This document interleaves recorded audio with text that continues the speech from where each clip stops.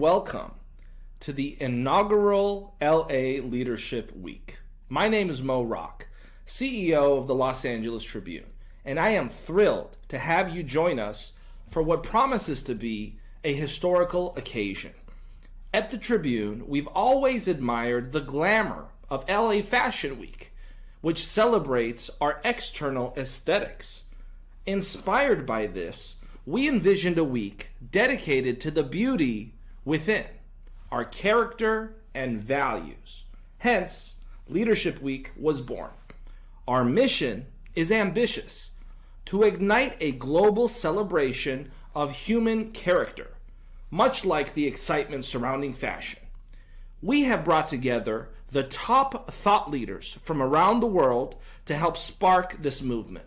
Today, you're not just attendees, you're partners in reshaping media and challenging the status quo. Last year, our initiatives reached over 1 million people, inspiring acts of kindness and leadership worldwide. This week, we aim to double that impact. Character is power, as Booker T. Washington once said. Let's harness that power to not only change the conversation, but to change the world. Thank you for your commitment to making a difference. Together, we will make this world a better place. Hello, and welcome to the inaugural LA Leadership Week. My name is Mo Rock, CEO of the Los Angeles Tribune, and I am thrilled to have you join us for what promises to be a historical occasion. At the Tribune, we've always admired the glamour of LA Fashion Week, which celebrates our external aesthetics. Inspired by this, we envisioned a week dedicated to the beauty within, our character and values. Hence, Leadership Week was born. Our mission is ambitious: to ignite a global celebration of human character, much like the excitement surrounding fashion. We have brought together the top thought leaders from around the world to help spark this movement. Today, you're not just attendees, you're partners in reshaping media and challenging the status quo. Last year, our initiatives reached over 1 million people, inspiring acts of kindness and leadership worldwide. This week, we aim to double that impact. Character is power, as Booker T. Washington once said. Let's harness that power to not only change the conversation, but to change the world. Thank you for your commitment to making a difference. Together, we will make this world a better place. I want to thank everybody for being on the call today. What a great day. You know, really having Mo is the just leads us in directions that we haven't been before. You know, the day that all of you get to meet Mo Rock and you get to hear about him through this process, and he has panels, but he's really truly the leader of everything that we're doing. He's bringing the mission, the statement, the vision, and the goals out the way they haven't been done before. And for a newspaper and a really a media magnet is what it's becoming.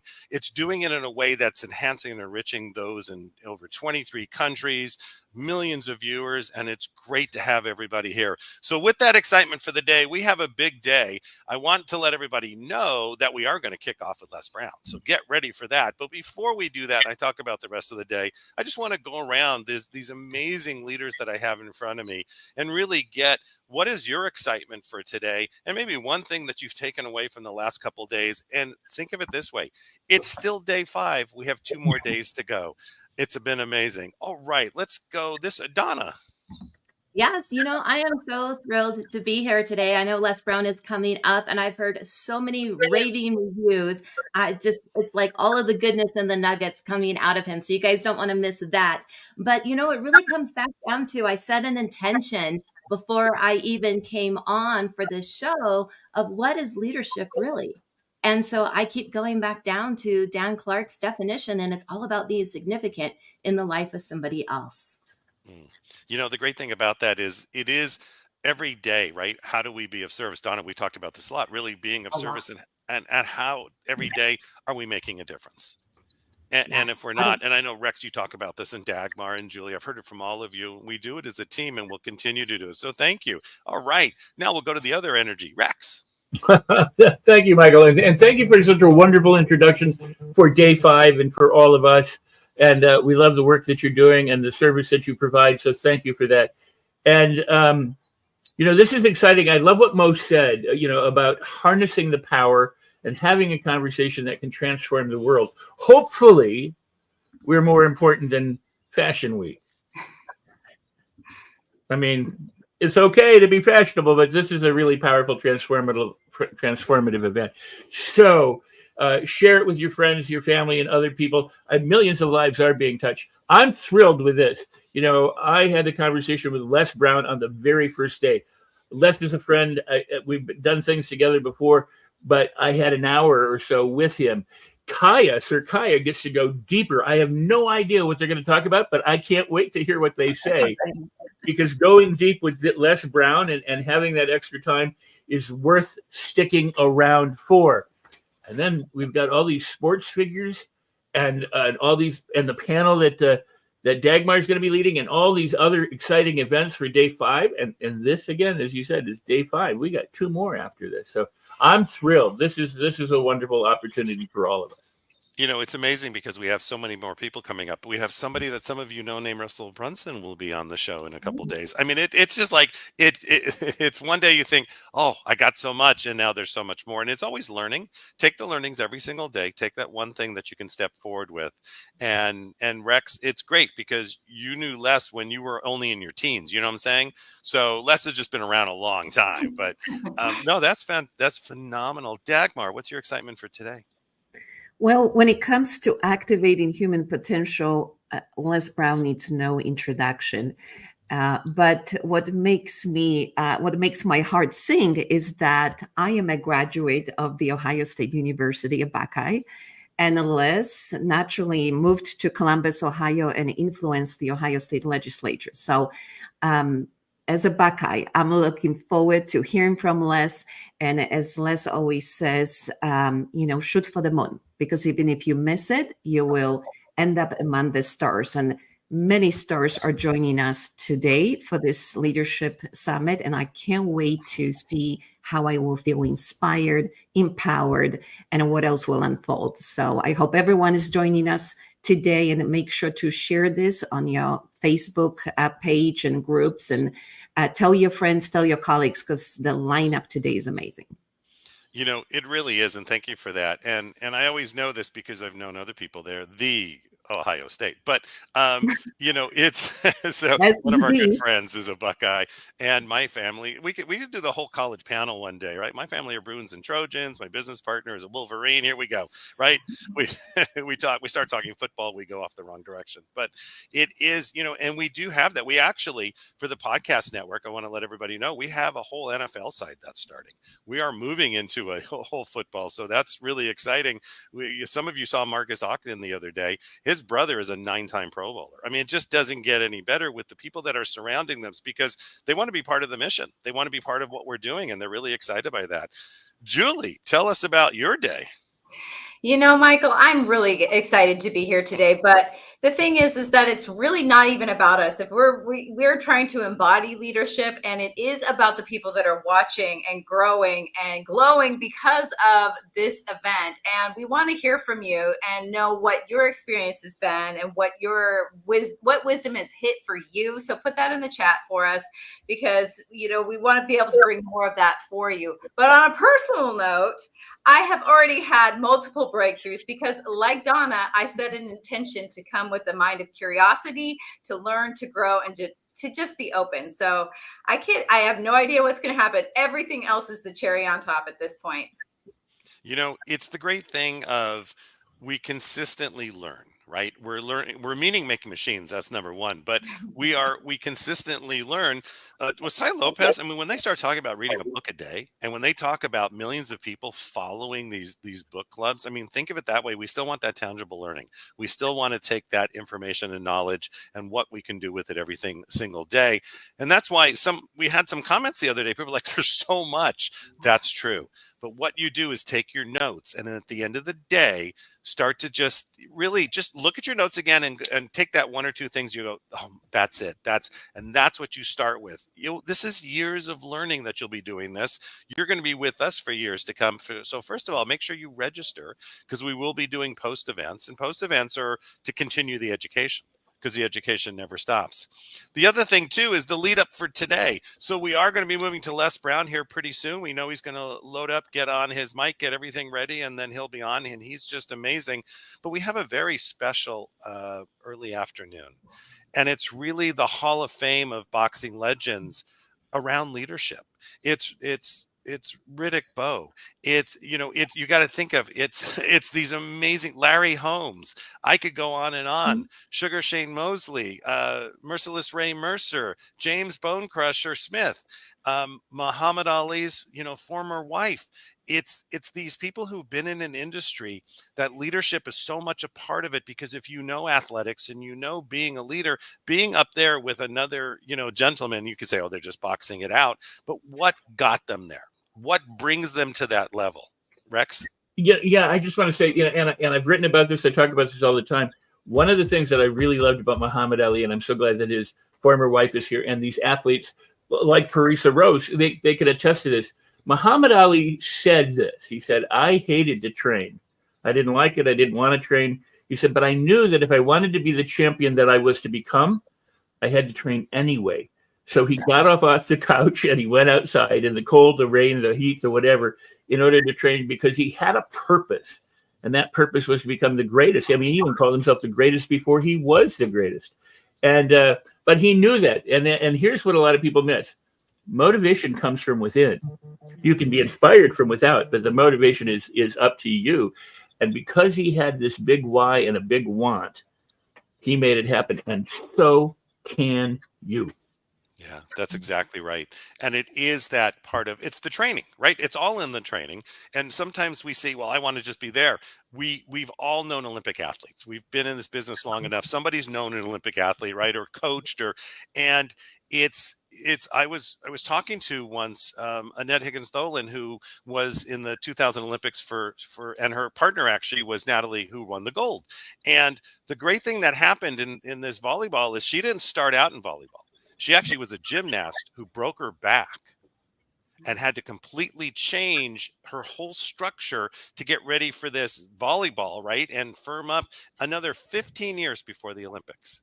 So it is in the training. It's in that consistency, sort of know where you're going, and it makes a difference every day.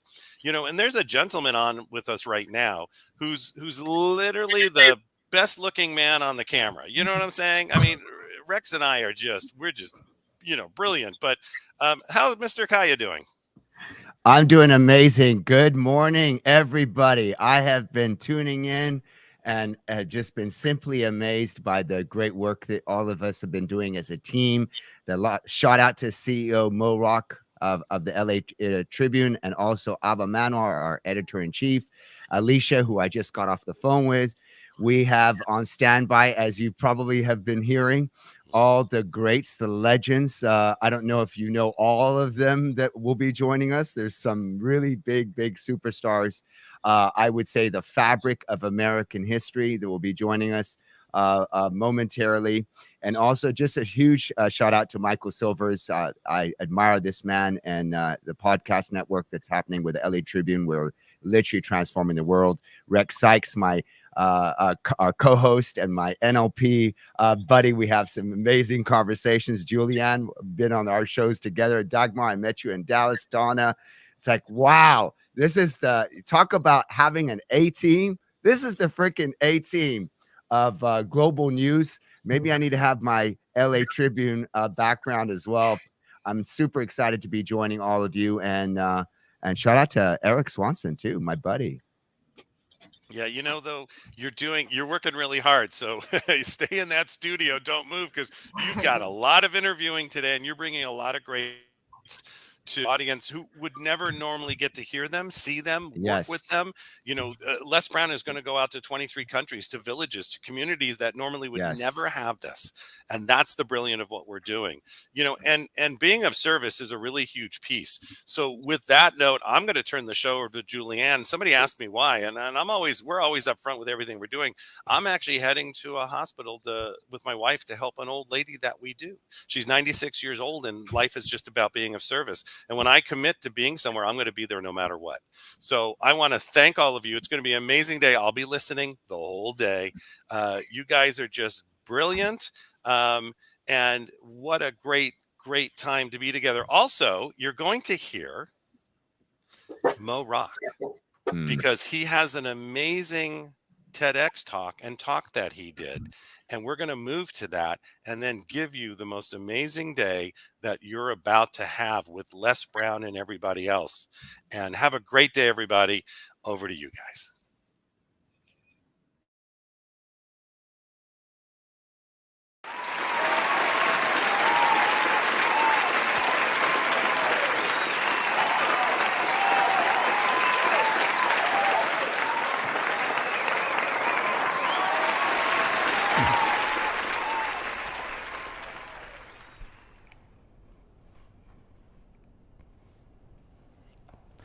Imagine waking up in the morning, grabbing your morning coffee, and opening up your daily newspaper to nothing but headlines that inspire and uplift you. Headlines like the Apollo 11 moon landing and how it inspired people in the 60s, or headlines like the Berlin Wall has collapsed, or even more recently, headlines like the miracle on the Hudson. What would that do to your day when you started off with just positive news? My name is Mo Rock. I'm the CEO of a national newspaper brand, and today, together, we are reimagining journalism. You see, studies reveal that there is a stark contrast between positive news and negative news. In fact, for every piece of news that is solutions-based, that can uplift and inspire you, there are at least 17 that don't. That's 17 to 1. So today, we are actually faced with an epidemic of negative news. We've all heard the phrase, if it bleeds, it leads. But why does this have to be the centerpiece of a lot of news production, journalism, and content creation of the world today? There are a lot of incredible journalists that are solutions orientated, and I give a lot of credit to them for doing a great job. And here's the truth that you may not realize, is that everyone in this room is impacting our news. You see, every single time you like a post, every single time you leave a comment on a news article, and every single time you share something, you're not just liking, commenting, and resharing. You're actually casting a vote.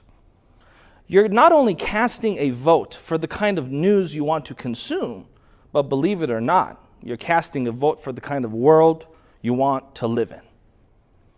You see, I believe that news has the power to not just inform you, but it has the power to mold you. Our world views are largely shaped based on the news and content that we consume. And so I want to encourage folks to remember that the next time that they like, comment, and share. Our organization has one question that it always has to ask before we share anything, print anything, or publish anything. Our editorial team asks this one very simple question. Does the following piece of news empower our audience, or does it disempower our audience? What would the world look like if every content creator, every journalist, every time someone posted a news article, they asked that question?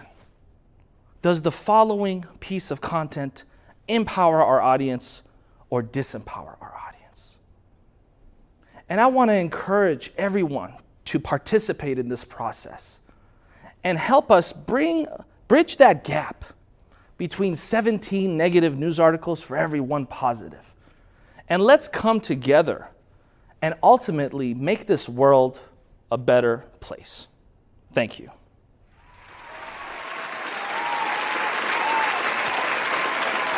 The Los Angeles Tribune.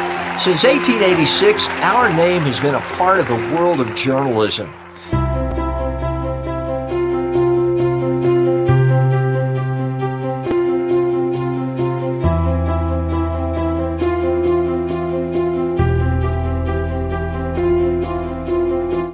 We have earned a reputation for being a publication that practices integrity, authenticity, and responsibility.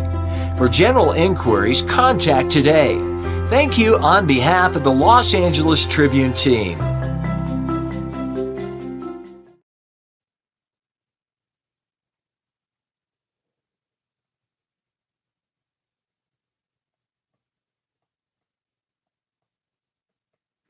Welcome, welcome, welcome. This is your host, Sir Kaya Redford, and boy, oh boy, do I have an incredible interview coming up, a life-changing, a life-transforming interview with the icon of icons. I will call him the GOAT. There's only one GOAT. The GOAT of motivational, of inspirational, of transformational speaking. So again, we are here. Sir Kaya Redford with the LA Tribune. The Los Angeles Tribune is one of the oldest newspapers, game changer, pioneering company, and a brand that is literally disrupting and changing and transforming what media means to the world today. Would you agree that there's a lot of things that need to change in this world? I'm sure we would agree, right? And they are an incredible company. So we have a TV show powered by the Los Angeles Tribune called the Top Leaders Forum TV show, unlocking the success secrets of the world's top leaders. And you'll be meeting one of them today. This week, we have, as you've been tuned in, the Leadership Week. Lead your life, lead your business. I want to give a huge shout out. None of us would be here without the incredible work and the pioneering work of our CEO of the LA Tribune, Mo Rock, and also our incredible editor-in-chief, who you'll meet in just a minute, Ava Manuel. Also an incredible team. We have Alicia Magnus-Lewis, we have Jim Miller, we have Rex Sykes, and so many more. And what does the LA Tribune represent? It is changing the status quo. Positivity, solutions, we all agree. We need to stop focusing on problems in the world. We need to bring solutions and change. So with that, I would like to share with you what the topic we're going to get in today with this icon, the GOAT of GOATs. And that is how to increase your presentation skills so that you can take it all the way to the bank, right? This is going to be huge for you as leaders, as salespeople, as entrepreneurs, as influencers. And who is the icon I am so excited to introduce? The one and the only Les Brown. Icon, GOAT of speakers worldwide. He is going to be getting into the topics of the secrets of speaking with power, with passion, how to make money with your story, the art of speaking, how to sell and earn millions from the stage. And why am I doing this interview? Well, not only I can say that he's a dear friend. Many years ago, he had me on his show, his radio show, and he said, you know, one day I'm excited to share the stage with you, Kaya. And he said, you have greatness in you. And, you know, have you ever felt like someone really sees you? Someone touches your heart on such a deep level, like you have that kindred spirit. I'm so honored to have that with Les Brown. And, you know, whenever I call him, he picks up his phone, which is shocking for someone as busy as he is, traveling so much. So who am I in this? I'm a success coach for Fortune 500 companies, creator of Top Producers Global. For over 20 years now, we've been training the #1 offices and #1 agents in real estate, mortgage, financial services, network marketing. And I'm so excited to bring Les Brown to this conversation because when it comes to speaking, inspiring, motivating, and transforming, he is the GOAT, the legend, the icon, the voice of this generation. I don't say this lightly. I believe in the world of inspirational, transformational speakers, there is a voice of the generation. And I think most people agree that voice for our generation is Mr. Les Brown. He's the recipient of the Legends and Lifetime Achievement Award from the LA Tribune. He has done so many things in as far as working with companies, small businesses, hundreds of leaders and influencers he's interviewed over the years. His clues, he's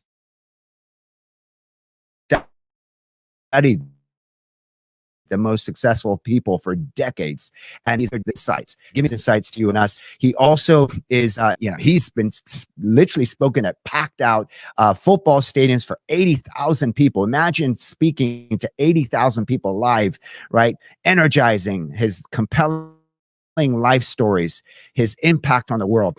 He never tires. He never stops. He is a force of nature. And I would like to say a force of the universe. And if you believe in a higher power, he's also a force of God. YouTube with tens of thousands of people tuning in live every single week. He's got tens of thousands of people on Facebook as well. He has won a Chicago area Emmy for his work in fundraising. He's traveling all over the world, motivating his people. And one of the biggest things, and one of the topics I'd like to get into today, yes, it is about speaking and taking it all the way to the bank, making money, selling your products and services. But I also want to really get to him in the context of how does he connect? How does he connect so deeply with people? And straight also coming up, which is actually just in a few weeks away, which is going to be Speak with Power and Passion Training, May 31st to June 2nd in Atlanta, Georgia. I have friends going. I'm going to be there. He is a master trainer. He is a master trainer, right? So the trainer of trainers.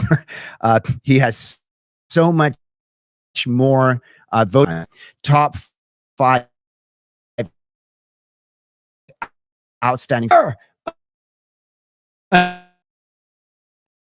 Till I win. If you've heard of, you got to be hungry. If you've heard his stories about I'm the one, you're the one. I so admire him. He has A-list actors like Denzel Washington, right? The movers and shakers of this world that are quoting him on a daily basis. And I know he has so much to share. Let's please bring up, with a huge round of applause, let's bring the one, the goat of goats, Mr. Les Brown to the stage. Wow, I've never had an introduction like that. You make me feel like I'm a legend in my own mind. Oh my gosh. Oh, Les, I'm so excited to have you here. Please do share, what it means for you to do what you do on a daily basis. I'm so glad you answered that question. Someone asked me, how do you look so young at 79? And I remember, Sakaya, I used to think people in their 40s were old. Now that I'm 79, I feel like I served at the Lord's Supper. But I got a lot of good tips. Okay. And I believe that when we're born, we favor our parents.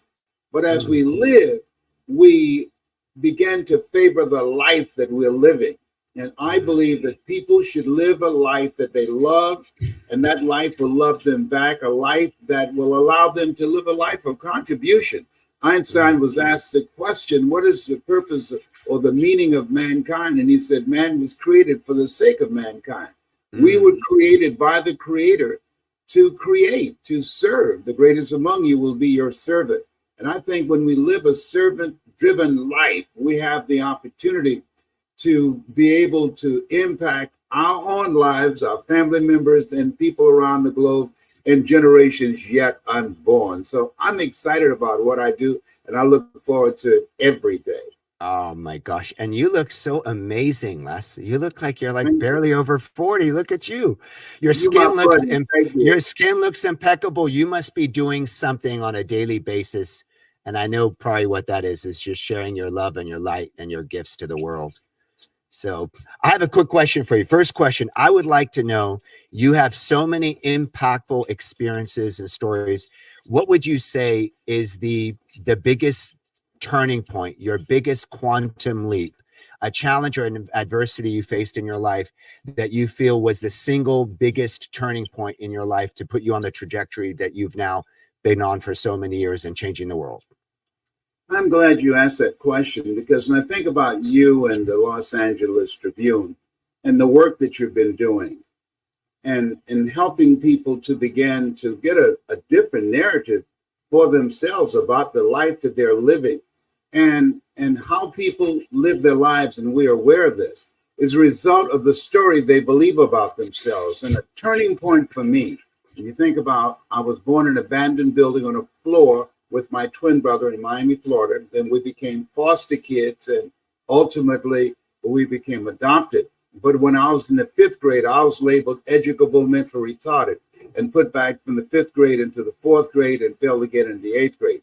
But I had this high school teacher, Mr. Leroy Washington, and his personality, just like your personality. When I heard you speak for the first time, it gave me goosebumps, because he's a kind of guy that always saw people. You know, there's a line in scripture where Jesus went to a town and a lady said, "Lord, have mercy." She was physically challenged. And the next line said, he saw her. And I was in this instructor's room, and he said, "Young man, go to the board and work this problem out for me." And I said, "Sir, I can't do that." I said, "Why not?" "I'm not one of your students. I'm just here looking for MacArthur Stevens." He said, "Do what I'm asking you to do anyhow." And I said, "Sir, I can't do it."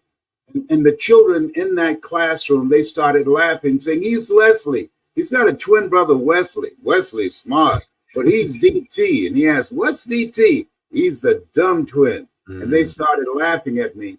And he looked at me for a response. And I said, "I am, sir." And he came from behind his desk and he said, "Don't you ever say that again. Someone's opinion of you does not have to become your reality. Do you hear me?" I was startled. There's a saying that, look at a man the way that he is, he only becomes worse. But look at him as if he were what he could be, then he becomes what he should be. And so what he did on that day is what you do every day with the top performers that you're working with in corporations, with the people that you are working with that's in sales or real estate or finance, that when they encounter customers, something happens. There's an experience that's created. Oliver Wendell Holmes said that once a man or woman's mind has been expanded with an idea, concept, or experience, it can never be satisfied to go back to where it was. And so what Mr. Washington did for me on that day, he disrupted my story. Every time you come on, every time you take the stage and grab a microphone, something happens. You distract, dispute, and inspire. You distract people from their current story. And as they listen to the knowledge and the skills that you've developed over the years, you dismantle their current belief system about themselves, and you inspire them to become, as Mother Teresa would say, to become a pencil in the hand of God and start writing a new chapter in their lives. This is the greater work that I think that we were called to do, that we were born and preserved for such a time as this. And the Los Angeles Times and the Los Angeles Tribune and you have been doing this for years. And I'm just very grateful for you and say thankful for the opportunity to be able to talk with you now. That's amazing. You know, in our technology, neuroscience, and neuro-linguistic programming, we're always talking about pattern interrupts. So that was a massive pattern interrupt, right? And then we always talk about as well being a positive interruption in someone's life. Quick question. How does someone, when you met me and I was on your show, you said you have greatness in you. And honestly, I was just barely discovering my gifts and my talents. And I know you share this with so many people. How does someone become their own best version? How does someone become a superhero? I see you, Les, like a superhero in this world. How does someone tap into their superhero? It happens by virtue of what you're doing right now. That people, the way that we see ourselves is a result of the things that we're exposed to. I used to go to work with my mother on Miami Beach. She worked for wealthy parents, wealthy families. And so one of the parents of the kids that I played with named David, I heard his father say to him, David, if you want to be successful, watch wealthy people and do what they do, and watch poor people and don't do what they do. I took note of that. And so he gave David a set of cassettes. Now that shows you how old I am. A set of cassettes. And it was Lead the Field by Earl Nightingale, the strangest secret in the world.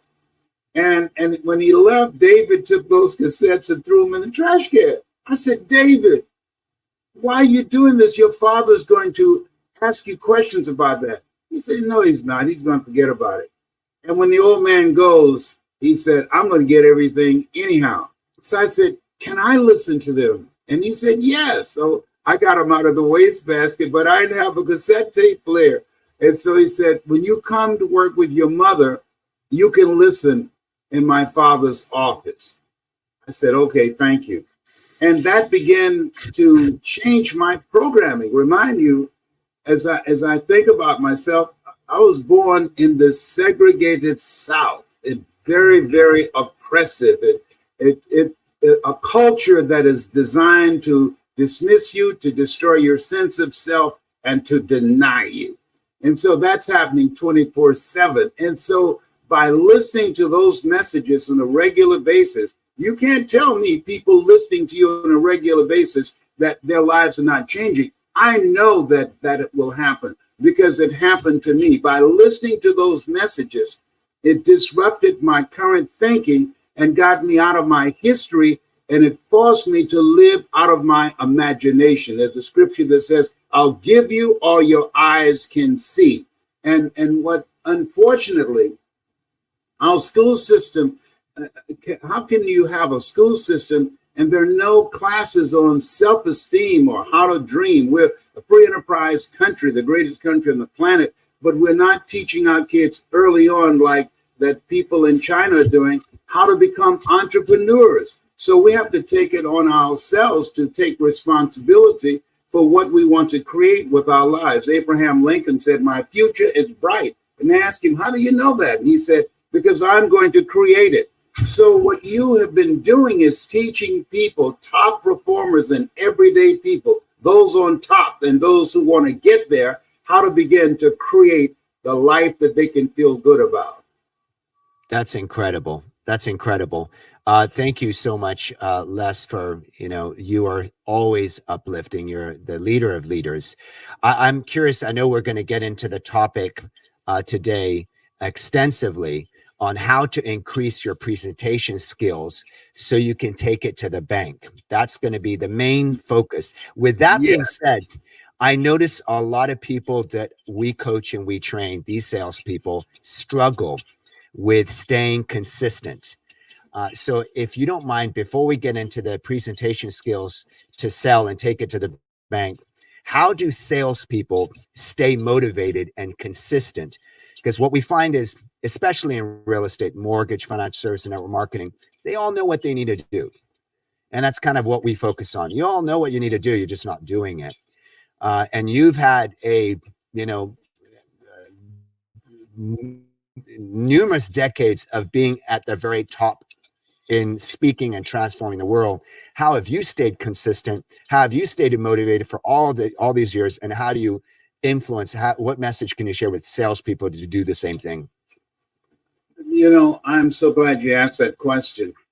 I do a training for salespeople. You know what it's called? Focus on the seller.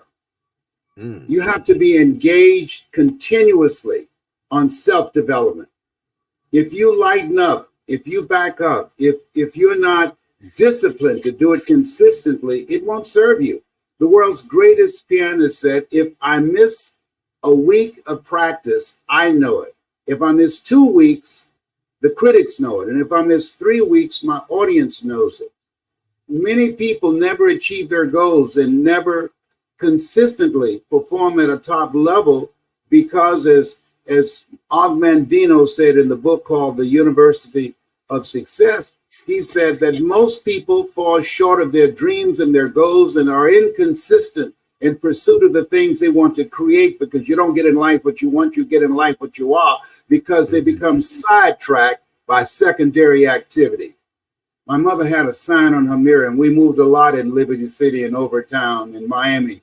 And the sign read, and you know, life is lived going forward, but you learn from it looking back.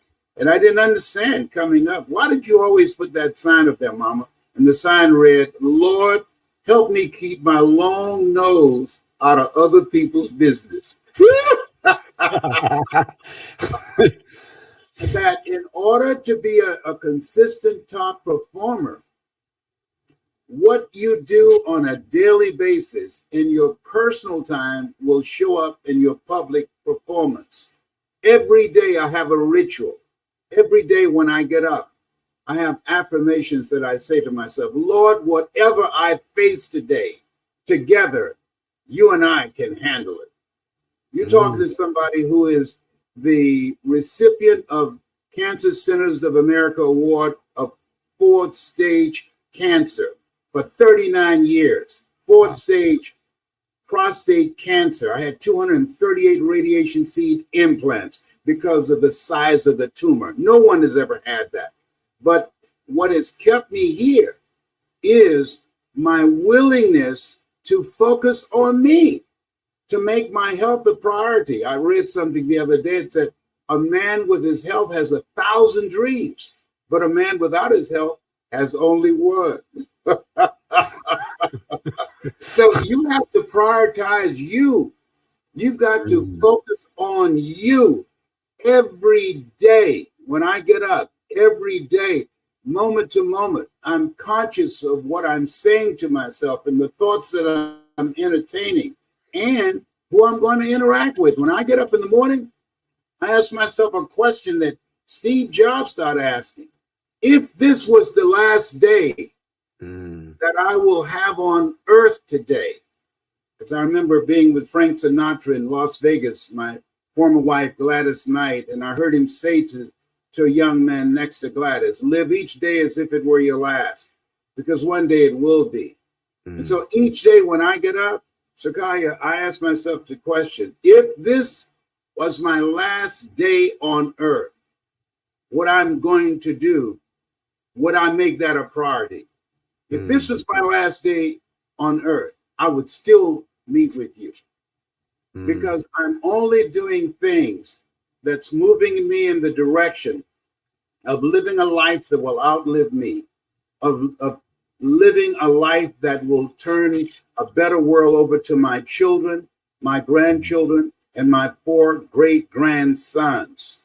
And if you are living from a place of integrity, being authentic, living from a place of responsibility, George Bernard Shaw said, the people that make it in this life, they look around for the circumstances that they want, and if they can't find them, they create them. And if we move from that place, the theme that drives the Los Angeles Tribune, the themes that drive you having values that I'm going to live a life that matters. And I just saw 2 weeks ago the gravesite of my birth father. Mind you, we were giving up to foster care in Miami, my twin brother and I, when we were born. And they showed me all of the various Randolph, my father's part of the family, Randolph. They showed me all of their tombstones. So I said, my father, his name's Oliver Randolph. Where's this tombstone? So they took me past all the other Randolph tombstones and they pointed on the ground, a flat surface. I said, where's this tombstone? Oh, he doesn't have one. You see that wire there, that hanger that's in the ground? Yes, look at the paper on there. It said Oliver Randolph. Are you kidding me? My birth father, he lived a life that did not matter. Most people die at age 25 and don't get buried until they're 65. But on the other hand, my birth mother, Dorothy Bell Rucker, I come to find out she was a motivational speaker, and she spoke with Mary McLeod Bethune and Eleanor Roosevelt. And her mother, my grandmother, Beulah-Rucker. They have the Beulah-Rucker Museum. She was a motivational speaker. Now, mind you, my book is entitled "You Gotta Be Hungry." And they said my grandmother was hungry to learn. She was a sharecropper. And right after slavery, they had no resources to go anywhere. So she worked on this farm, but she had a hunger to learn, and she taught herself to read from the newspaper that was used to insulate the cabin where they lived after slavery. This thing called life. You can't make this stuff up. Les, you connect people, and thank you for always sharing direct, straight from your heart, all your incredible, insights, wisdom, and turning points. You share and you connect with people on an emotional level like nobody does. And I've never seen anybody do it to that level. Is that something, do you believe that you have an innate quality that you were born with? Do you believe that this warmth, this infectious smile, this charisma, this touching people's hearts, connecting so deep with them to a point where people weep and cry and jump with joy when they hear you speak? Do you believe that can be taught? Do you believe you're born with it? Is it a combination of both? How does someone do that? Sakaya, all of us are born the same way, dumb, naked, and speechless. I remember spending the day with Maya Angelou, and I said to her, "You are a gifted communicator." She said, "Mr. Brown," she's very formal, "I don't like it when people say that." And I asked her, "Why not?" "You are." She said, "No, show me a gifted heart surgeon." Whoa, I dropped the mic. And so two brothers that our birth mother raised, they say to me, "You never saw her. She raised us. You speak, we don't speak." And the reason they don't speak is because they didn't put in the time and the effort to do what you do and the people that are listening. There's a saying that I believe in. Wherever you find yourself at some point in time, you made an appointment to be there. All of us, for the first time in the history of the world, all of us have available to us at our fingertips, our telephone, information. You can learn anything. There are people now who are intimidated by artificial intelligence because it's going to replace over 350 million jobs that are repetitive jobs. But I came along doing Tammy Terrell and Marvin Gaye. Ain't nothing like the real thing, baby. Oh, behave. Artificial intelligence is a scraper. But we were created by the Creator to create, as I said earlier. We can create. There are things that you've experienced. There are things that you've seen that artificial intelligence can't reach, can't touch the irreducible essence of who you are. And so this is a time, new markets, new industries are being created. And the people who are going to capitalize on that are the people who continue to learn. This is what your program is all about. Something Robert Schuller said, you either expand or you are expendable. Wow. And most people stop growing. Most people stop investing in themselves. Most people are programmed to be consumers of entertainment rather than information that can expand their horizons. Wow. I so love it. You are literally putting us all in a position of empowerment, of cause. We are the cause. So like it's the moment we wake up and we make that decision to learn and to grow, we can become anything we want to be. And I think your whole life is a testament to that. I had a client, he's the #1 clothier voted by American Express. And he has 6 or 7 different stores all around the U.S. He dresses all the A-list actors at the Oscars and the Emmys. And he hired me to come and coach one of the offices. And he said, help this guy because, his sales are not quite what the rest of the sales are. And then when I met that person and I asked him about his results, he said, let me just tell you something. I said, sure. and he referred to Art. Art is the owner of this bespoke suit clothing company. He says, I'm not like Art. Art is a 1 in a million. And I heard that, where he was comparing someone else's greatness and basically saying, I'm not as great as that. I heard that, and I asked, because I had you in my mind, Les, when you're saying, look, this is something that anybody can learn to do. I said, question for you. Do you believe that Art came out of the womb as Mr. Charisma? Do you believe he was born with all of these skills? I mean, he came from Chile to America with $50 in his pocket. He was broke for many years. He went and studied NLP, neuroscience. He learned with Brian Tracy and all these other, yourself. He learned from you, Les. And he made himself into who he is today. So I truly believe, I agree, that my experience is charisma, presence can be learned. Earl Nightingale said something I love. He said, all of us are self-made, but only the successful will admit it. Only the successful will admit it. So Les, let's get into some tools, some strategies, how to increase your presentation skills and your presentation power so you can take it to the bank. What would you say are maybe the top 1 or 2 or 3 best secrets on how to do that, so that people, the real estate, the mortgage, the financial services, the network marketers, the salespeople can actually take some of these things? And of course, there's a deep dive that they're going to learn. Again, I want to give an incredible invite to all of you. Speak with Power and Passion training is happening May 31st to June 2nd in Atlanta with the one and the only, the GOAT, Les Brown, who is going to be, and it's a very small group. I'm saying probably under 30 people. It is a private mastermind where you'll literally be getting one-on-one coaching with Les. Like, Les will be literally coaching you on your story and how you speak. So it's an incredible opportunity. I have friends that are going. I'm going to be there with them. So in light of that, what is something you can share today, Les, on how can people increase their presentation power so they can take it to the bank? Well, first of all, you said, and I love this, how to increase your presentation power and take it to the bank. I earned my first $1 million in 3 years with cassette tapes. This is before LinkedIn and Twitter and Instagram and all the other platforms that we have. Now people can do that in a fraction of the time, and we're going to share that with them. We teach 3-dimensional storytelling. And what I mean by that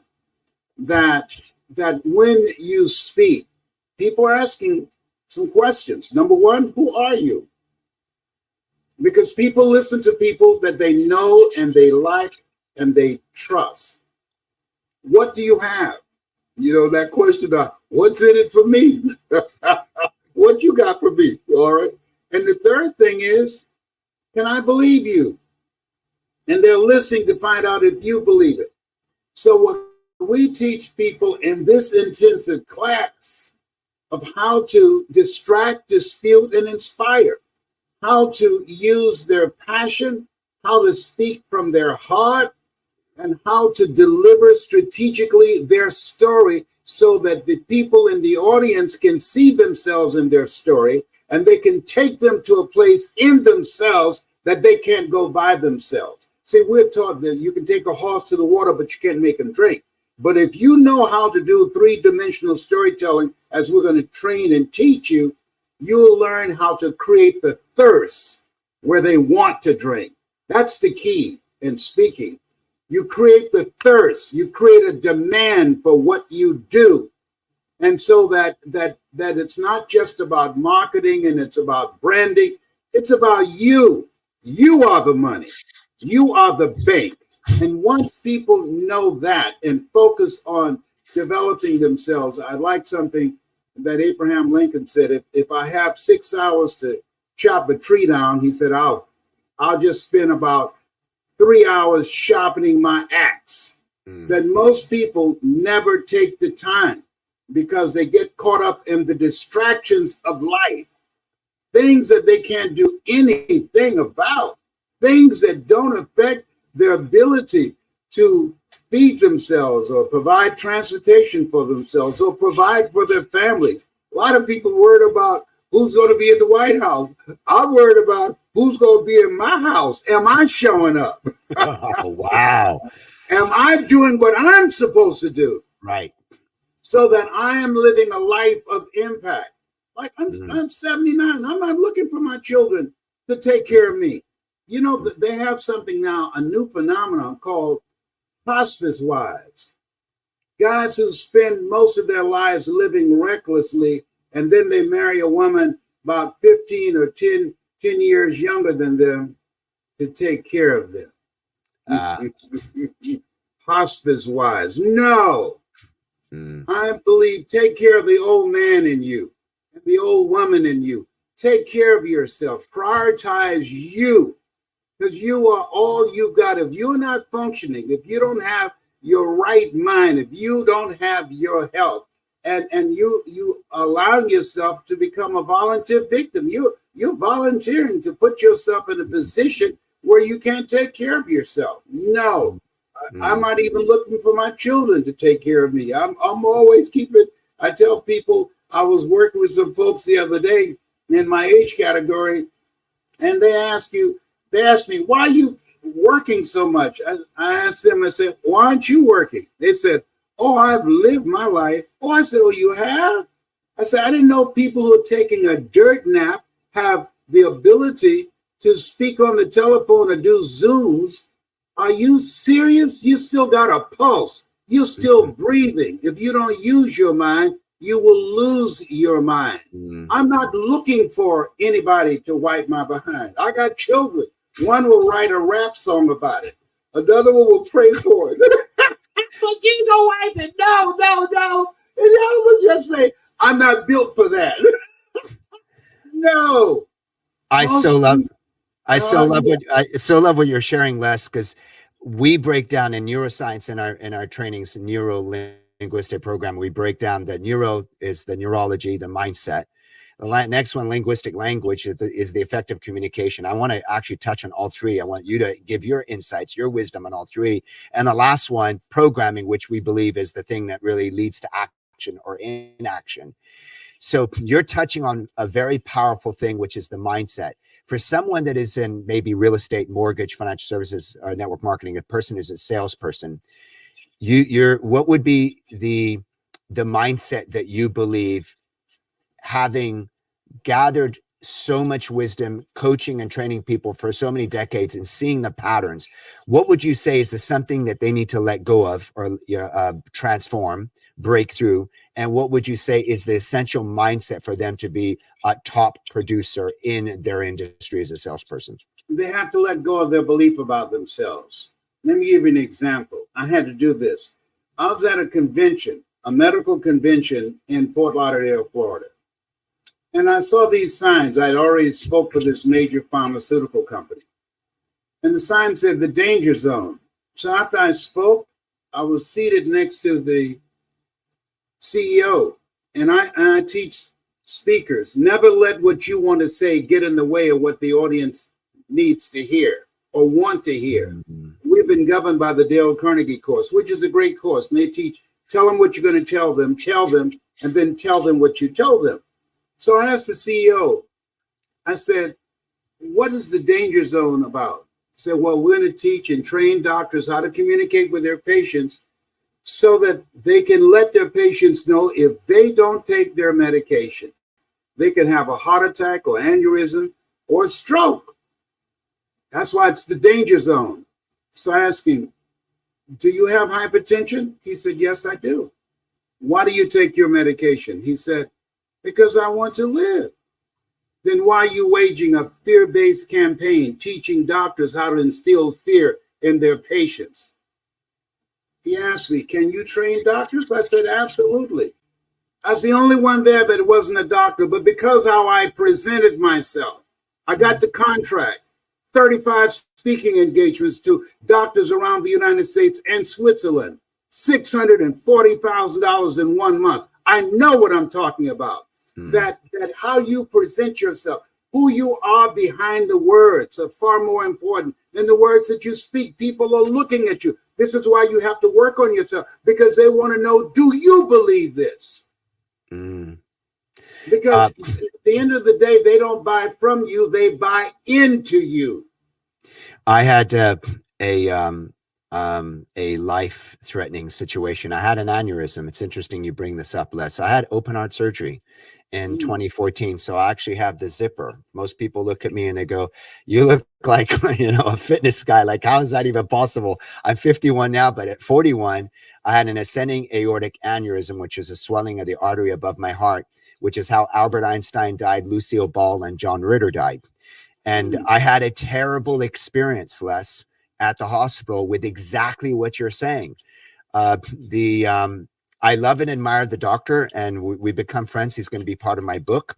But at the time, I don't know if it was just his experience and his wisdom. He just told me before the surgery, he says, it's going to be very difficult for you. And I just want you to know, Kaya, you are going to go through a depression after the surgery. And I don't want to take too much time with that because I want to get into you sharing more about your insights, Les. But suffice to say, I went through a massive depression after. And it was interesting, right before doing the surgery, the nurse came in, or someone came in with all the paperwork, right? The waivers. And she literally gives me the paperwork as I'm about to be in an hour or 2 hours carted off to open heart surgery, which some people don't even make it out of that surgery. She gives me the papers and she says, all right, well, sign your life away. And I thought, the lack of sensitivity. Do they even know what they're saying to these patients? And then what you're saying is installing fear. I totally resonate with that. And that's something that I'm so glad you did. Yeah, I got to break this to you. My doctor said, Dr. Alfred Golson, very brilliant oncologist. He said, Mr. Brown, I've got some bad news for you. I said, what is it, sir? He said, you have prostate cancer. He said, your PSA is 2,400. I asked, what does that mean? He said, 1 to 4 is normal. Your PSA is 2,400. That's prostate-specific antigen. I asked, is there anything else? He said, yes. He said, the cancer is metastasized to 7 areas of your body. I said, whoa. He said, did you hear what I said? I said, yes. I said, 7 is my lucky number. I was born February the 17th. I'm one of 7 children. Joshua marched around the walls of Jericho 7 times. Naaman dipped himself in the river Jordan 7 times. 7 is my lucky number. I said, is there anything else? He said, yes. I said, what is it? He said, you're ugly too. Oh my God. This is serious. And then he said, but you got this. I never tell my patients they're terminally ill. What I say is that my knowledge, my abilities, and my skills have terminated. I determine the diagnosis. You and God determine the prognosis. Yes. You got a fight on your hands. I've heard you say life is a fight for territory. And once you stop fighting for what you want, what you don't want will automatically take over. You got the fight of your life, Mr. Brown, but you got this. Whoa. Wow. I left there, Sakaya, not with fear, false evidence appearing real, but with faith, finding answers in the hard. I got this. I got this. And so, yes. And so what we have to do every day is speak to ourselves. Studies indicate that when we have a goal or a challenge before us, 87% of our self-talk, because of our conditioning, because of our environment, because of the people around us, is negative. But we have the power to change that self-explanatory style, to change that story, to say to ourselves and stand up to ourselves, I got this. Sometimes you have to tell yourself, shut up, because we've been conditioned to be practical and logical and realistic. I didn't do this for 14 years, Sakaya, because I said, I don't have a college education. How can I compete with people who have PhDs and MBAs and years of corporate experience that I don't have? I was being practical and logical and realistic. And then I heard a guy say, sometimes in life, you've got to be unreasonable. The people who make it in life are unreasonable. For years, man, walked and rode the backs of animals, because logical, practical thinking pervaded the planet, saying if God wanted man to fly, he'd given him wings. You can't fly. But the Wright brothers, the father of the minister gave us that, they were unreasonable. They were willing to test it. The people that are listening to us now, I'm saying to you, and I know what I'm talking about, you've got greatness in you. You don't know enough about yourself to count yourself out. Remember that play, Lion King? Simba, you're more than that which you have become. I remember a guy that I paid. He's a high-ranking corporate executive in Ohio. And I paid him to coach me on how to speak to corporations. At the end of the day, he said, I won't hire you. I said, why? He said, you're a nice guy. You're funny. You got personality. But you think, I got a PhD and an MBA. You think I'm working this job 60 to 80 hours a week? And the information I gave you, you're going to earn more in 1 hour than I'm making a whole month? He said, if that were in fact possible, I'll be doing it. You ought to give up this idea and go back to being the disc jockey that you were. And his wife said to me years later, when I came to speak in Cleveland and I was invited by the Chamber of Commerce, she said, when we watched you get in the car with your mentor, Mike Williams, I asked him the question, he respects you, Ed. He loves you. Do you believe he's going to listen to you? And he said, no. And she was shocked. Why not? And he said, because he doesn't know enough to know he can't do it. Wow. According to the laws of aerodynamics, a bumblebee isn't supposed to fly. It's not supposed to be able to be held up by its little puny wings, but the bumblebee doesn't know it. Sometimes when you're looking at your goals and dreams, judge not according to appearances. Sometimes you've got to realize you are more than a conqueror. Sometimes we've got to walk by faith and not by sight. Sometimes you got to bet on you. You got to be willing to be a risk taker. Viscott said, if you're not willing to risk, you cannot grow. And if you cannot grow, you can't become your best. And if you can't become your best, then what else is there? I like what Helen Keller said. Life is short and unpredictable. Eat the dessert first. Oh, behave. So Les, mindset, we could go on for days on mindset. I think you've shared so many powerful things regarding the mindset. Yes, the three-dimensional storytelling, though, it impacts the mind, the heart, your heart-centered voice, and the spirit, the courage to make a new decision, to turn the page and start a new chapter. It's three-dimensional storytelling that we're going to train people on to impact the mind. And that's going to be hugely powerful. I can just imagine, especially our audience, and obviously the LA Tribune audience is people, new thought leaders, coaches, speakers, trainers, entrepreneurs, leaders, influencers, everybody that follows the LA Tribune. Again, shout out to CEO Mo Rock and Abba Manuel, editor-in-chief.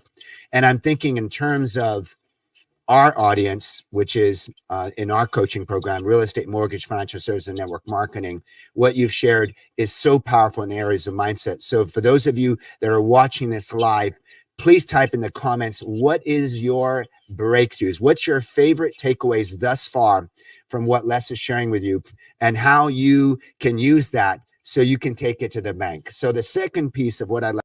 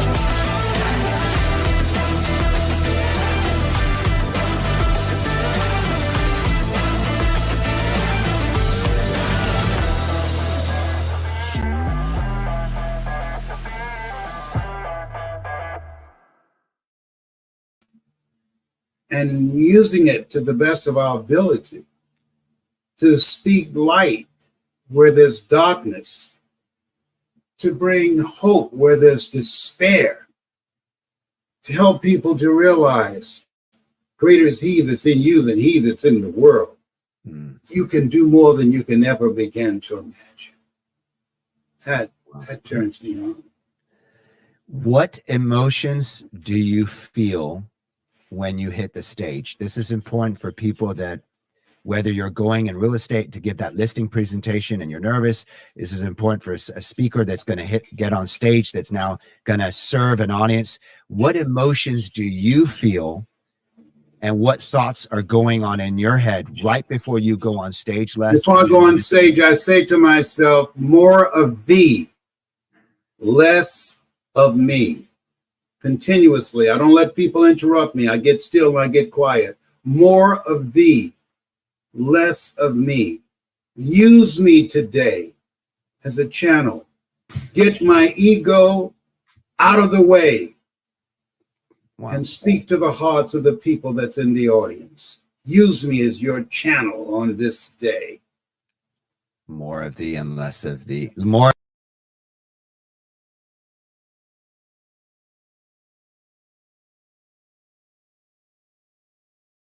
I'm going to work with you. We're going to share the stage together. Yes, don't worry. You should not have told me that. No, I'm going to be on you now. Yes, you're supposed to do that. That's a calling on your life, and I will help you to bring your power voice out. And that's why in the Los Angeles Tribune, I said we will serve you.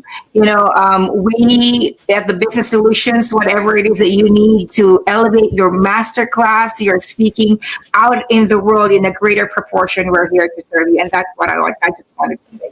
Thank you, Les. Thank you so much. I appreciate you so much. Thank you so much, Ava.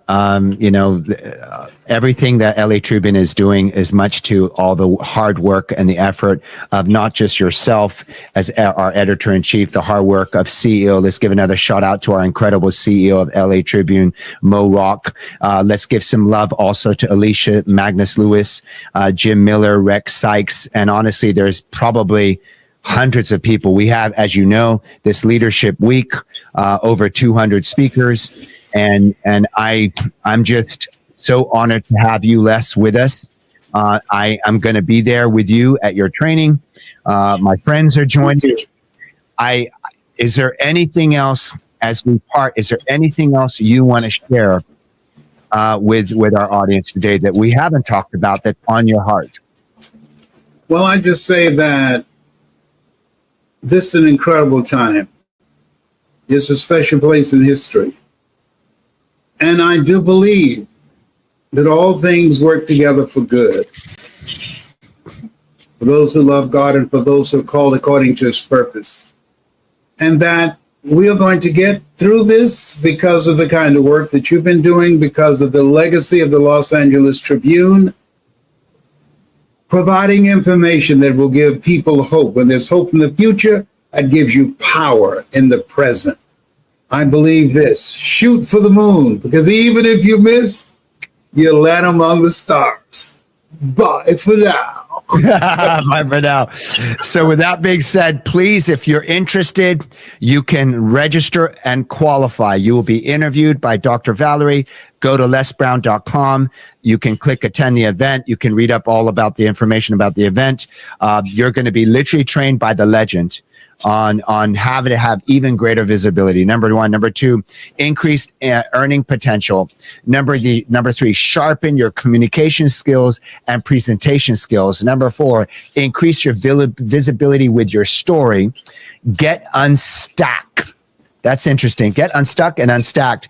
Get all those stacks, all your greatness out there in the world. Bring your message to the stage. Define your cutting edge story. How to make money with your story. The business of speaking and the art of speaking. All that in an intimate setting with the one, the only, the GOAT, Mr. Les Brown. By the way, Mr. Les Brown, I think we have another award that we would like. I'm gonna connect with our CEO and Ava because I think if you Well, have, what you don't know is we've already awarded the Presidential Lifetime Achievement Award. Yeah, so on another interview, we have presented the President's Lifetime Achievement Award from the office of President Biden. So I am very, very excited because, it's so well deserved, Les, from the office of the President and AmeriCorps, the President's Volunteer Service Award Lifetime Achievement, honoring the most outstanding volunteer and recognizing the impact that they make. Les, thank you so much. One of the things that I want to say is, you've battled cancer and you're here with us.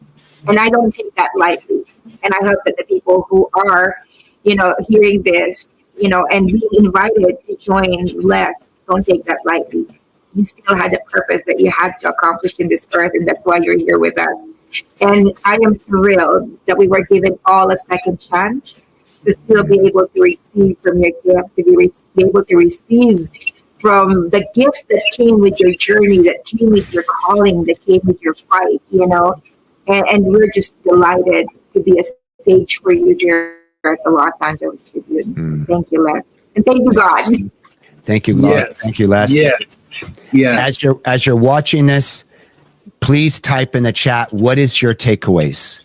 What are 3 things that Les shared today, whether it's mindset, whether it's around communication, whether it's about taking action, that are your breakthrough moments, your turning moments, your takeaways? Please put in the chat. And then we absolutely loved how you shared, Les, how to increase your presentation power so you can take it to the bank. And again, if you want to learn more how to do that and be privately coached within a very small group of individuals in Atlanta on May 31st to June 2nd, go to lesbrown.com. With that being said, God bless my brother. I look forward to sharing the stage with you, even though as I'm there, I'm in awe being in your presence. Thank you so much, Les, for your inspiration and what you have meant to me and to so many others and what you mean to the LA Tribune. And let's continue to change the world and beyond. Yes. Thank you so much. I appreciate both of you very much. Thank you. Bye for now. Bye-bye. Bye for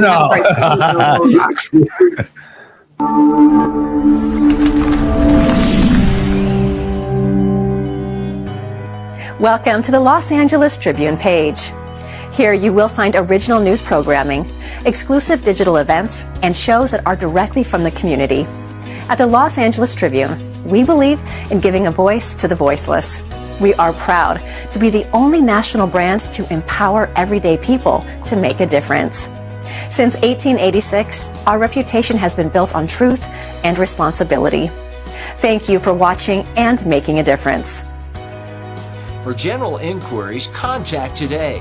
Thank you on behalf of the Los Angeles Tribune team.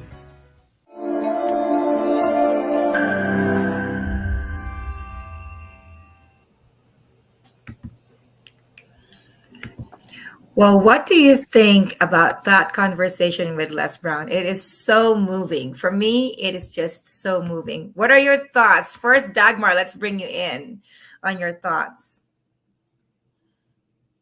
And you're muted. First of all, this conversation is so full of wisdom that you have to watch it more than once. So I am so glad that we do have a replay available for all of us. But what I really loved and resonated with is the point that let's talk about personal responsibility. We are in our lives where we are because of the actions that we've taken, the beliefs that we've adopted. And if we don't like what we see, we have capacity to change it. But we do have to take personal responsibility for what we are creating. And we see this theme congruent with what other leaders during this summit are remind us of, that leadership starts within first. And only after we develop those qualities internally, we can pass it forward. We can pass that torch, just like Rex invited us to do in a relay race. So good. I love that. I love that takeaway for sure. Responsibility, it gives us more power. With more responsibility comes greater power. So thank you for that, Dagmar, for that highlight. Donna, what are your thoughts? You know, it's always so inspiring to listen to Les Brown because he has those one little phrases that mean it's like a picture's worth 1,000 words and a video is like worth 1,000,000. So that one little phrase is just so impactful. And a lot of times in leadership, we talk a lot about mindset. But with mindset, it also has a belief and an emotion underneath it as well. And so when he says those phrases like, 7 is my lucky number. How did I get so lucky? Even though the topic was, hey, you have tumors and you have cancer and you have all these other things. But it was the mindset and the energy that was underneath it that can reverse it and recreate it differently. So yes, I agree with Dagmar. You know, what we're responsible for what we create, but how also you react and respond to what you're creating is going to create your next moment and your next moment and your next moment. And I think that's truly the greatness with Les, because he's doing that continually if you watch him. I love that Donna. And you know, tailing back on that topic was how he said, you know, our role whenever we show up is to distract, dispute, and inspire. And I love our Los Angeles Tribune community who's on the chat, firing up the chat. Jackie Wilson, I just want to acknowledge we've got Jackie Wilson, we've got Karen Olson, you know, like your nuggets and your takeaway. Daniela Triffin, my buddy, is here. Debbie Prediger, you know, whenever you have your nuggets and you've got something land on you, you share it, you disrupt, you distract, you inspire. So, you know, I am blessed in the Los Angeles region to be surrounded by people with that mission. You know, that's why Skya said it's so powerful that you said that whenever we show up, we distract, we disrupt, we inspire, because that's exactly what we do, you know, as messengers in this world, as people stepping in our own voice, stepping in our power. We've got more coming up with Les Brown. There's a whole hour that he taught on how to land your presentation skills with power. So that's still coming up, and we're trying to find a spot, you know, for that, for this 7 days. We're on day 5 right now. But what I'm excited about on this coming up panel, right up following Les Brown, is a panel of goddesses, women who talk about the feminine power. Like how do we balance, you know, disruption and distraction and inspiration with the feminine power? And with that is Dagmar Fleming's panel, the Athena Circle. So Dagmar, how excited are you for bringing up your ladies? Well, we are so thrilled. It is actually second time that we are joining this leadership conversation. And, you know, we are living in a time of such a tremendous change and uncertainty that naturally the question arises, how do we lead? How do we inspire others during those times? And the question of the female essence and female leadership at the times where we're shifting from patriarchal systems into more balanced structures is something that's really coming to the forefront. So I am so excited to bring the Athenas to these conversations and to just dive in. What does a leadership for women look like in 2024 and beyond? Perfect. I can't wait. So Donna and I are going to come down and we'll give you the full stage to bring them up. Oh, wonderful. Thank you so much. All right. So welcome, ladies, for coming to this amazing opportunity to join in on the conversation. For all of our viewers, we would love to make it super interactive. So please comment away as we redefine female leadership in 21st century. But first, I would like to introduce amazing Athenas that are joining me here today. So just tell us who you are. What is your passion? Alma, we're going to start with you. Hello, Dagmar. Thank you, Ava, for having us back. My name is Alma Tarelli, and it is my passion and mission in this life to help entrepreneurs succeed in their financial goals by reaching abundance and everything that they desire in their own life. Wonderful. And Debbie, how about you? I'm a certified holistic health coach, and I focus on mind, body, and soul. So I help leaders be healthier and have a better mindset. Wonderful. And welcome, Homa. Tell us a little bit about your background. Yes, I'm Homa Ahmed, and I'm a multi-sector entrepreneur, and I love bringing beauty into people's environments and lives. Excellent. So we're named after Athena, Greek goddess, who represents this amazing drive for passion, for following our dreams, but also stepping into authenticity of who we are and showing unapologetically with our unique qualities, and then most importantly, fulfilling that big overall soul purpose that we all are here to embody. So as the Athena Circle community, we try to develop the leadership skills within us and model those to the communities that we are here to impact. Tell me, what do you feel Athena represents to you, and why would this ancient Greek goddess be relevant in 2024? So we're going to start with Debbie. Well, I feel that Athena is wise and a strong protector of her community. And when I went to Greece, I saw the Athena eye everywhere. And to me, the eye of Athena is just representing a protection of their community. She's overseeing them.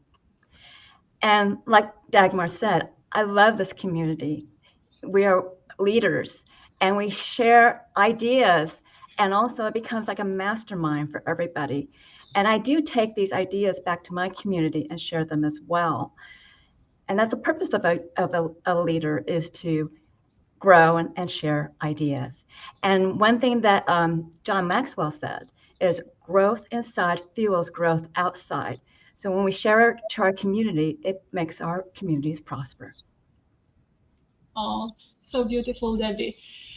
I would add that if you have ever heard about Greek mythology, that you know how respectable and how powerful is Athena as goddess. But even if you didn't hear about Greek mythology, you'd learn today, and hopefully you'll embrace and explore what this goddess represents. Goddess Athena represents the goddess of war for truth and devotion. She represents the goddess that bringing souls back home by fulfilling their soul journey. In her journey that she helped Odyssey, that's what she does and represent, bringing souls to their fulfillment in this life. In our community, in our Athena Circle, we are different experts, different women from different backgrounds. We get together and we uplift, we collaborate with each other, we share ideas, and we live from our highest potential. The four fundamental cores of our Athena Circle are divine sovereignty, respect, divine soul purpose, and building a community with inclusion. And we take these values and we carry in our life, in our daily life. I am a mother. I always try to give a space to my kids because I respect them in their soul journey. As a professional, I take my clients' interest in my heart, and I care about the business as if it was my own business. So my invitation is to everyone, please explore what does this group does and what does this goddess represent. Wonderful. Spoken like a true goddess. Homa, what about you? What is it about Athena that you really love and embody? Well, what I love about Athena, the goddess Athena, is that she encourages us to be authentic in who we are. And that is the piece of her that resonated with me the most. And what I love about our circle is that we all get to show up as ourselves, not anybody else, not copying anybody else. And I love that as I learned that in the Athena Circle, I also get to work with my mentors and the people that I lead to make sure that we all show up authentically as ourselves, being the best of ourselves and not trying to be somebody else. So that's what Athena kind of represents for me. Well, thank you, ladies. So let's build on that. As you all know, we recently hosted an event called Awaken the Divine Feminine. And we focused on shedding the light how many women over time have adapted to the patriarchal systems that we were living with by adopting more masculine way of expressing ourselves. And this was our way of surviving and thriving within the structures that were set up by men. Let's face it, historically, this has been a continuous structure. So it was really eye-opening during that event that a significant number of women admitted that, whether knowingly or not, we would ride our lives on the frequency that's masculine up to 70-80%, discounting to we can say set and extend our own female power and the inherent qualities that we have of empathy, emotional intelligence, tolerance, compassion. So how do we reclaim that female essence, and how do we redefine leadership in this time of transition when women are coming back and trying to step into that unique power that we represent? What does female leadership in 2024 and beyond looks like to you? So let's get this started with Homa. Yes, as a matter of fact, thank you, Dagmar, for mentioning that event, because that is when I personally realized that, coming from a corporate background in my career, that I felt it necessary to embody at least 50% of my energy, the male energy, because to me it represented action, decision-making, etc. But then I discovered through that session that really we as women, and by embodying the divine feminine, we actually have all that we need, and that we are powerful enough as we are. And I've been fortunate over the last 21 years to be mentored by women leaders who actually embody what that is like, and I'm learning from them. So it's really about servant leadership. It's about compassion. It's about really making the people that you lead feel important and that they matter. And these are uniquely things that women bring to the table and our feminine energy brings. So I think the more that we embody that, especially in 2024 and beyond, that becomes the best way to lead. And that is what people are actually looking for in organizations. Mm-hmm. I just love the comment from Barbie that we women have within us all that we need to lead. So, Alma, what is your perspective on how we can step into that innate power that we as women possess? To me, the leadership, the female leadership, is an embrace of these two energies, mother energy and a queen energy. And I am saying this symbolically. Why mother energy? Because mother energy is caring, is a nurturer, is a compassionate. The leadership of a female leadership looks like a success based on relationships, not necessarily productivity. So a mother takes care about everyone. This is the mother energy. The queen energy steps in where she takes care about everyone else, but also herself, because generation after generations, we as mothers tend to put ourselves last. So the queen energy steps in, and then she says, I take care about everyone, but I also take care about myself also. She trespasses every challenge, every harassment, every pay gap, any gender bias that has been so far. She trespasses and she steps into her power, and she leads with conviction because she knows that she's able to create and produce.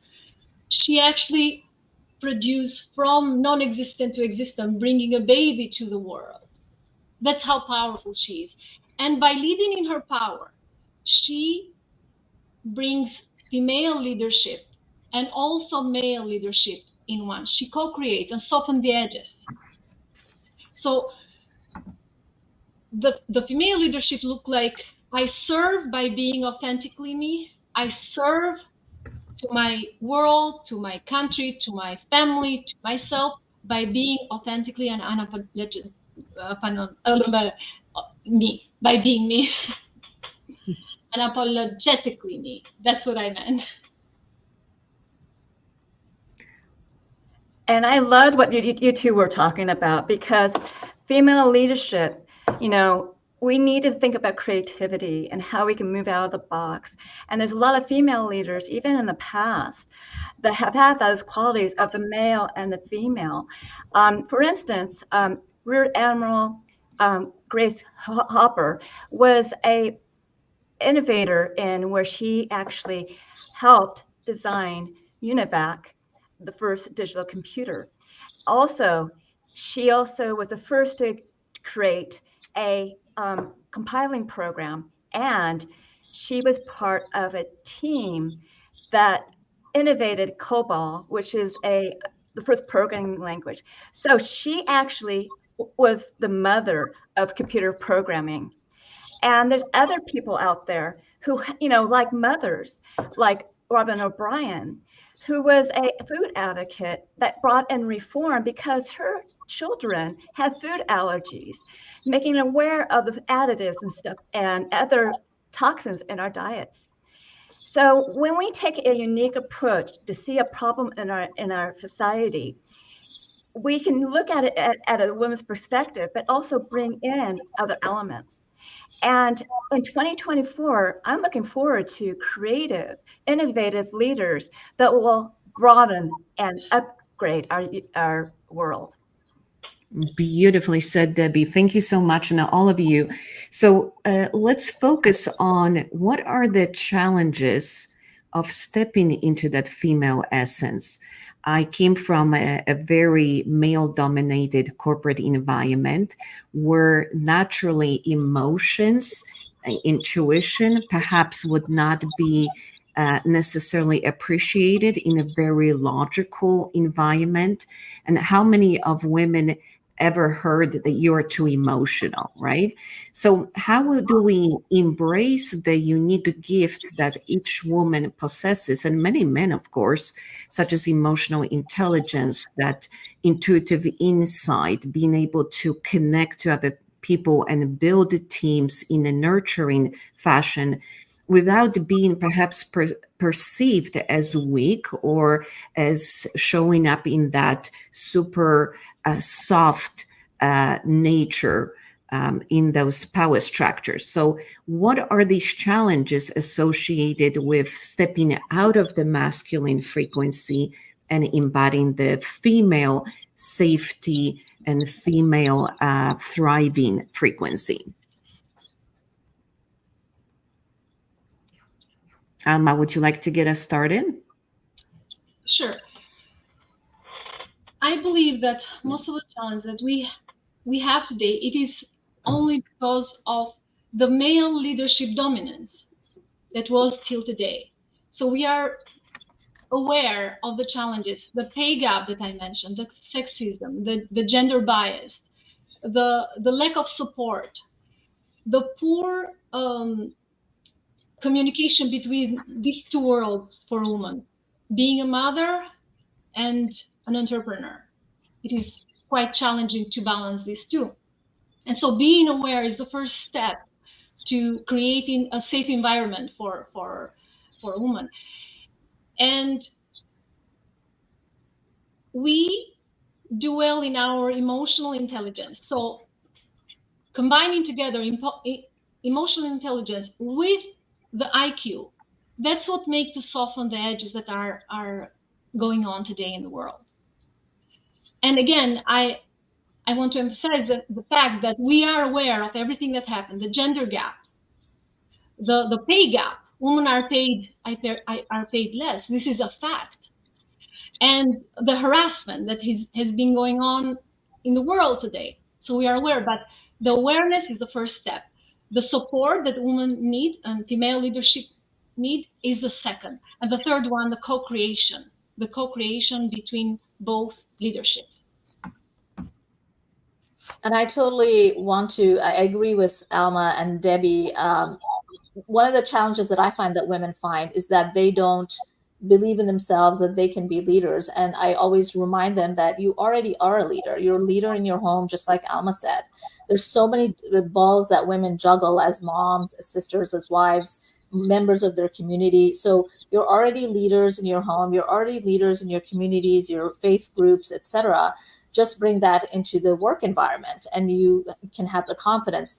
And just following up on Debbie's thought about women have more natural intuitive creativity. Well, one word I would like to use is vulnerability. And that's one thing that we need to really cultivate as women, our innate vulnerability, because you cannot be creative or put something creative up front to change the world or the environment without being vulnerable. And so that is a gift that women can share with their male colleagues, and we can definitely move the needle on that front. And so the challenges that we think that are holding us back are actually can be assets and gifts that move us forward as leaders. And that is something that I have seen in powerful women leaders as well. I hope that kind of adds to the conversation. Well, another idea I have is that women actually have a powerful empathy, being able to sense what people need and address their issues. That empathy will help people release their emotions so they can actually thrive and be able to move forward in their life and be more productive in the workplace. In doing so, they can actually get people out of an emotional, turmoil, so they'll be more successful in their life. So empathy is a really strong skill for a female leader in 2024, because if we can tune into somebody and stop an argument from happening, that is very beneficial. Wonderful. Thank you so much for this conversation. It is very timely. And I want to take it up a notch and talk about spiritual leadership. It is not a term that you hear often, but I believe we're reaching the time where the consciousness of this planet is rising to the point where we realize that there is a bigger soul purpose for every single human being on this planet. And whether you're just a shoe repair entrepreneur or a motivational speaker, we all have our own unique way to show up and fulfill that purpose. And every single human being has unique fingerprints. There's a reason for that, because it's showing that there is no other human being like you in this moment to deliver on that bigger life purpose. So what does leading with purpose looks like for you?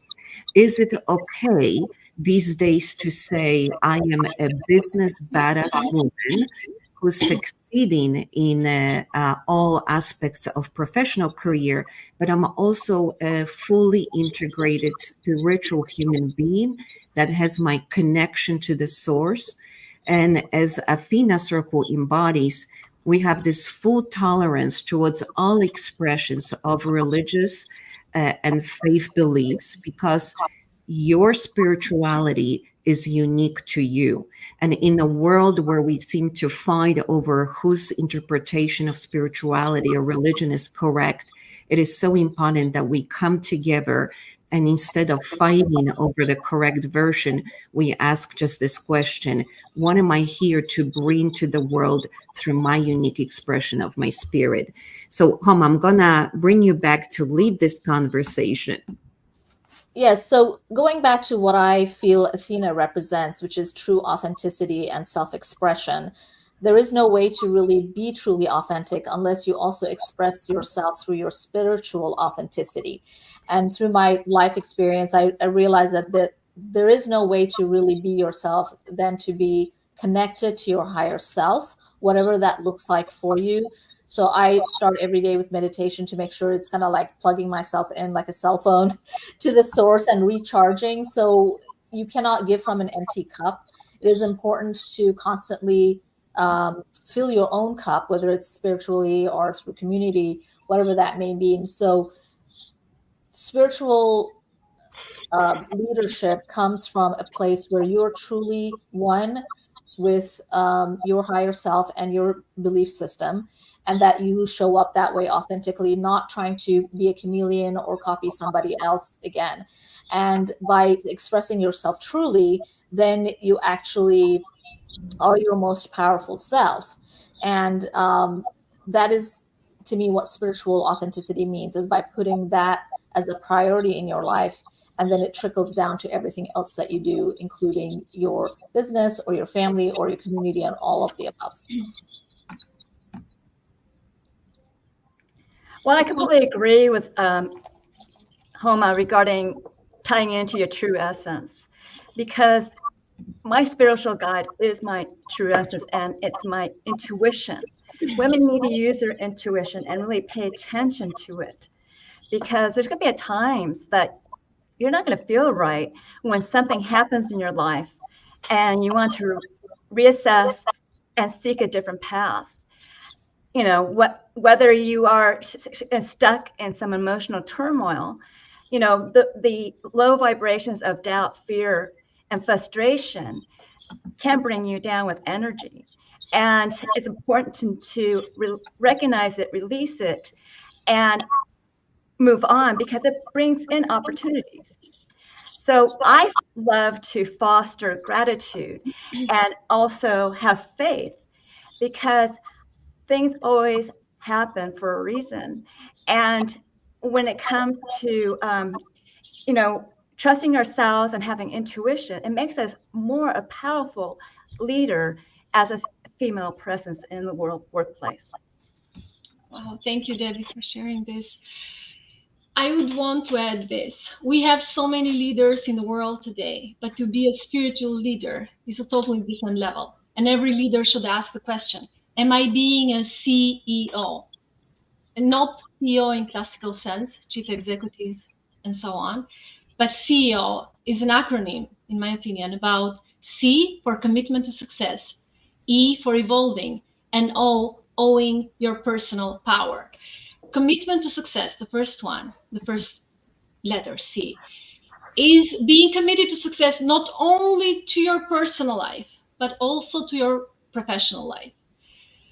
Personal life has three aspects: mental, physical, and spiritual. The mastery over these three aspects makes us leader to succeed in our relationships, in our environment, in our business, and also in self-development. And by taking care of ourselves, that's how we take care of other people. Evolving. It is impossible to be a spiritual leader if you are not evolving with technology. I know Homa is fond of the technology and AI. We are shifting the paradigms here. And it's impossible for a leader to be a spiritual leader if you are not evolving, if you are not embracing the change that is going across the world. And the last one, owing personal power. In the old paradigm, personal power meant exercising control over people. In the new paradigm, owing personal power means leading through your spirit and empowering every single person that surrounds you. That is what a spiritual leader is. Ask the question, are you a CEO in your business and in your personal life? You cannot be successful in the business and not be a great parent, or the other way around.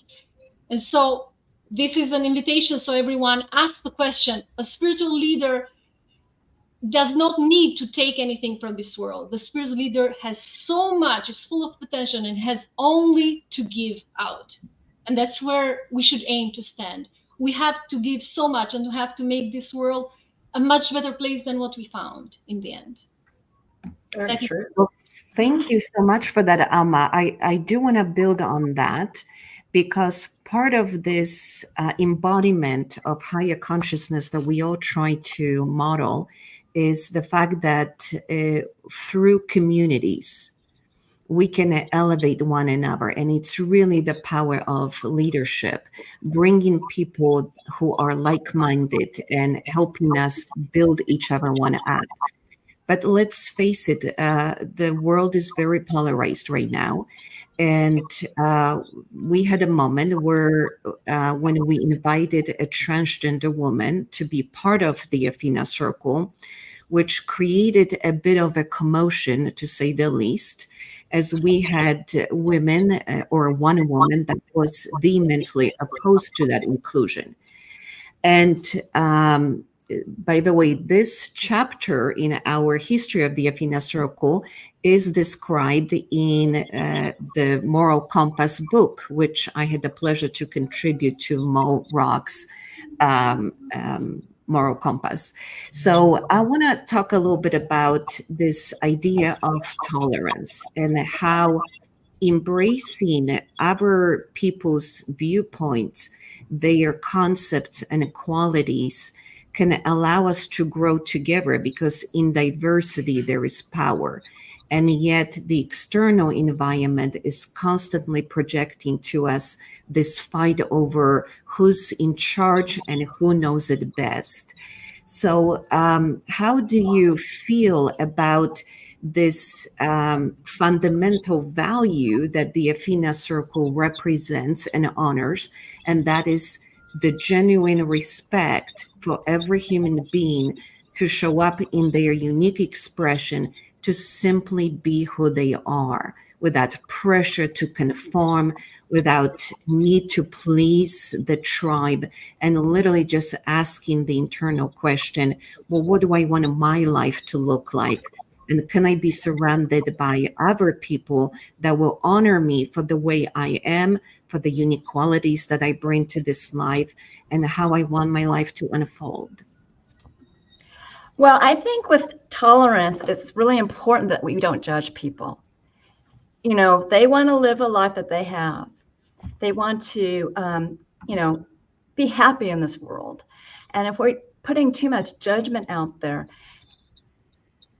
it's not going to do you any service. And, you know, with our world constantly changing, it's really important to not let the world affect us emotionally as well, because what's happening in our outside influence cannot influence us as well. We need to live in a world where we all get along. And that's what I believe. One thing that just resonated with me as you were speaking, Dagmar, was that I feel spiritual leadership and spiritual energy is the language of love. And I just got goosebumps when you were talking, because I feel that I have this deep love for all of humanity and every uniqueness of the person. Everybody was here to be uniquely themselves. They're not here to be a copy of somebody else. Otherwise, God would not have taken the time to create you or put you in this world. So I get really passionate about this, because we have to respect everybody's uniqueness and love them as divine love. And we are nobody to judge. And as we allow people and they feel loved, they actually show up as their authentic self and they contribute. And we will be missing on so much intelligence, creativity, contribution if we did not listen to and include every single person. So as we love everybody and we're compassionate for everybody, it really doesn't matter how they uniquely decide to show up, because they're still valued. It's so wonderful what you're sharing, Homa and Debbie.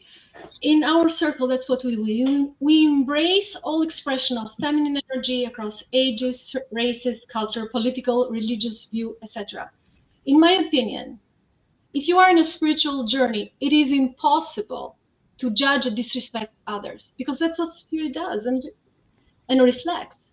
You come in this world to live your highest purpose. It doesn't know no colors. So once you're in a spiritual journey, once you become a spiritual leader, and I would like to invite everyone to look at this seriously and say that my soul, my divine soul, respect every divine soul in this world. That is the only way we can change the world. If we lead by the ego, it is me, me, me, we are not going to go too far. And that's why we are in this mess, for that matter. Once we embrace this, my soul in me respect every single soul in this world, we are in the right track. Wonderful. And that's what namaste means, right? Mm-hmm. Yes. The God in you sees the God I'm a in you. yoga teacher also. I could tell right away. Yeah. Well, wonderful, ladies. I really appreciate joining me on this conversation. It is, again, something that we as women have to come together and ask ourselves, what will be our role in ever-changing environment and consciousness, and how we will show up in our feminine power. Because again, it's not about fighting against masculine expression. We love the divine masculine. In fact, in the Athena Circle, we had unique 2 masculine members that joined to balance and create this balanced approach to redefining leadership. But it is also important for us as women to ask these deep questions. Who will I be if I let go of all that masculine energy that I have been adapting to and adopting over the eons of times? What if I just let it go? And I had such a privilege to ask this question of Masadi during the first day of the LA Leadership Summit. And his response was, the frequency of safety and success and leadership is neither masculine or feminine. It's time that we just adopt it for the qualities that we want to exhibit without the underlying essence of polarization into masculine or feminine expression. So I just want to say thank you so much for joining me here. I hope we stirred up some ideas, and thank you to our viewers who are joining in with their comments. We look forward to reading them and continuing this conversation going, especially because this Leadership Summit will transition into more masculine expression with all heavyweight champions that are joining us later today. So I can't wait to see what their idea of masculine power will be. I just wanted to say again, thank you, Ava and Donna, for having us, and also a great big thank you and appreciation to Dagmar and on behalf of all Athenas. Thank you for having us on this stage. And thank you, Morag, for having crystal clear your purpose in this life to inspire leaders. Thank you as well. Well, it's such a delight to have the Athena Circle be represented in LA Leadership Week, and the conversation of how do we be in our feminine energy and not have to try to measure up or try to be more like masculine. So it's very nurturing for me. So thank you so much. Well, thank you for having us. Thank you. Well, and with this, let me transition to Donna, because Donna's got an upcoming panel next. Thank you. Yes. Thank you, Dagmar. You know, we've got our upcoming panel next with Donna. Donna, how excited are you about this upcoming panel that you're bringing together?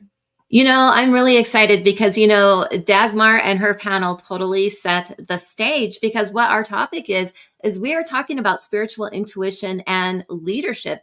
And on the panel coming here, we have both a masculine and feminine viewpoint. So it's just kind of like a continuation. So this is going to be so much fun. I'm excited for that. So I'm just going to I'll have you the mic and I'll have you introduce your guest, Donna.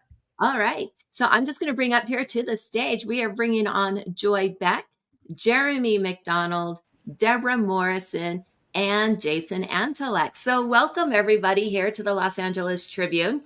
And what I'm really excited about is spiritual intuition and how we really use that in leadership. Now, I know each and every one of you and a little bit about your backgrounds and the intuitive side of things, but I'm going to let you guys kick it off. And Jeremy, I'm going to start with you first.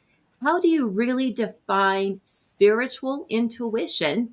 And the second part of the question is, does it have a place in leadership? Oh, wow. That's a loaded question.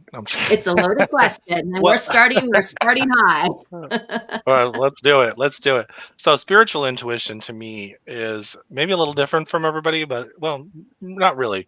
I believe in going within, and constantly everything I look at or do, I go within. I ask myself, where am I showing up in this? What is it, my purpose in this? And so I'm asking that internal voice that says, yeah, do this, don't do this, or hey, Jared, get ready for this, or be careful of that person, or hey, go talk to that person. I really pay attention to that inner world, because I always say that there's two different voices going on inside of your head. There's one that's the doubter, And in my terms, I always say God stands for goodness over doubt. So I'm looking for that goodness voice to look at me and say, hey, this works, and then working with that doubt voice that says, hey, maybe you should be a little nervous, maybe you should be a little scared. So I'm constantly working with that voice so I can have a better relationship with both of them. And so that spiritual intuition to me is my inner world, is my GPS. It tells me what to do, where to be, how to do it, what to say, and how to show up. And so when I usually follow that, I'm usually doing really well. And when I'm following the other voice, I'm usually going through a lot of lessons. So where does that fit in leadership? I think it fits perfectly in leadership because you have to lead yourself first. In Reiki, it says you have to heal yourself first before you can heal other people. So if you don't show up as a leader, as a whole person, without being able to lead yourself, if you're unsure of yourself about decisions you're going to make, if you're constantly insecure, then you're not showing up as a leader. So if you're following that intuition, that inner voice, you're definitely going to be in alignment with leadership principles because you're going to be acting with compassion and understanding and wisdom. And that's how we show up. So I couldn't agree with you more there, Jeremy, because I know for me, when I follow that inner voice, everything just happens and magically unfolds. But if I don't, I'm in for a wild ride. Joy, how do you answer that question? How do you define spiritual intuition, and does it have a place in leadership? I agree with a lot of what Jeremy said. I think it's important that we tap into how we're feeling, and that navigation. I love how you termed that, that internal navigation. I think it's important that we recognize that, and then, like Jeremy said, if I follow the one that feels the best, right? Because to me, it's all about how things feel and our emotions. If I follow that and it feels right, it's got a positive energy towards it, I usually never go wrong, right? But if I get jacked up with my emotions and veer off, I have that wild ride, like you were saying, Donna. And I think it's important with leadership, as whether we're leading little kids or big kids, which is what we are, right? That if you keep with where you're centered and what you think is best, you rarely go off track.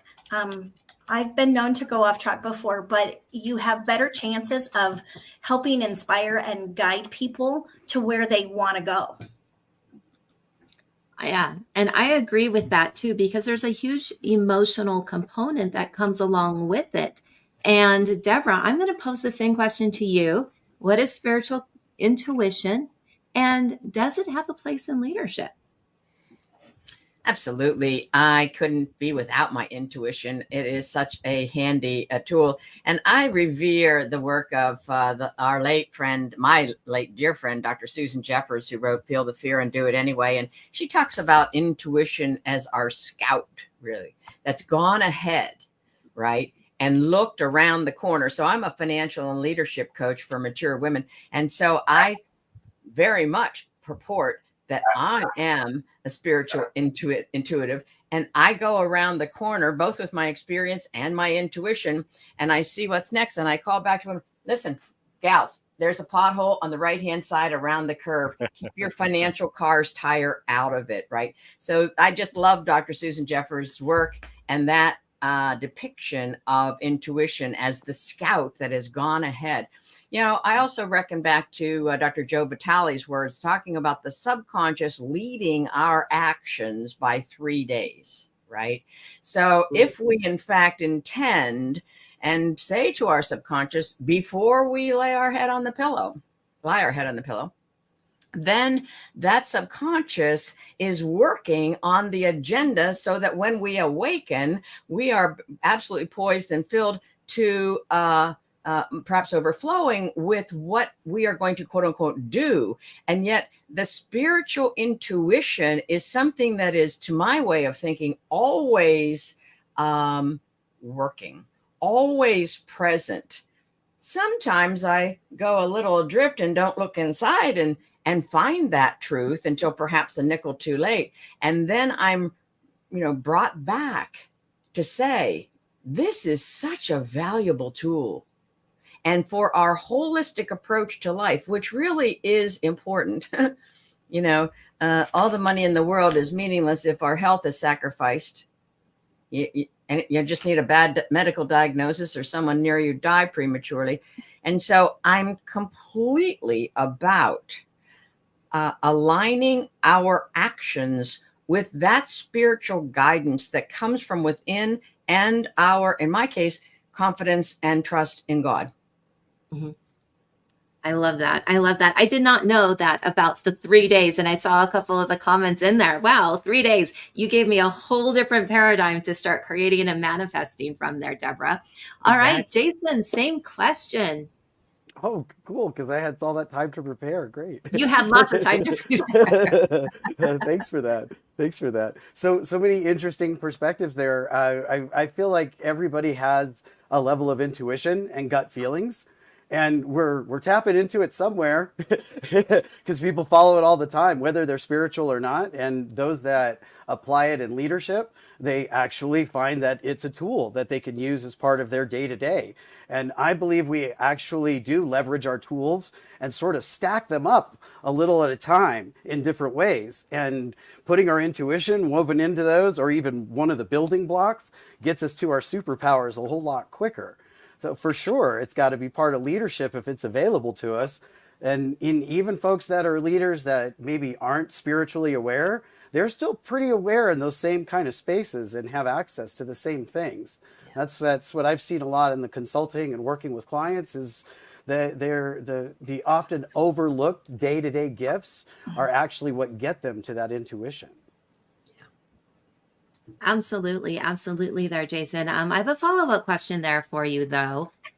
What would you say to somebody who goes, I don't know what my intuition is, or if I'm even following it? How would you share with somebody to really listen to that inner voice? To give them an opportunity to listen to something that's a little outside of the box, maybe a little out of the norm. To be discerning, of course, we don't want to end up streaking through traffic or anything, but to follow some of those leads and find out for ourselves that our intuition is active and accurate. I would say results, follow the gift, follow the message, follow the intuition and see what happens. Because when something cool happens, you're starting to find a track that actually works. Mm-hmm. Absolutely. Absolutely there. So Jeremy, let me ask you, how would you inspire and empower someone to tap into their own spiritual intuition and their leadership abilities? Well, usually I start asking them the questions to what is it they're wanting to do in their life? And, most people, a good lot of people, when I'm in a coaching session with them say, I don't know. That's why I'm sitting here with you. And so, but then I say to them, well, what is it that really inspires you? What is it, if you were to get up today and just do it, you would get excited about? And they start telling me, all this stuff. And I'm like, well, I hate to tell you, that's kind of your intuition. Inspiration and intuition kind of go hand in hand sometimes. And so one of the things that happens, though, is that our doubt starts to come in and say, oh, that's just all the fantasy world. But the intuition kind of runs off of that side of the world, that right brain side of ourself that's creative. And so I started saying, it's like, as Jason said, I started saying, why don't you just jump forward and take a little bit of a leap of faith and try it out? One of the things you can start doing is just start say, manifesting a parking spot, or you can sit there and say, I need to go to the grocery store. When do I need to go? And I'll give you an example of that. I had a situation where I'm traveling out in a couple weeks, and something had told me that I needed to go on this, but I said, if this happens, then boom, I'm going to do it. And then it'll just all line up. Well, I ended up calling. I had another engagement that weekend, and I called the person and I said, hey, she goes, I already know you need to reschedule. And I was like, how did you know? And she says, well, I just felt you. I just felt your experience. Well, I knew that everything was going to be fine just because of how it lined up and how it just felt inside. If something feels very, very heavy inside, chances are that's your fear. And so, but if it feels very flowing and it's like very light inside, that's a lot of times that goodness in you that's saying, hey, go forward. And then some people will say, well, what if I make a mistake? Well, welcome to life. That's going to happen. And then as you start taking risks and start going out there and acting on things based on your intuition, and then it starts lining up, you're going to start saying things that are like, wow, I can't make this stuff up. This is really cool. And your intuition and your trust of it is going to get even stronger. And then guess what? You've now just became a leader for yourself. And now, because you're a leader for yourself, you're automatically going to be a leader for other people, because they're going to start seeing and wondering, what is it they're doing? What is it they're doing? They're always smiling. They're always happy. All things are always happening to them. They'll be in the worst of situations. Next thing I know, they're just right out of it. And it's because they become their own leader. So that's what I would do. I love that. And I love the phrase, become your own leader, because if you're not leading yourself, who are you going to lead? And if you're not in charge of your life, where are you putting out your energy, and who's going to be in charge of you? And those are just some of the things that I think about there. When I think about spiritual intuition, and we've been talking about the word inspiration and feelings, those are very feminine words. They're our intuitive side, our feminine side of our brain. Now, everyone has that aspect to them, but we also have a masculine brain, the action-oriented, let's take our ideas, our thoughts, our creativity, and exert it out into the world to demonstrate that we are taking action, or that we're following a pathway with the intuitive guidance that we receive. So Deborah, I know your background and in the financial leadership realm, then what I want to ask here is, because you and I, we have a similar background, is how can you effectively balance the intuition with that rational decision making in leadership situations? How do you create the balance between the two? Well, creating the balance in terms of me as the advisor, if you will, as the financial planner or now financial coach, is an aspect that I typically like to sleep on everything. And so if I am working with a client and I know what their issues are, what their target and triggers might be, what might have paralyzed or stopped them in the past, then I incorporate that into my mindset in terms of attempting to find out next steps, viability of certain solutions. So I'll just do a mind dump and I'll write down everything that's on my mind, and then I'll sleep on it. And literally before I go to sleep, I say, now, God, Spirit, give me more than this, because I am Deborah and I am skilled, and yet you are all knowing. And I am just always given something extra. And that extra is always the spice, I feel, because I'm so steeped in book knowledge and experiential knowledge with regard to coaching women to create their own intentional wealth, that I very much value that which comes through me. And sometimes I know that it happens to a lot of us. You're talking, especially, on a roll with a client, and then you're like, I want to take notes on myself because that wasn't me. That just came through me, right? And it happened. One of the first times it happened to me was 1999, and I was on CNN Live with Stuart Varney, and just words came out of my mouth that I was grateful for. And he asked me what were my best assets in life. And of course, I'm a financial advisor at that point for 25 years already. And I didn't know how to answer. And I prayed quickly. And out came my two assets in life, time and health. And I when I was driven back in the limo, I was like, oh, my heart, that is so profound, because, the obituaries are filled every day with people that probably didn't plan on being there. So there are no guarantees. So now I'm really very interested, especially with the pace of change.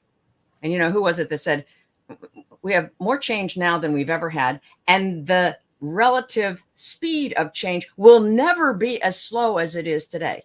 Now, if we can wrap our heads around that, then I think it's incumbent upon us as advisors and leaders in whatever field to navigate complex situations with some other power greater than ourselves. And the more complex the situation, the more I'm literally on my knees or asking God midstream, what else? What else?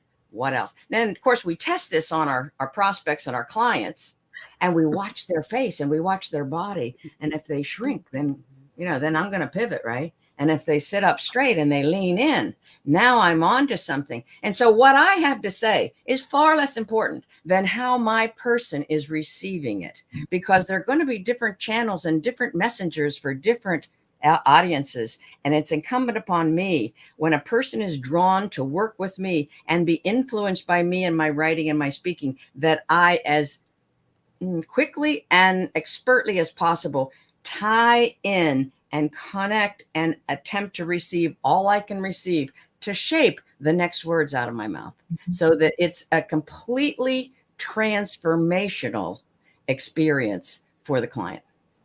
Ooh, I love that. And I love the word transformation. It's one of my favorite words of all times. I say it often. But you're absolutely right there, because it's not just the words you're saying, but allowing that energy to come through you in sharing it with the client or with the prospect for them to receive it in the highest and best way. And that's an incredibly intuitive process.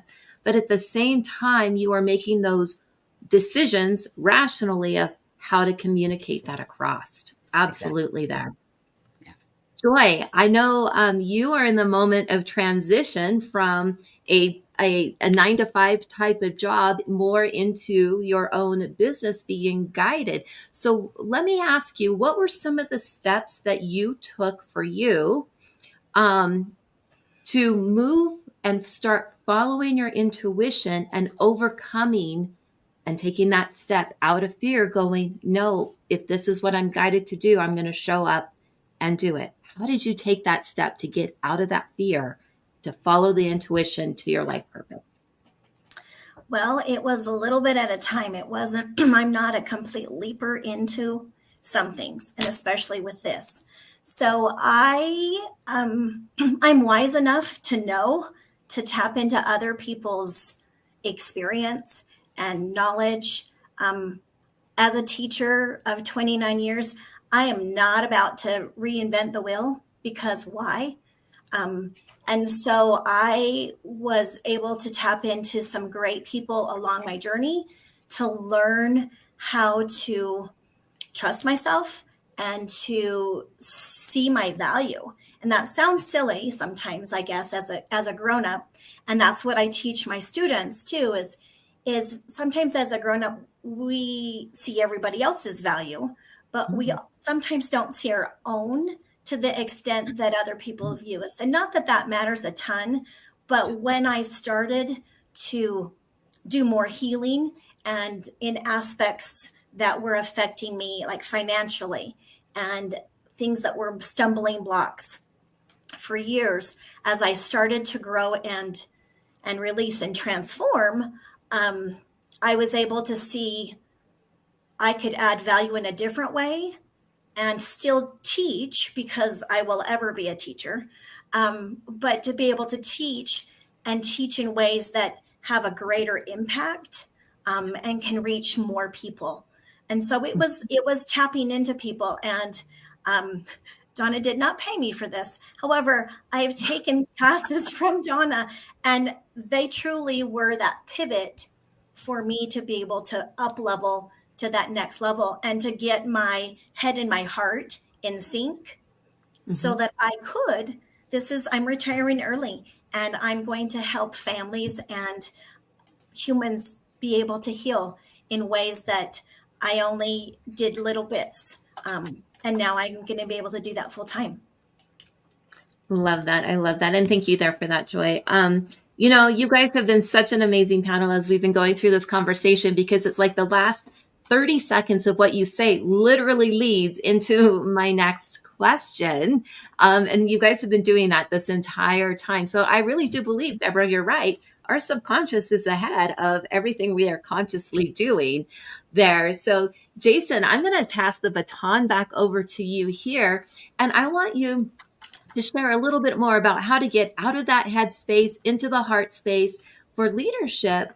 But really, how can you cultivate a more compassionate and heart-centered approach to leadership? Compassionate and heart-centered. Compassionate for me means community. That's for sure an organic aspect of it for me. The head and the heart, man, I think that's a tricky spot for a lot of people, because some people are really up in their head. Some people are good at being in their heart. Some people actually understand both. I don't know that I get both all the time. I'm a little slow on the uptake in the emotional department, okay? I'm not great in social situations. Call me a late bloomer, but the neat thing for me is that logic can kind of fill that space, right? My anchor is sort of in logic. I sort of connect the intuition and logic and put them side by side. I'm kind of the transistor in between. And so to me, it's really about knowing myself and understanding myself. And in that same sense, building that compassion and meeting others where they're at and accepting them for who they are in that same way. Because we're all so different on the outside. Being different on the inside, as they said, kind of logical.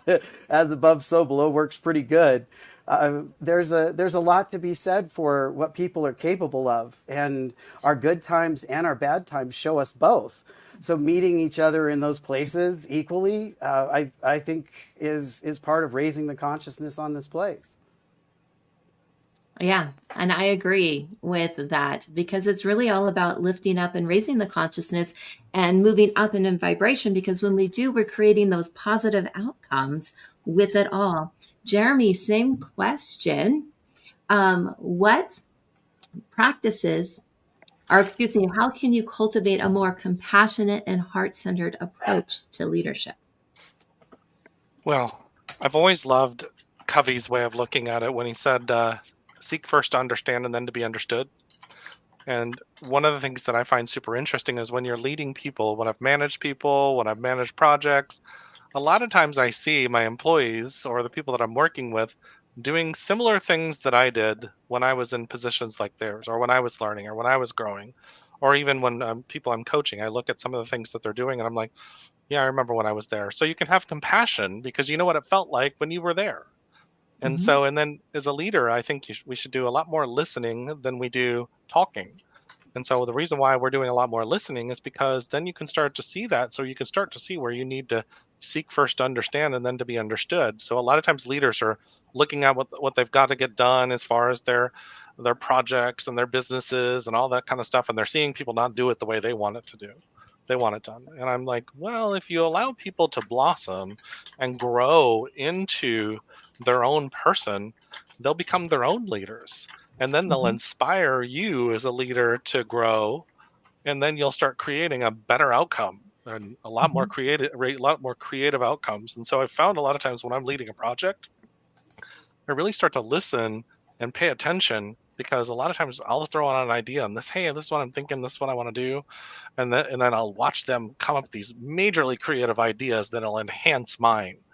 And that's probably one of the coolest things I've ever seen and watched. And it's just you're now co-creating as opposed to you just being the authoritarian leader. And that comes with a lot of compassion because you've been there, done that, got the t-shirt, so to speak. So. And, with that, because we've already been there, because you've already done that, I believe in not just following our intuition moving forward, but we can also learn from the past and what we would call a past mistake, because that also gives you intuitive information in moving forward. So Deborah, let me ask you, what lesson from your past experience did you learn from that helped you lead to greater wisdom and insight? So what is something from your past, a lesson or an obstacle you had to overcome that gave you greater wisdom and insight? Well, there have been many, and I really only advocate us looking back, especially as women who tend to hold a lot of shame about our pasts. I reckon that we'll look back for the lessons to be gleaned and then face radically forward. I call that radical responsibility. And as I look back on my career, particularly in my career as a financial advisor, I didn't do this with my clients' money, but there were financial deals coming across my desk literally every day, this and that, and I would just discard so many of them. And yet there was this one, and it was absolutely aligned with my value, turning corporate trash into cash. And it was this big recycling thing. And so I opened up a self-directed IRA, again, with my own money. We didn't espouse clients' money in this. We had our own discipline for client money. And I started putting money into this corporate recycling company. I went to due diligence meetings, double ballrooms. I was like the only non-certified public accountant there. Really just completely energized about this notion that I was actually aligning my finances with my values. So long story short, I invested in a deal, and then it closed, and another deal, and it closed, another deal.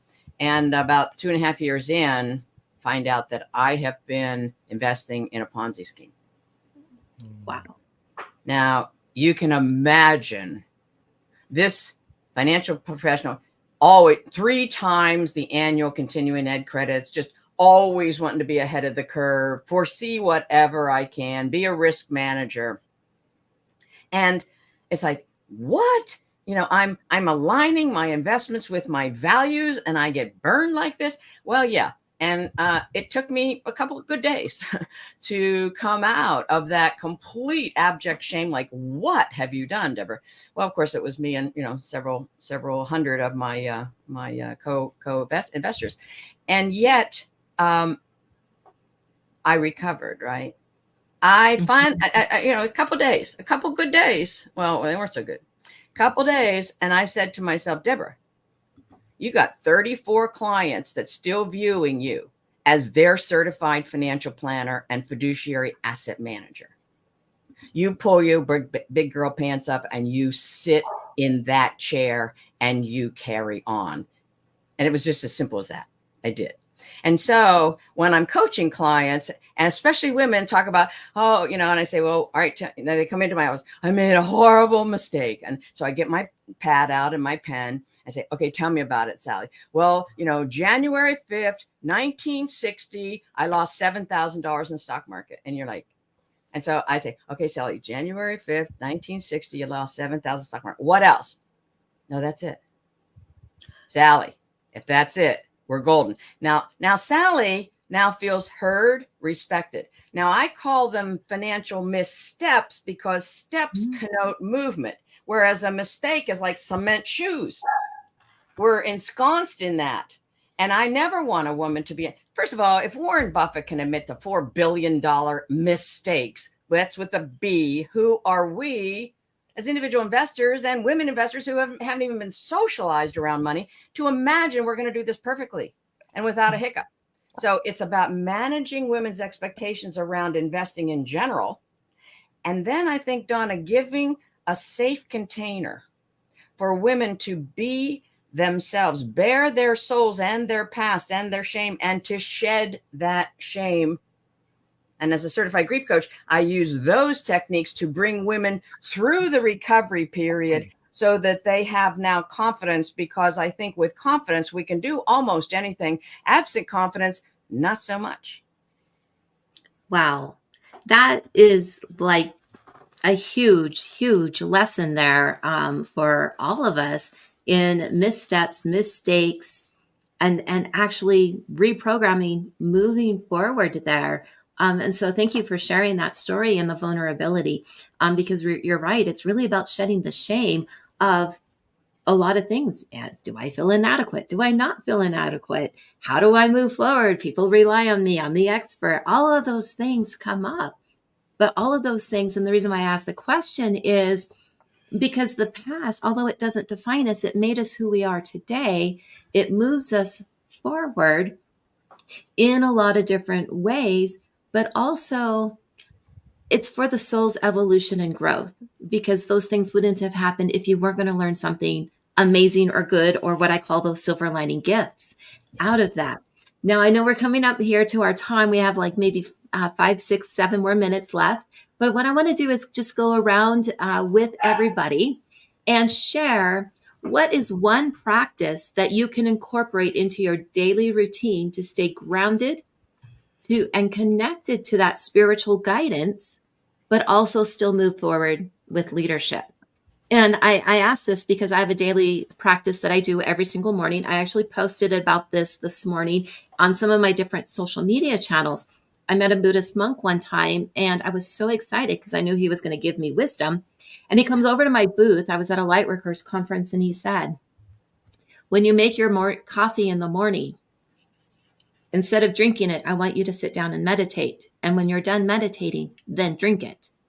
And I'm like, but my coffee's going to be a little cold. He's like, exactly. And if I were you, switch to organic. And he turned around and walked away.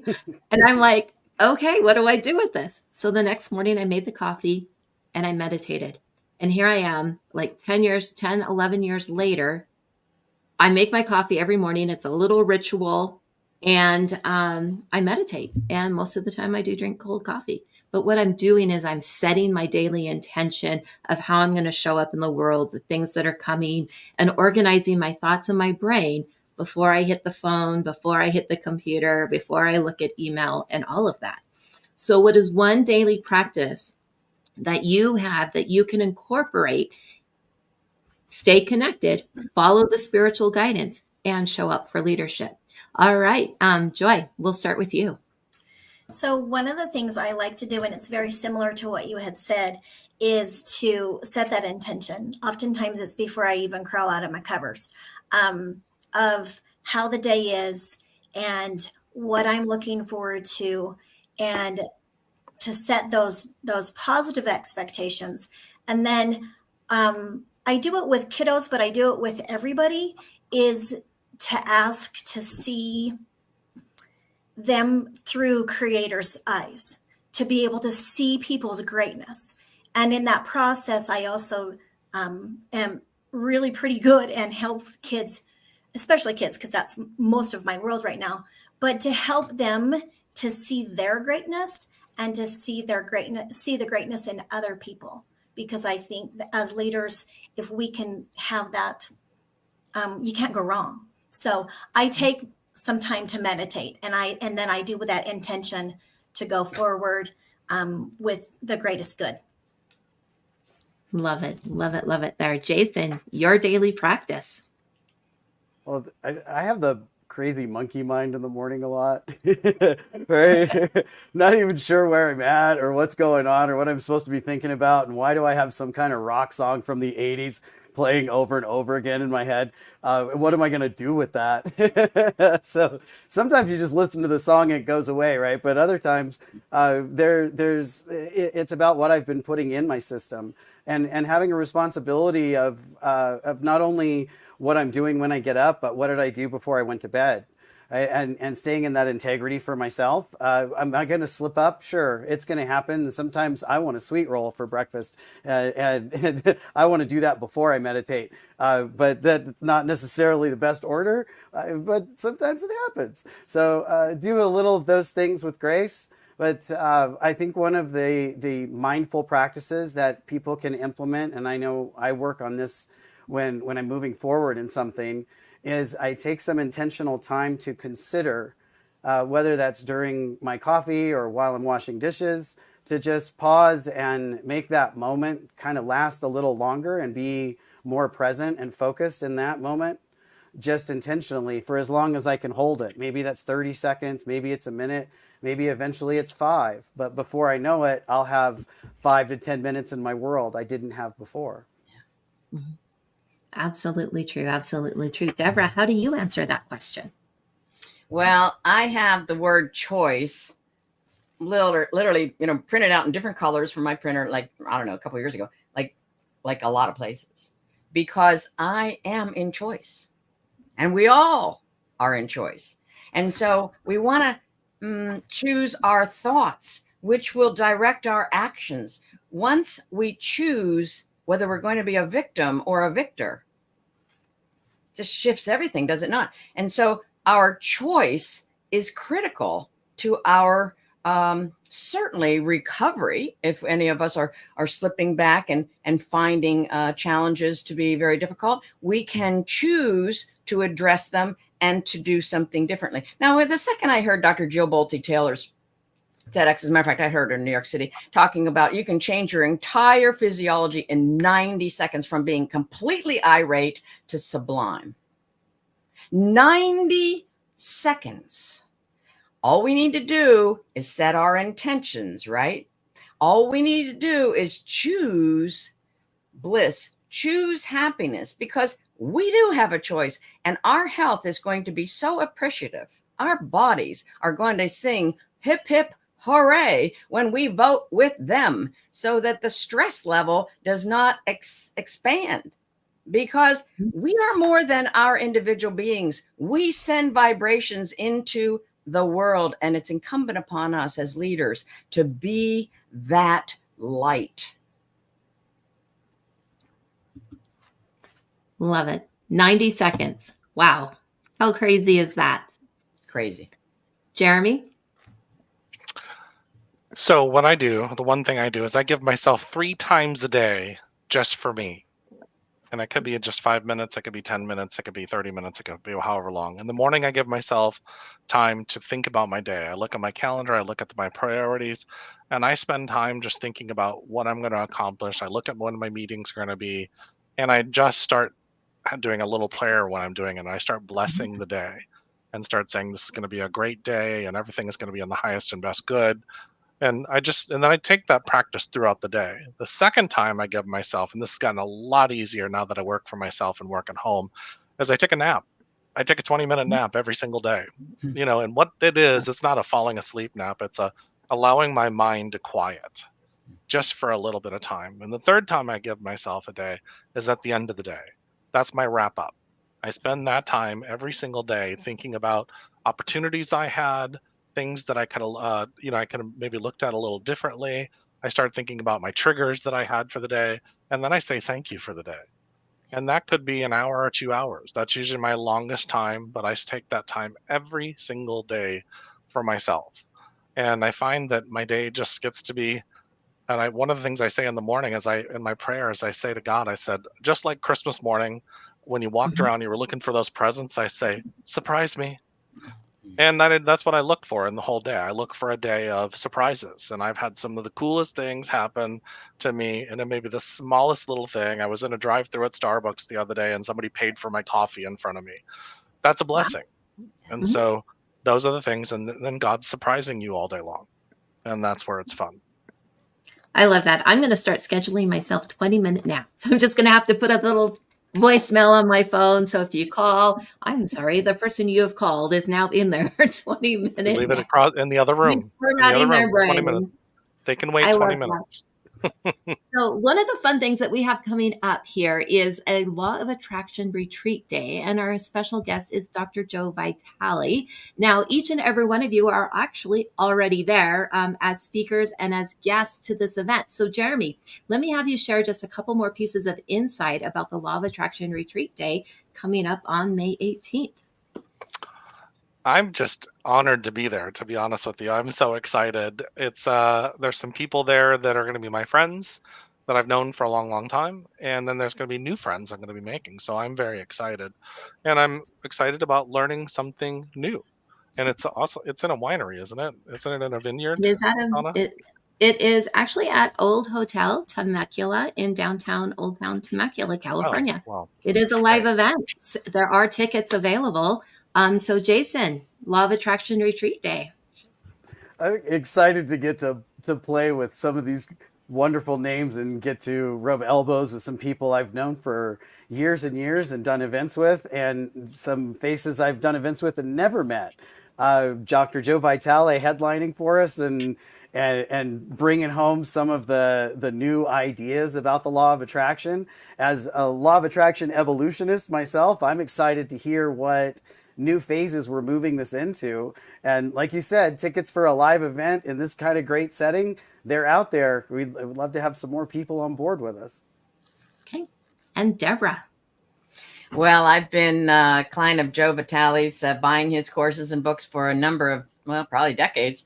And more recently, I have swooped back and listened again to Secret to Attracting Money. And this is it's just such a great compendium of, Dr. Joe talking about, from homelessness, right, to the kind of wealth and the influence that he wields. And I'm always interested in these stories and these strategies, right? So the story and the strategy coming together in Dr. Joe's background. I'm just eager to rub shoulders with him and attempt to glean anything I can. I'm going to kind of sit real close to him. Maybe I'll, through osmosis, get real smart.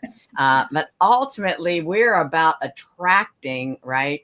Attracting into our sphere, into our vortex, and that which we extend to the people we're in touch with every single day, the grace of God and the gratitude for who we are at this time, in this place, and how we can serve the most people in the most authentic way possible. And I'm thinking it's just going to be a rich experience all the way around. I invite everybody to consider popping out to Temecula and joining us.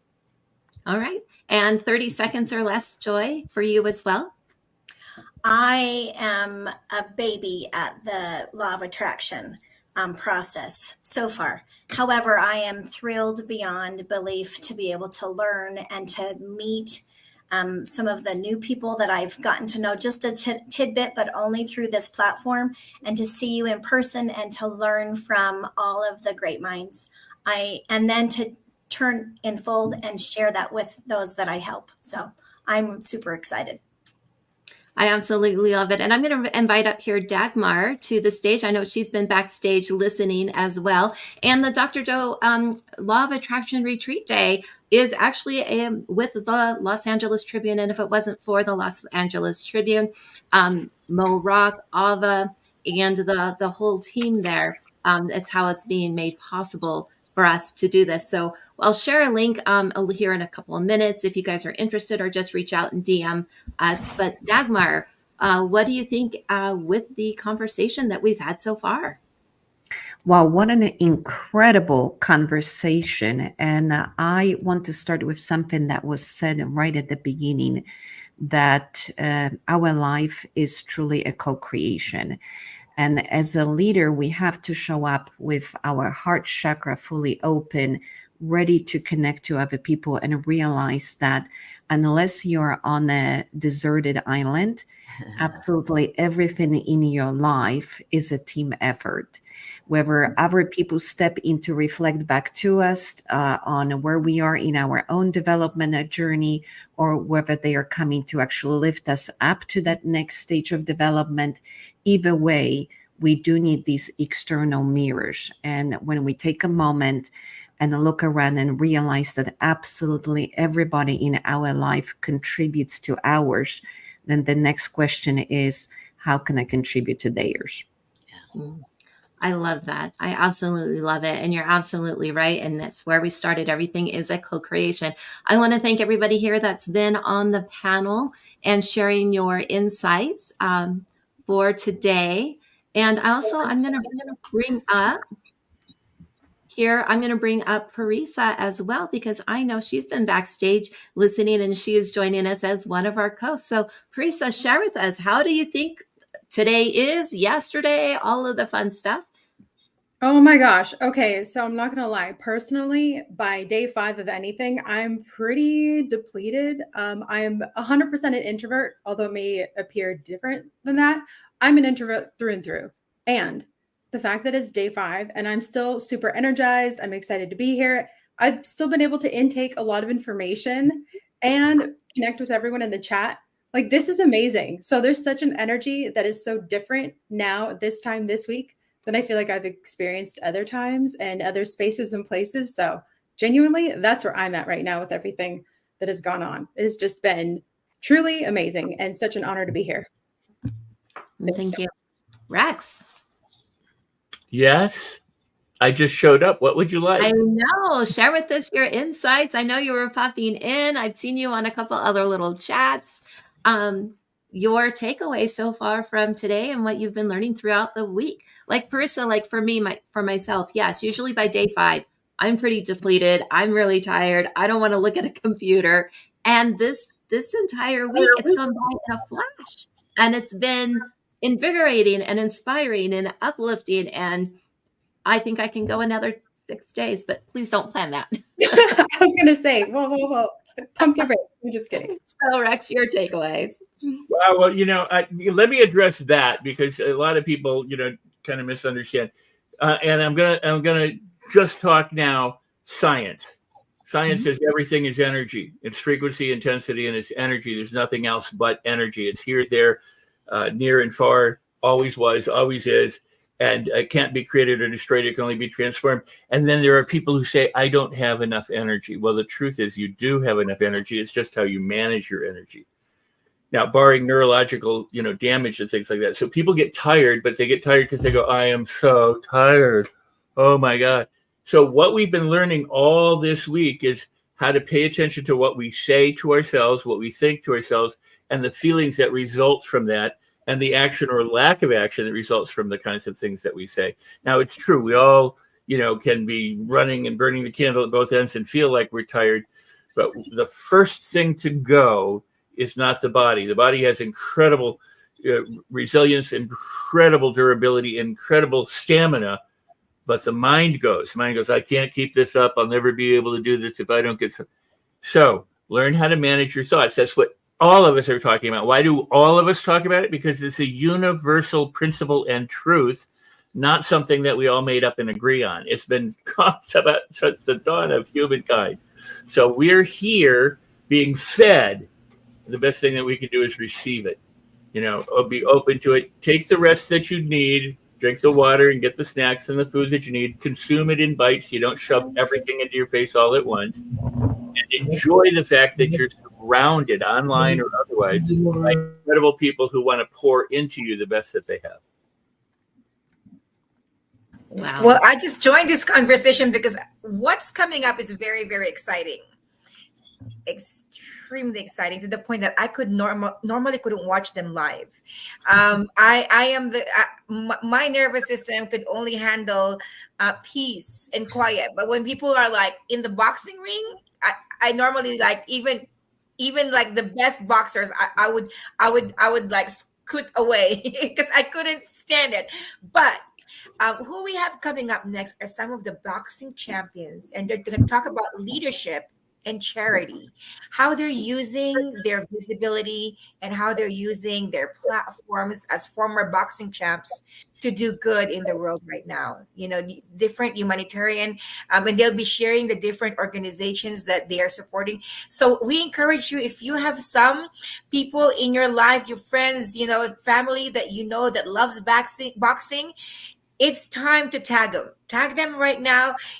Send them the link, invite them on the chat, because who we're bringing up right now are true examples of leadership in the way that they've really disciplined themselves to be the best in their craft, to have those big boxing belts, champion belts, and now take their success to being able to support humanitarian reasons, Yeah, so we're going to tee up a commercial.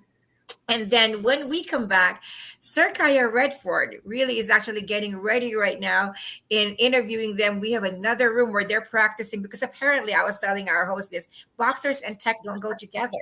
We had to spend a lot of time to just get their cameras working, their audio working, move their cameras up, not looking up their nose, things like that.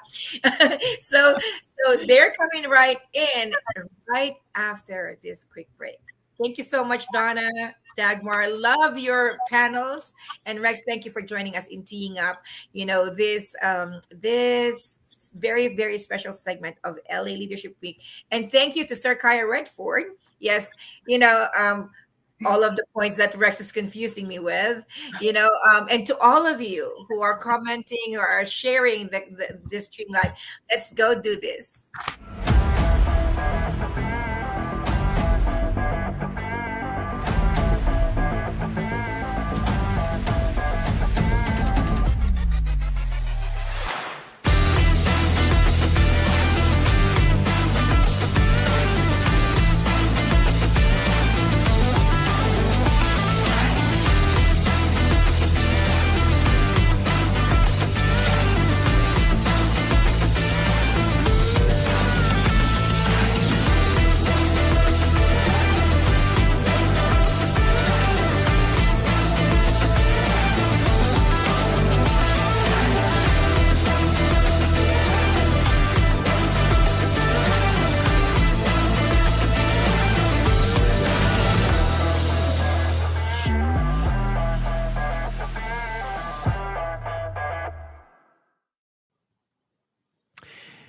Good day. Happy Sunday, Cinco de Mayo. We are here live with the Los Angeles Tribune newspaper, the world changer, the platform that is literally changing the status quo of news. We're so super excited because not only do we have the legends, and a legend himself, a dear friend who I will be properly introducing right now, Pete, but we have an incredible lineup of legends in boxing. And what we stand for at the Los Angeles Tribune is about educating, inspiring, and uplifting humanity. How many of us would agree that in news, there's a lot of focusing on the problems of the world, right? And what we want to do is we want to change the narrative to focusing from the problems to actually solutions. We want to bring solutions to the table. And a lot of us, you know, people at home, you have goals, you have dreams, you have desires, you have things you want to achieve in your life. And by hearing some of the stories of these legends that are not only legends in the ring, they're legends out of the ring, and the difference that they're making in the world can inspire you, can inspire all of us to level up and really make the world a better place. So I'm your host, Sir Kaya Redford, my co-host, the incredible Pete Rivera, joining me today. How you doing, Pete? Feeling like a champ. How are you feeling? I'm doing amazing, amazing. Please, let's give a shout out to our CEO of the Los Angeles Tribune newspaper. It's been since 1889, one of the oldest newspapers in history. And also our editor-in-chief, Ava Manuel. And I, Sir Kaya, I'm a success coach for Fortune 500 companies. I'm also a humanitarian. We do a lot of work with the homeless. By the way, shout out to Mayor Karen Bass, the current mayor of Los Angeles. We have 19,000 people that have been taken off the street the last few months. So we're making a change with the homeless. Directed and produced a documentary called Homeless in America, which won Best Social Documentary at the New York International Film Festival. We also do a lot of work with veterans suffering from post-traumatic stress disorder. As we know, they say 22 suicides per day. And we also are supporting Thorn, which is Ashton Kutcher's organization for eradicating human and child trafficking. So we're doing a lot of things together. But I want to really bring up this incredible man who's become a dear friend, such a dear friend. He is doing so many incredible things, and I want you to get to know him, and I want you to get plugged into what he's doing, because he's not only a philanthropist and humanitarian, he's a former boxer. He's literally the reason why we have the show today. He has literally brought all the celebrities, all the legends to the show today. They're here because of him. This is his circle of influence, and I'm so honored to call him brother. We're literally going to be working together, taking a lot of these projects to the Cannes Film Festival, to London, to Paris, and doing a lot of things together. So with that being said, Pete Rivera is the CEO and founder of Revel Nation Enterprises, Inc., a humanitarian organization launching RevelU, an edutainment platform uniting academia, especially throughout Africa, where he is working directly with the President Mada Bio of Sierra Leone and President Joseph Boakai of Liberia. I'm excited to go on one of these trips myself. We're helping actually building a hospital in Uganda right now too. So we're doing so many things together, and we're super excited about that. So Pete is a former boxer himself, right? He has put this summit together, uniting all these champions who are all humanitarians, giving back in their respective and different ways within their communities. Pete, such an honor to be with you here today. And please share a little bit about, if you don't mind, what drives you? Why are you here? What is the difference that you are making in the world, and why? Well, thank you so much for that wonderful introduction, Kaya. You just always knock it out of the park. You always deliver. Thank you, and much kudos to everything you're doing in life in Africa as well. So we're paralleled and brethren within our respective missions throughout Africa. Basically, what drives us, right? We're cut from the same cloth, is to serve the masses. You know, what's your life's purpose? If you're not here on earth to do good for others and push humanity forward, then what are you doing? You're being a taker, not a giver. And so we come from the thought process that we want to add value to everyone around us. We want to push humanity forward through water, waste management, agriculture, education, ed tech. And there's no greater way out of poverty than through education. And so we have to be able to get to those areas of the world that are underdeveloped, under-resourced, who need all the basic needs that we all take for granted here in the United States. In fact, I firmly believe that what you're doing with the homeless, every single homeless person in the United States and the Americas and first world countries should go and visit West Africa. They would have a whole paradigm shift on how lucky and gifted and privileged they are. They have water, they have infrastructure, they have bridges, they have cement, they have houses and structure and HVAC, and they have, you know, heat and cold and AC, like they have everything. And you go to West Africa and then you realize, oh my God, why did I give up on myself? Why did I quit on myself? Why am I being a drag on society when I've given and been afforded every opportunity to do something wonderful with my life? But, you know, pain and suffering is a real disease, right? Depression is a real disease. So it's a twofold fight. It's one, to bring infrastructure, to bring all the amenities and all of the wonderful, many like water, basic elements of life.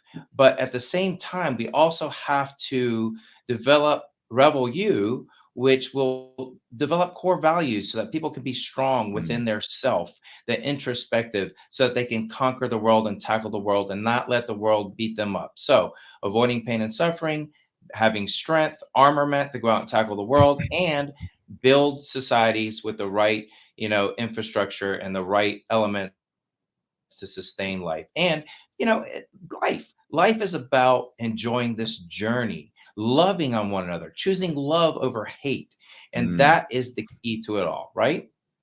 And I know, so by the way, this is being broadcast right now. Millions of people worldwide are watching. Type in the chat what you're feeling from Pete. You know, he is literally making such a big difference. We went to the National Hall of Fame event here in was it Pomona just a few days ago?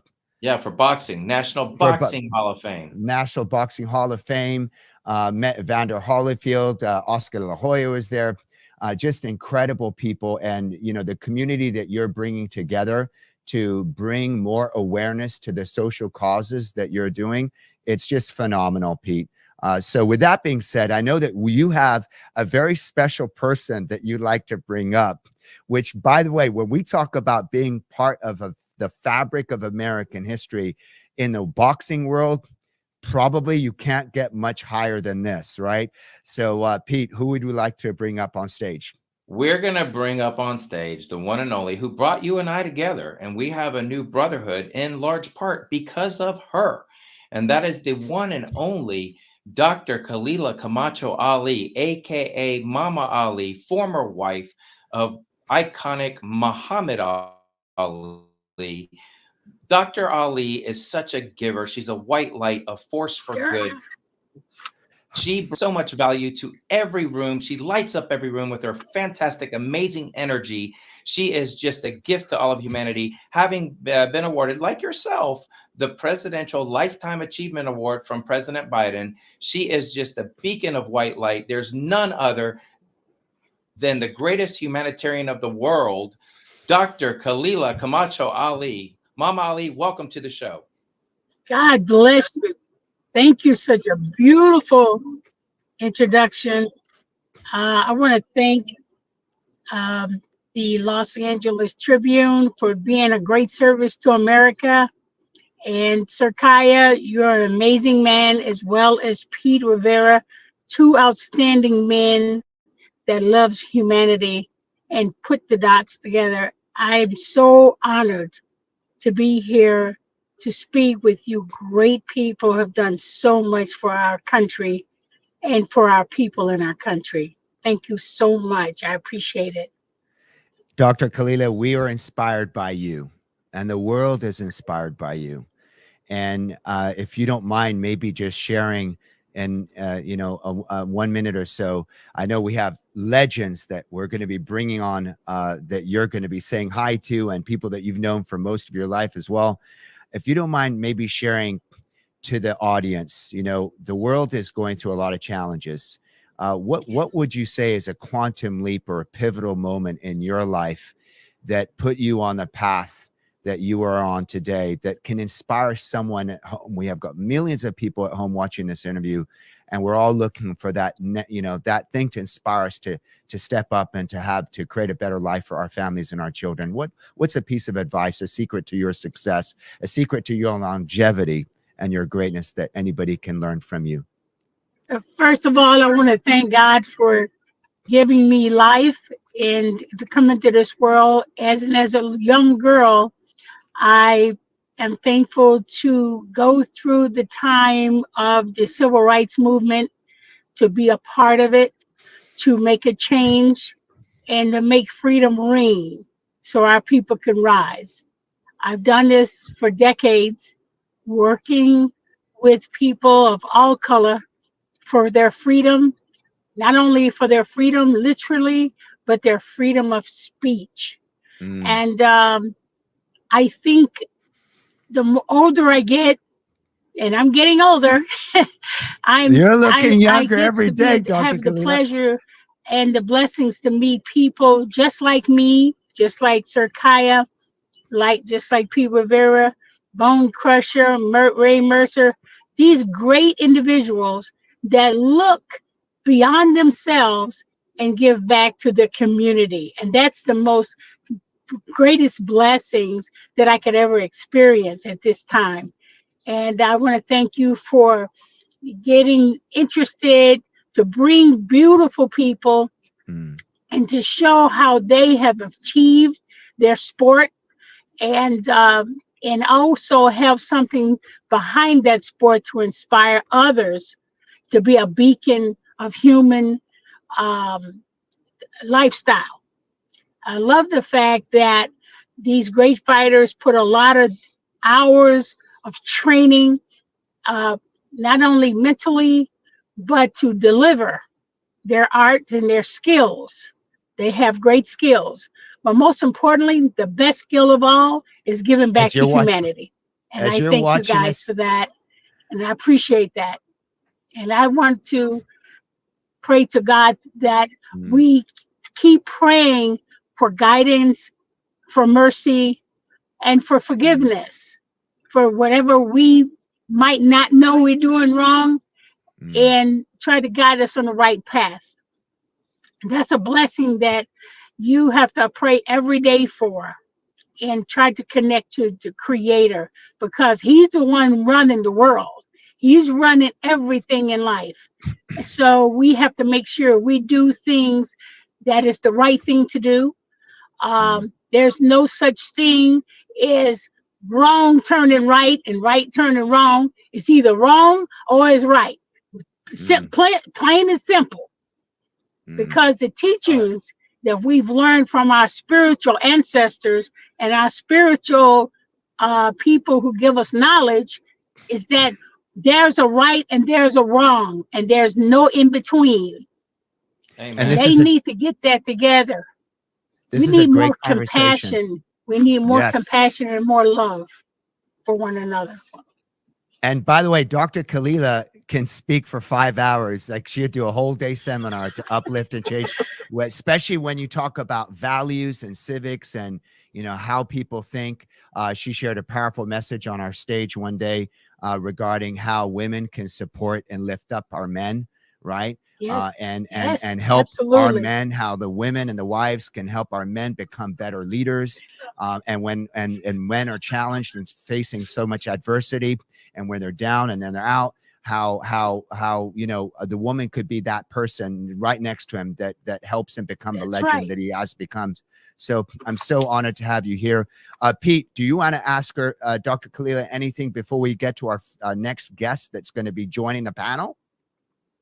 I do, but we're gonna put it in later on the show. Right now, we need to move over to Dr. Murad Muhammad, and we'll come back to Mama Ali. Thank you, Mama. We love you, Mama. You're just so amazing. Thank you. God bless you. Yes. Yep, absolutely. So Dr. Murad Muhammad, he is another beacon of white light, a giver of himself to humanity, focused on serving the masses, bringing quality entertainment, quality life, quality resources to all of humanity.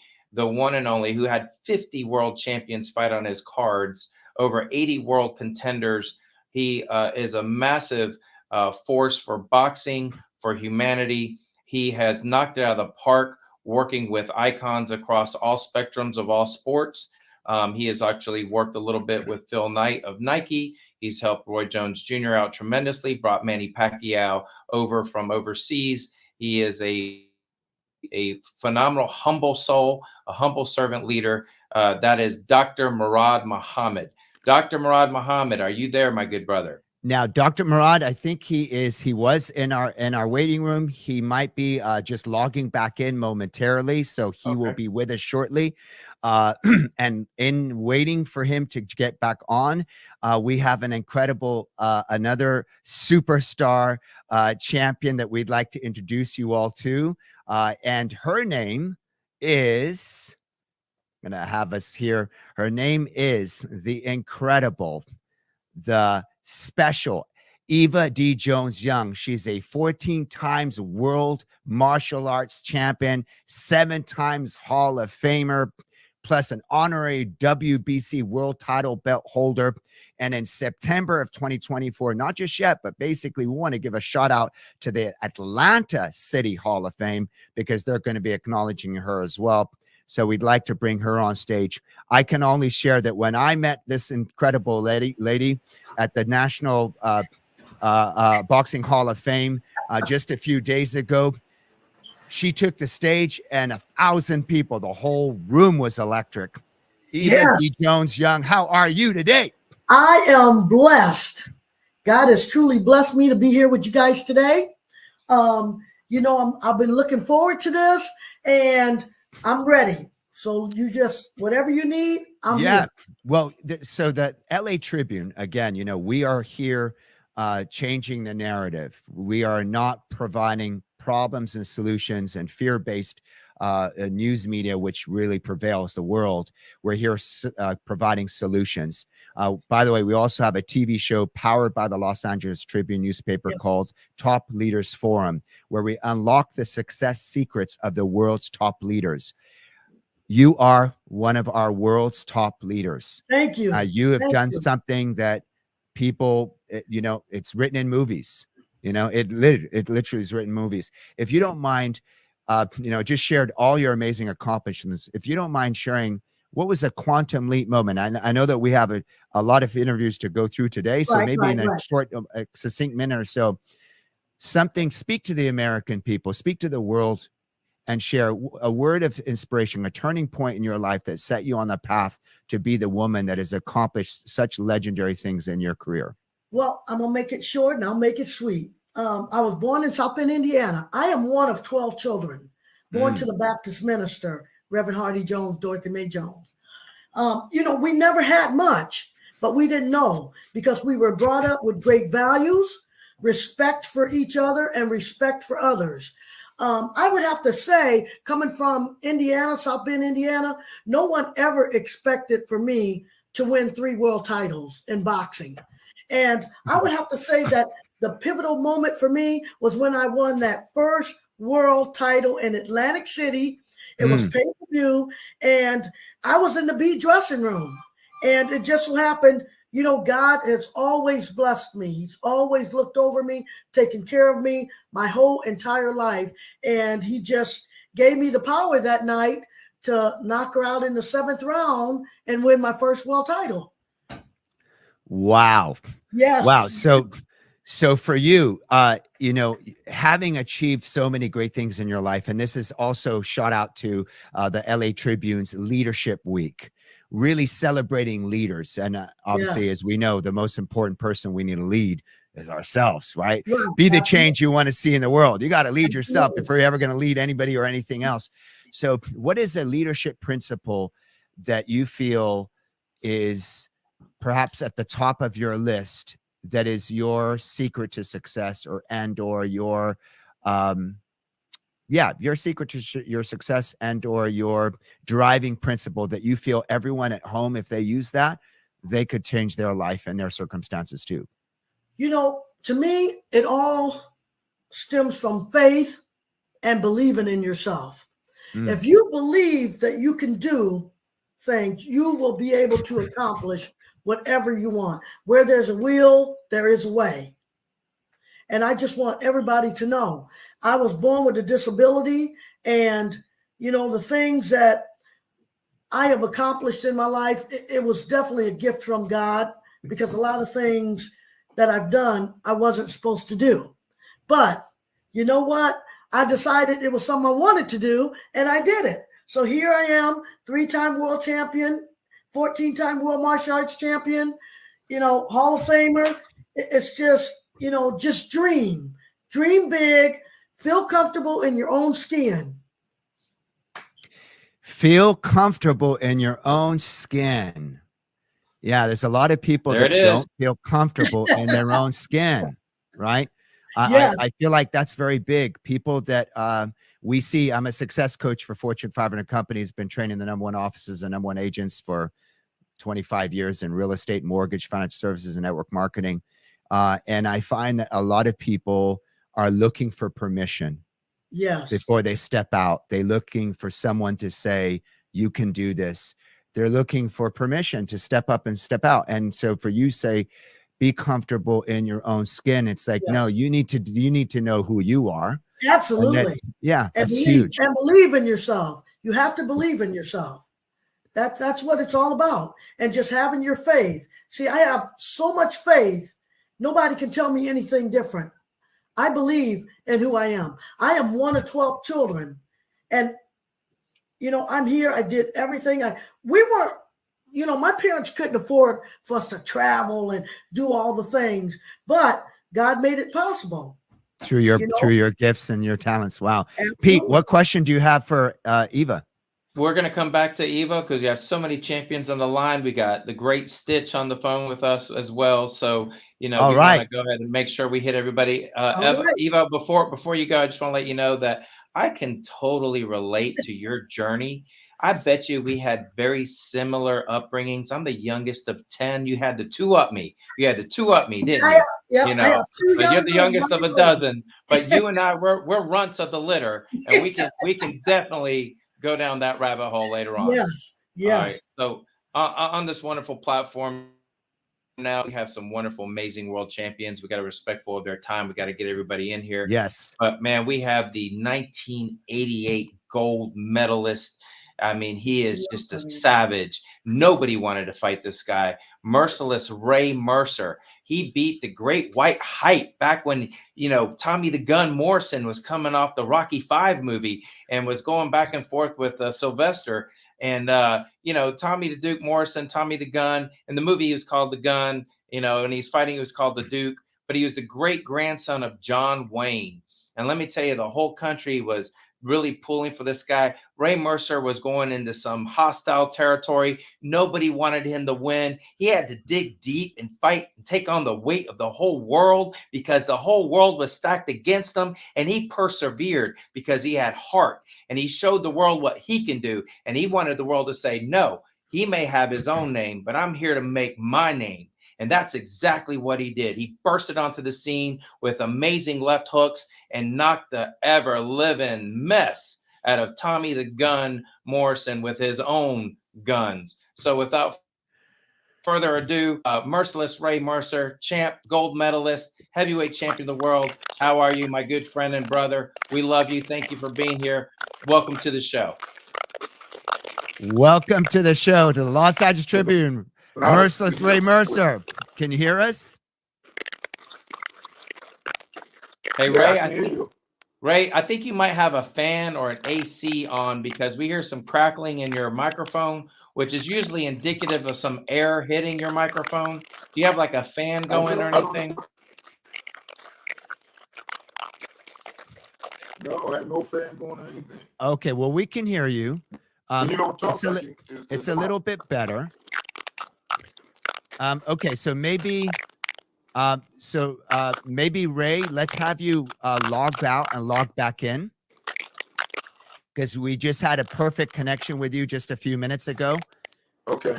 Have you log out and log back in, and we'll bring you right back in on stage as soon as you're. Good now. There's still a little bit of. I would log back in. Okay. All right, we'll come back to the champ. We'll come back to the champ. You know what? We can move over to another wonderful, amazing champion Should we do who took on Samaya? the weight of the world. Yep. Yeah, sure. Go ahead. Let's do Samaya. All right. Okay, perfect. So we're going to bring on stage next this woman. And you know what? It's interesting when you have an impressive bio, one in which you mention certain names of people that had to avoid you. You were so good. You cannot deny us Samaya. You cannot deny us Samaya. Right. To avoid you. So next coming on stage, let me make sure she is ready to go. Also, yes, she is. She's freaking born ready. The incredible Samaya Anani, 4-time world champion in 3 weight classes. It's hard enough to do it in 1, but 3 weight classes. Best known for beating a prime Christy Martin in her prime in the 1998 with only 2 years experience against Christie's 10 years of experience. 2 years in a row, she was the most avoided female fighter in the world. Like I said, if the world's trying to avoid you, that tells you what's up. Avoided by Lucia Riker, by Layla Ali, Holly Holmes, and many others. Let's bring to the stage the powerful legend, Samaya Anani. Amazing. And you would unmute yourself, Samaya. Hi there. Thank you. Yeah, so good to be with you all. We're so blessed to have you with us. And I know that you have, everyone has a story, right? You don't rise to the level of success and prominence and have the type of impact in the sport that you've had without facing some adversities, facing some moments, some turning points, some breakthrough moments in your life. If you don't mind, maybe please share what was the turning point for you? You know, something that for people watching at home can help them unlock their secrets to breaking through their life circumstances and achieving greatness like you have. Well, the thing I really feel really important about is people have to, the number one investment you need to make is to yourself. I'm always learning. I'm always learning from everyone. I love people. When I met my trainer, you know, he had been telling me for 4 years to box. And I was like, I had never had a thought in the stratosphere of my mind to box. I was 24 years old finally when I picked up a pair of gloves, and just 4 years of his coaching, trying to get me. And then we just started, and he just kept telling me, he kept feeding me positive words. He held the vision for me for a long time before I held the vision for myself. So I think you have to really surround yourself with good quality people, people of faith and people of love, because they say who you become are the 5 people you hang around with the most. So invest in yourself, hang around people who are smarter than you, and just be curious about life and about yourself. That's huge. It is. Kyle, let me ask her something. Yes. Samaya, when I was at the National Boxing Hall of Fame, there's a rumor going around that whether it was your trainer or someone threw down a magazine of Christy Martin on the cover of like Sports Illustrated, and they were like, you can beat her. You can start boxing and you can get in the ring and you can beat her. And that's how it started. Is that true? Yeah, that was after 4 years of him trying to get me to box. I'm living in Jamaica. He comes down. This is after the big fight with Christy Martin and Deirdre Gogarty on the undercard of Tyson. He comes down with Christy on the cover of the magazine. He goes, you can beat her. I know you can beat her. He had not seen me shadow box, hit a heavy bag, no boxing workout. He just kept telling me this. And then that was when I was like, oh, because here's what was happening in Jamaica. I was there kind of on a retreat. I was meditating a lot. And when we say in meditation circles, when you talk to God, it's called prayer. When you listen to God, it's called meditation. So I was really listening, trying to really hear God's voice. What did he want me to do? Which way did he want me to go? And I felt like when Barry came down with that magazine, it was God saying, God was saying, you need this man. You need to listen to this man. Finally, after 4 years. That's powerful. Amazing. So Maya, so what would you say is the most powerful piece of advice that you got from that one thing that mentor said? I know you had a few, but that one thing that one of the mentors said that was the pivotal biggest secret to your entire life.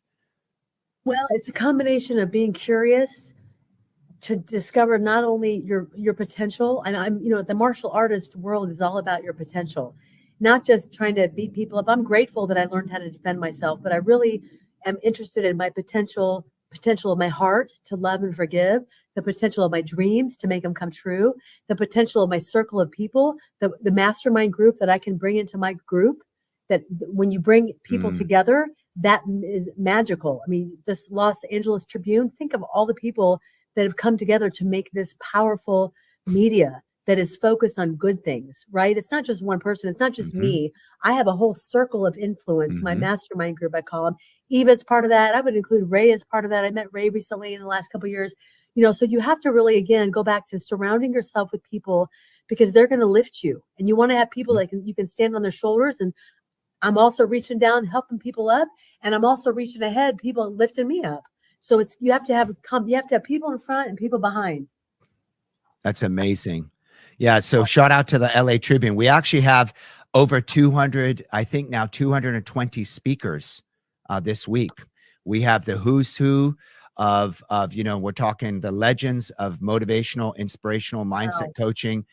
Brian Tracy, we've had, I just interviewed Les Brown today, considered one of the great, Ty Lopez. We've had, Russell Brunson, who's working with Tony Robbins. We'll have Tony Robbins himself on our platform. We're in talks and making that happen. And, you know, authors, leaders, and now this is really the legends of boxing. Thank you so much, Somaya, for being here with us. Shout out again to our CEO of the Los Angeles Tribune, Mo Rock. Literally, he's changing the world. And he literally shared with me, he is so honored to have all of us on here as part of, you know, broadcasting to the worldwide audience. And shout out again to Ava Manuel, our editor-in-chief. So let's continue to stay with us. We're going to maybe bring in one more person and we'll take a little break.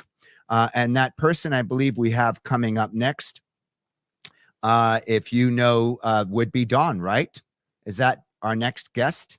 Sure. Right. So I'm going to share a little bit about Dawn. So Dawn, in a moment here, let's go. Dawn McGuire. Dawn McGuire has been a beloved and sought after member of the boxing community for 40 years. He possesses the eye of the tiger when it comes to his masterful command of the art of pugilistic photography. You know, photography is an art form in and of itself, right? Every shot captured is a portrayal of the unstoppable lion heart housed within the souls of combatants in the ring. Wow. I just love the way that is written. Some of Dawn's fondest memories from being between the ropes were special moments with legends such as Leon Spinks, who we just met 2-3 weeks, about a week ago, Virgil Hill, Yaqui Lopez, Michael Weaver, Scotty Olsen, Kelly Pavlik, Burt Watson, and many more. These relationships have transcended into a lifelong brotherhood.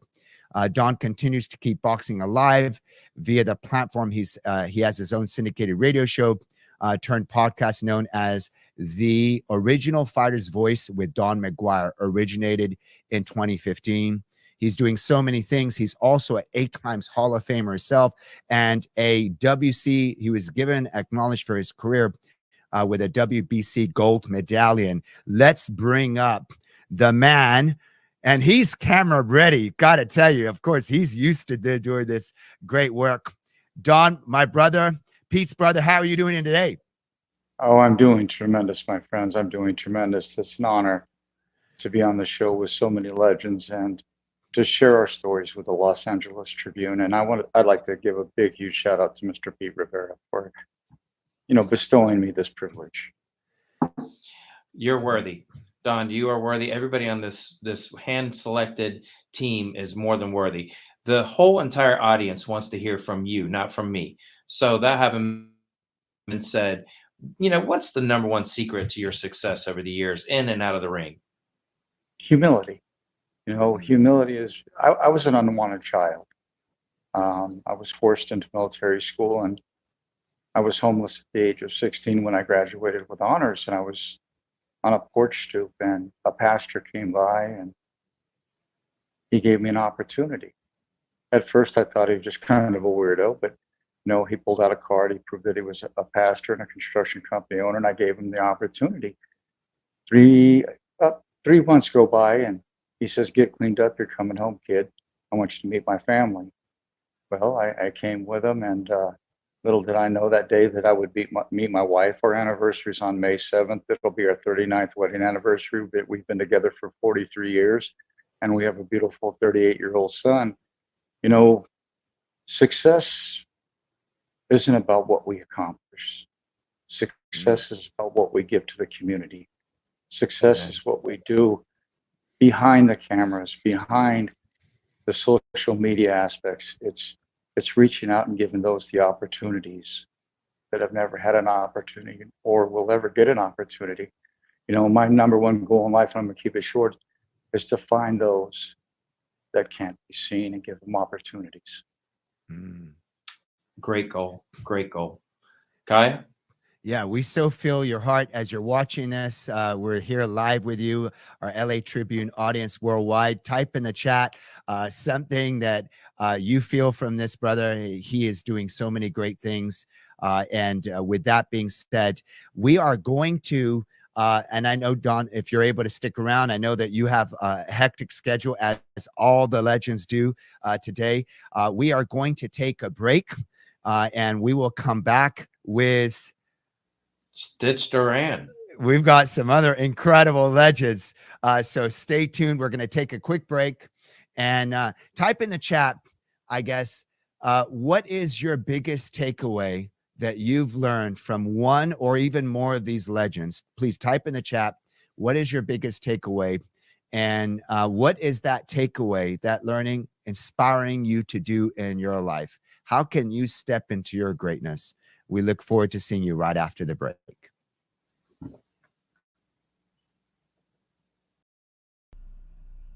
Hello, and welcome to the inaugural LA Leadership Week. My name is Mo Rock, CEO of the Los Angeles Tribune, and I am thrilled to have you join us for what promises to be a historical occasion. At the Tribune, we've always admired the glamour of LA Fashion Week, which celebrates our external aesthetics. Inspired by this, we envisioned a week dedicated to the beauty within, our character and values. Hence, Leadership Week was born. Our mission is ambitious: to ignite a global celebration of human character, much like the excitement surrounding fashion. We have brought together the top thought leaders from around the world to help spark this movement. Today, you're not just attendees, you're partners in reshaping media and challenging the status quo. Last year, our initiatives reached over 1 million people, inspiring acts of kindness and leadership worldwide. This week, we aim to double that impact. Character is power, as Booker T. Washington once said. Let's harness that power to not only change the conversation, but to change the world. Thank you for your commitment to making a difference. Together, we will make this world a better place.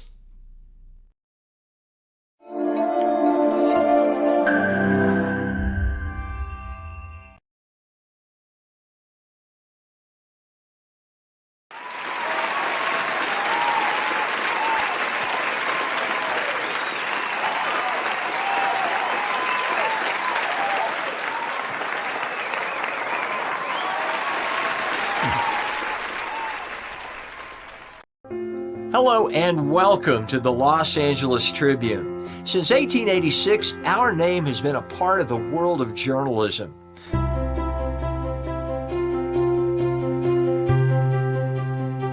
We are back.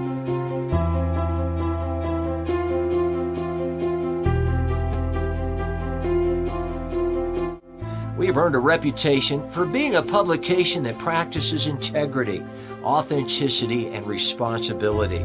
For general inquiries, contact today. Thank you on behalf of the Los Angeles Tribune team. We're back live with the Los Angeles Tribune. Wow. powerhouse, legends, fabric of American history. And none of this would be possible without, well, I'll give a shout out to two people. For first, Pete Rivera, who's really kind of put this whole thing together, his circle of influence. And I had the honor and privilege of meeting Pete by Dr. Khalila Ali, who's with us, flying. I've known Dr. Khalila now for a few years. We gave her a Lifetime Achievement Award at our Oscar event. And I don't know, it was about 2-3 years ago. And then congratulations, she's also received President's Lifetime Achievement Award by the President of the United States of America. And she has honored other individuals. One of those individuals you'll be seeing shortly.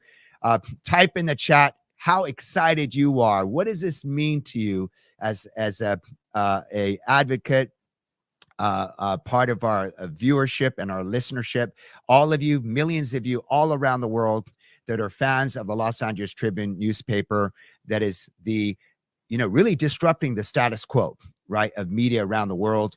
And we're bringing you disruptors of the narrative of the human condition, individuals in the boxing arena that have risen to the very top, that are champions inside and out of the ring.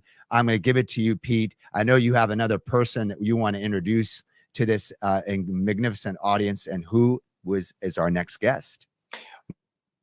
Star-studded panel, Kaya. We're so blessed. Not only these beautiful faces that you're staring at, these champions within their own rights, the Muhammad Ali brand through Mama Ali, who brought us all together. So next up, if you thought it couldn't get any better, put on your seatbelt. Here we go. This man is the caretaker of all of boxing. He cannot walk through an airport anywhere in the world without someone wanting to speak to him and say, "Oh my God, you are Jacob Stitch Duran." Stitch. Everybody reveres this gentleman. This gentleman is literally the caretaker of boxing, of MMA sports, combat sports, anything to do with whether it's bare knuckle, traditional boxing, or in the ring with the UFC or MMA. Stitch Duran is a legend. He has been in all the Creed movies. He has been, and even Here Comes the Boom. You see him in front of Kevin James's face doing his thing. He is a remarkable human being who's a humanitarian, always giving back to humanity in the ring and outside of the ring. And he is on the leading edge of medicine with creams that quickly and swiftly stop bleeding, control bleeding. He has a methodology that is a cutting edge, his own methods he's had to come up with, that's led the world in repairing people in lifetime and in real time so that they can continue to compete and give their best. This man is literally the mulligan for every boxer in the boxing ring so that they can have a second shot. And that man is none other than the one, Jacob Stitch Duran. Stitch, welcome to the show, good brother. Well, thank you, Pete. I appreciate it, man. What an introduction, man. And yeah, a lot of this force has to do with, believe it or not, Bone Crusher Smith, and I'm glad he's on, but he doesn't even know how that fight what he had with Marvis Frazier didn't change my life. It just confirmed what I'm going to do is protecting kind of fighters. I was learning to be a cutman at that time at a school of kickboxing, and I asked this one guy that did a good job on one of the earlier fights that I wanted to learn to be a cutman, and can you tell me what he did? And he says, "F you, I'm taking this to my grave, and you got to learn like me." That was the old mentality of boxing at that time, and my job at that point was never to be like him, to go out there and teach. And that's the road to my success where I'm at. Growing up as a farm worker, I always fought for the rights of farm workers. My parents did. We Cesar Chavez, and the UFC fired me because I spoke out about the unfair practices, taking away the sponsors from the fighters and going exclusive Reebok. So that's been my whole mission, Pete, and I'm just warming up, brother. Well, I'll tell you, you're a gift to humanity. You're a gift to everyone in and out of the ring. Your whole approach about a community informational think tank so that the whole sport can be advanced instead of being selfish with the information is incredible. I'll tell you, you have a method that I would like for you to share with the audience of how you stop bleeding and how you actually do it's a little bit niche right now for the show, but we also want to get to your secret of success and what's pushed you forward, your methodology, and then go into your secret of success. Well, there's no secret to the success. That's the whole thing about it, and everybody thought it was a secret, but it's all proper technique. Number one is the adrenaline chloride 1000, the mixture that we use. It's a vessel constrictor. A lot of the cut men that are using it think it's a coagulant. If they're doing that, people just don't know what they're doing. None of us have to be certified to be called pros or even coaches to be called pro coaches or cut men. So that's something I'm trying to improve by education. It's been a road, and I see so many mistakes that it's not fair to the fighters. I put a documentary together like 25 years ago that deals with all the stuff that fighters go through, and I never did nothing with it. And the young man that helped me passed away about a year ago, and I saw this film after not watching it 20 years, and everybody I have on there are Hall of Famers. I have Mike Tyson, Fernando Vargas, Eddie Mustafa Muhammad, Mills Lane, Joe Cortez, Richard Steele, Emmanuel Stewart, Chuck Bodak, Doc Brodas. All these guys talked about the issues that were hurting boxing then and unfair, and it's still happening now. So I'm going to reshoot this and include MMA fighters because the dementia, the contracts, the agents, everything is spelled out with these veterans, but nothing's ever been done. Now, one last thing here before we cut over to some of the wonderful, amazing champions in the waiting room. Stitch, when people Google your name, one of the number one things that pops up around the entire world, no matter what country they're in, no matter what search engine they're on, they always see the bout that you had, if you will, with you standing tall on integrity. You were a man of moral compass, your integral, fortitude, stood tall, and the whole world rallied behind you as you took on Dana White in the UFC on one particular issue. And the whole world, this is a hot button. How can you walk us through basically the whole,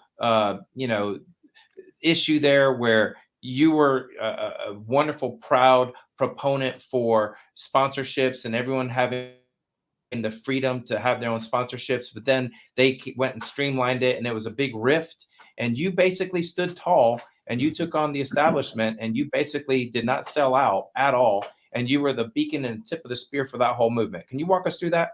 Yeah, Dana brought me in. I think there was only 12 members in the UFC, and there was a smart move that he did because MMA was such a new sport, so guys didn't know how to wrap hands or work cuts. So he brought myself and Leon Tabbs. Leon Tabbs, the original cut man, the Hall of Famer.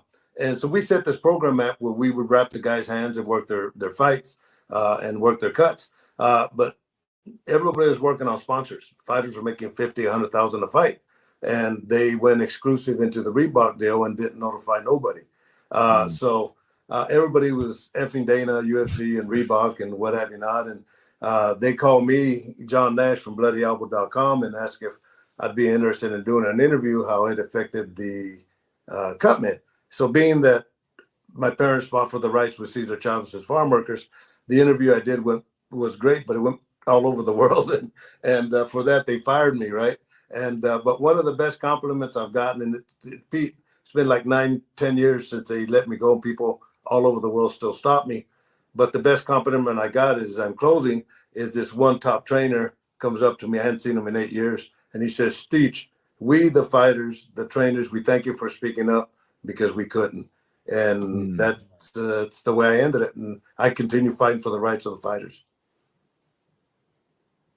Amazing. And Stitch, such an honor to meet you and to be in your presence. And thank you so much to Pete, dear friend of yours, to making this happen and bring us all together. The Los Angeles Tribune is much like what you're saying, an advocate for people, for making a difference in the world, bring positive messages and coming up with solutions. You as a man, as a legend in your own right, and having done so many things, what would you say is one principle that you would say has led you in your life that you feel is a principle that everybody at home can utilize that to tap into their greatness, and they can make an impact like you are making in the boxing world? Yeah, well, thank you. Giving back. My parents were always, we had nothing, and like Ava was saying, we grew up with nothing, but we always gave back, and we always treated people with respect. So that's really been the whole premise behind my whole career. And, I tell these young people, is that line that we're all scared to cross, and we've all been there. If we don't cross it, we never get to the other side. So don't be scared to challenge yourself and go out there and you know, everybody that's been successful is no different than us. You know, we're all the same people. So last question before we bring up our next champion is, Stitch, what challenges you today? What's your next challenge? Well, my next challenge is bringing up this Boxer's Nightmare, this documentary I put together 25 years ago and redo it and then put it out there. And it's done not for economics for me. It's done for the educational purpose and taking care of these fighters. You know, these guys, they're modern day gladiators, but deep inside, they're all babies. And my job is to take care of the babies. And, you know, how many times Ray Mercer and Bone Crusher Smith have you guys kissed your trainers or your coaches and says, I love you? You know, it's a manly thing, but I understand because these guys are gladiators and they need somebody to cover their back. Yes, absolutely. Is there a certain date and a time where that project will be released? Is there a way where someone can stay tuned? Where can people find out about that project? Well, you know, at the Hall of Fame, they finished filming my documentary From the Fields to the Garden, growing up as a farm worker in the fields and my goal to make it to Madison Square Garden. So Michael B. Jordan and the Creed people are going to help me take it to the next level. So once we finish that, in fact, I'm going to start working on Boxer's Nightmare as soon as I can with people that want to get involved and get that out as soon as possible. So, yeah, you know, doing the interviews with current fighters right now is going to be a piece of cake. That's amazing. Amazing. Stitch, please stay with us as we bring in another champion. I know, Pete, you're excited to introduce our next champion. And he is ready, camera ready, off camera just ready. So, Pete, go ahead and please do introduce him. Well, we have a couple, but we've been bouncing back and forth trying to get them all uploaded. But the one that's been here all along, standing ready, is James Bone Crusher Smith. Nobody wanted to fight this guy. He is the former WBA champion of the world. He basically was not supposed to win. He was called with a week's notice by Don King to fight the champion because somebody backed out. They thought that they were going to serve up some fresh meat to the champion, Tim Witherspoon. And man, Don King, Tim Witherspoon, and the world were all rocked and shocked because this gentleman showed up, you know, and ended up handling business and quick. And he ended up becoming the heavyweight champion of the world in 1986 through 87, held the title, defended it. He is just a human being that fights for humanity. He's got great humanitarian charities and organizations. He fights for children, champions for children. He is just a phenomenal human being for kids. There's no one else other than this gentleman, James Bone Crusher Smith. Champion, welcome to the show. Welcome to the Los Angeles Tribune, James Bone Crusher Smith. Hello, hello, hello. How's everyone? We're doing amazing. Turn your camera on. You were on just a moment ago. Yeah, Bone Crusher, whatever you just hit. Yeah, I think you unmuted. Okay, there you go. Hey, how's it going, champ? How's everyone? Amazing, amazing. It's a pleasure seeing everyone today, and thank you, Pete, for those kind words. Thank you for the host. Thanks to all the kind words that have been said about me at this point, and it's a pleasure. Greetings from Myrtle Beach, South Carolina. With my wife has done an excellent job kind of keeping me straight here. You can see the WBA belt on the left there, and so I'm open for questions. Absolutely. You know, we have millions of people worldwide follow the Los Angeles Tribune. Type in the chat how excited you are, any questions you may have that we might even be able to ask James Bone Crusher Smith. That being said, what would you say is a turning point? What was a turning point or a breakthrough moment in your life that put you on the path to becoming who you are today? You know, one of the most amazing legends in the world of boxing. What would you like to share as far as a turning point, a breakthrough moment, and maybe something regarding your secret to your longevity and your success? Well, when I was about 6 years old, I was a little crybaby. Looking at me now, can you believe it? I was ever little and a crybaby. I ended up fighting 10 world champions.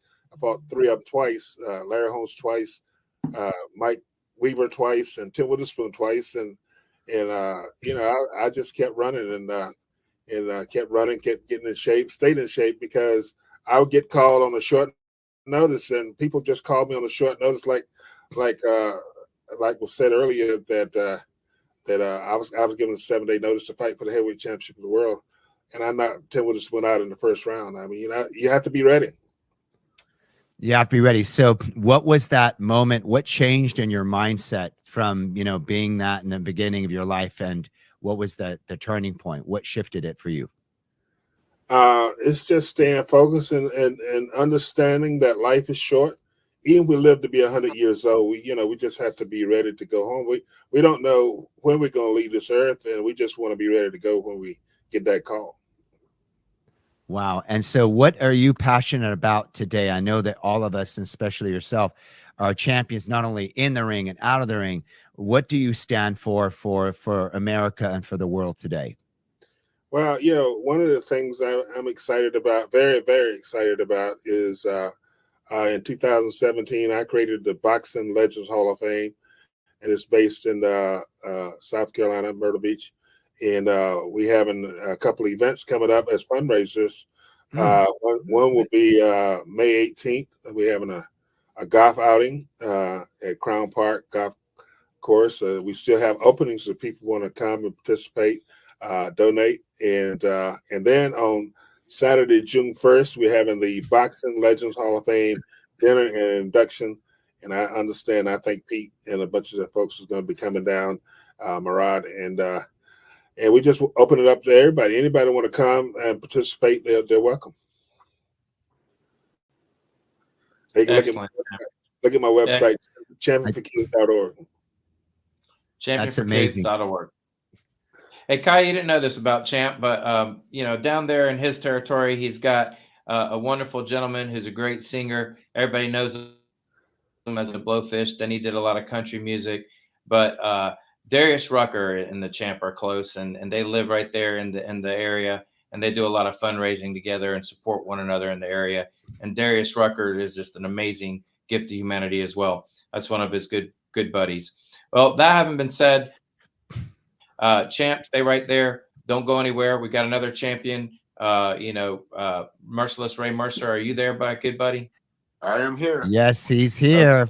Awesome. 1988 gold medal champion of the world. He became the heavyweight champion of the world after that. He took on the world, when the whole world was behind what they dubbed as the good guy, and they dubbed him as the bad guy. But he showed his true colors by overcoming the odds and then winning everybody's hearts. He not only beat the champ, but then he turned around and he became the good guy over time, because his deeds and his actions were congruent with his words, because he fights for humanity, and he always shows up fundraising for other people and other champions. He's always given of himself, of his time. He's always investing in the kids too. So without further ado, Merciless Ray Mercer, welcome to the show. Oh man, it's good to be here. In the presence of everybody that I stand for does exactly what I like to do, for people and the communities. And it's just an honor to be in the company with everybody that's here. Well, it's a privilege and honor to have you, my good brother. We are all feeding off one another and supporting one another. The one thing I wanted to get across to everybody and that's viewing this show is that boxing is divisive in the ring, but out of the ring, it's a real brotherhood and sisterhood, as you're witnessing right now. And everybody, crystallizes and caramelizes together around pushing humanity forward. And everyone here on this channel has got a giving and humanitarian heart. So that's why everybody's here. That having been said, Ray, what are you? What's your secret of success, and what do you have coming down the pipe? Secret of success is just believing, man. I mean, just dreaming and believing in God and praying every night for something that you really want. And it came true for me. So that's the word that I tried to spread with all the young kids and all the fighters out there, that and not only fighters but everybody in every sport, that if you believe in something and you really believe in it and you work hard toward it and you're praying every night for it, it's gonna happen. I'm living proof of that. I had a lot of help in my career without the military. Everybody know I did 10 years in the military. I learned how to box in the military. I was in the Army for 2 years before I even put a pair of gloves on, and 5 years later, I won in the gold medal. So I can honestly tell people that if you really put your heart into it and you train hard and you really believe and you believe in the Lord, then anything can happen. Amen. Absolutely. Amen. Thank you for your service, champ. Kaya, do we have anybody else in the waiting room? I am checking right now. I know that we might be at some point we'll be bringing you another legend, two other legends. They might be joining later today, so we will keep you in tune. For those of you from all around the world tuning in to the Los Angeles Tribune newspaper, type in the chat, what has this meant for you? What are some takeaways hearing from all these champions inside the ring and champions outside of the ring? What is this? What's your takeaway? What's something that they have shared that has been a secret to their success that you feel you could step into even more yourself? And with that being said, I'd like to just go round and have each person share what is the project that you want to promote that is good, that is really a philanthropy, a humanitarian project, or your show or your podcast where we as a LA Tribune can support you. We want to bring our millions of viewers to your platforms. Why? Because what we say is life supports what supports life. You all are legends in supporting life for so many other people. And so we want to support you so that you can do your great work to even have an impact to even more people. So let's start with whoever wants to unmute first, ready to go. Just share links, your podcast, websites, phone numbers to call, literally. And our team is going to be typing it in the chat so that we can get more people to tune into your projects. Ladies first. Ladies first. Who's the lady that would like to go first? I think Dawn has got to jump off soon, though, right? So maybe Dawn first. Or are you good, Dawn? Okay, Eva. I wasn't sure if Dawn had to jump off. We could go Eva, with Eva. Unmute yourself. Okay, Eva, go for it, Eva, please. Unmute yourself. Of course, you guys don't know who I am by now. My name's been said a bunch of times, but there is a couple projects that I'm very, very excited about. One, we are doing a documentary. It's Sweet Magic, .com. It's a 501c3. It's a documentary about my life and the things and the challenges that I had to go through. It's basically, it's really very, very inspirational. I really would love for a lot of the young girls and the women to, watch it and you men too, because there's a lot of life lessons to be learned always. And I'm just so excited about it because I never thought in all my wildest dreams that someone would want to do a documentary on my life. And so, it's a great gift from God. And I know that a lot of people would really love watching it. And I think everybody would take something different away from it. And it's all positive. And Thank Eva, God.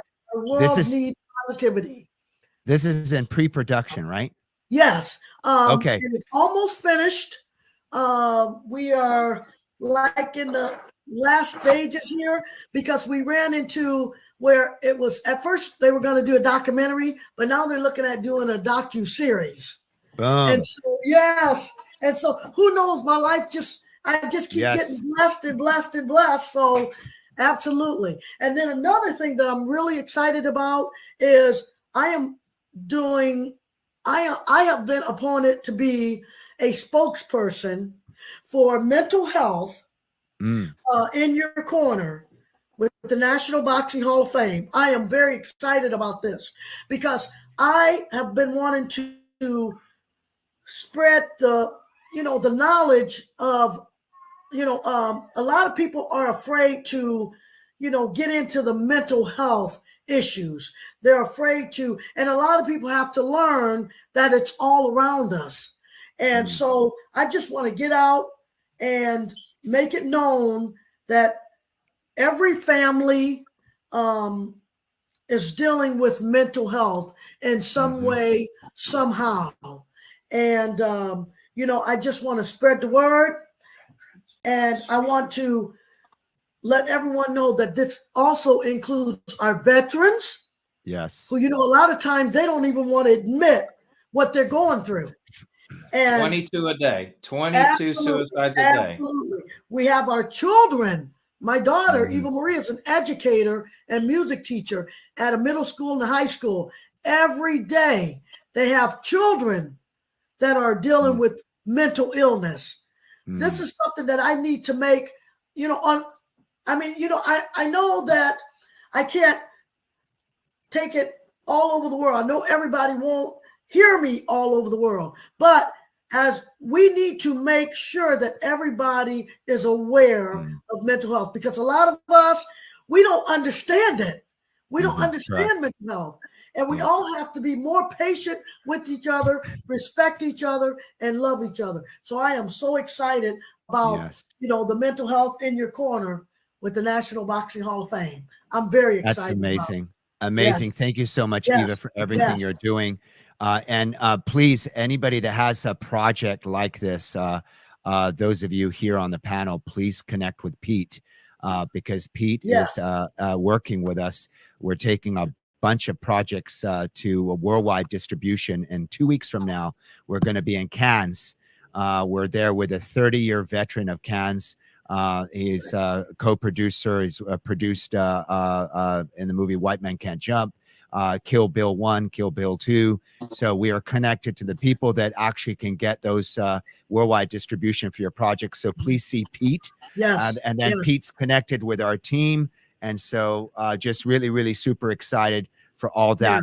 So each one of us, maybe. I have one more thing I want to say. I want everybody to follow me on social media, and I want you guys to go to check out our trailer. It's www.sweetmagic.com, and it is a 501c3, and it's just means so much that everybody would just take the time to absolutely log on. That website, please, as you're watching this, our team is typing it in the chat. That website one more time, Eva. It is www.sweetmagicthedoc.com. All right. We got everybody tuning in. Thank you so much, Eva. And let's hear from, let's go with Dawn. I know, Dawn, you really world famous already. What would you like to share is something that is your project that you would like to, promote, or for us to, our worldwide audience to how do people connect to those projects? Well, first and foremost, I'm really a humble person, so I really don't put myself out extraordinarily, because, it's about other people on our walk. It's not about us. We're here to create greatness and uplift others. But they can find me on the Original Fighter's Voice with Don McGuire on Facebook, Instagram, and I even believe YouTube. But I'm not here about me. I'm here. I deal with several charities. I've dealt with several charities for the last 40 years, but there's one charity right now that sits really deep in my heart, and that's with the Mosley Foundation of Love. Shane. Yes, sir. Shane had lost his nephew Diamond Johnson when they were hit by a semi, and they decided to open up, this organization. And it's been in my heart my whole career. I've shot the Golden Gloves, USA, PAL, you name it. Any children's event worldwide, I've shot for free, because I always believe that that's the future of what we're bringing. So June 16th and 17th of this year in Pomona, California, the Mosley Foundation, we've created a youth boxing camp. We're looking for sponsorships, fundings. We're just about $15,000 shy of creating this event, but this event is to help underprivileged youth, kids who can't afford it.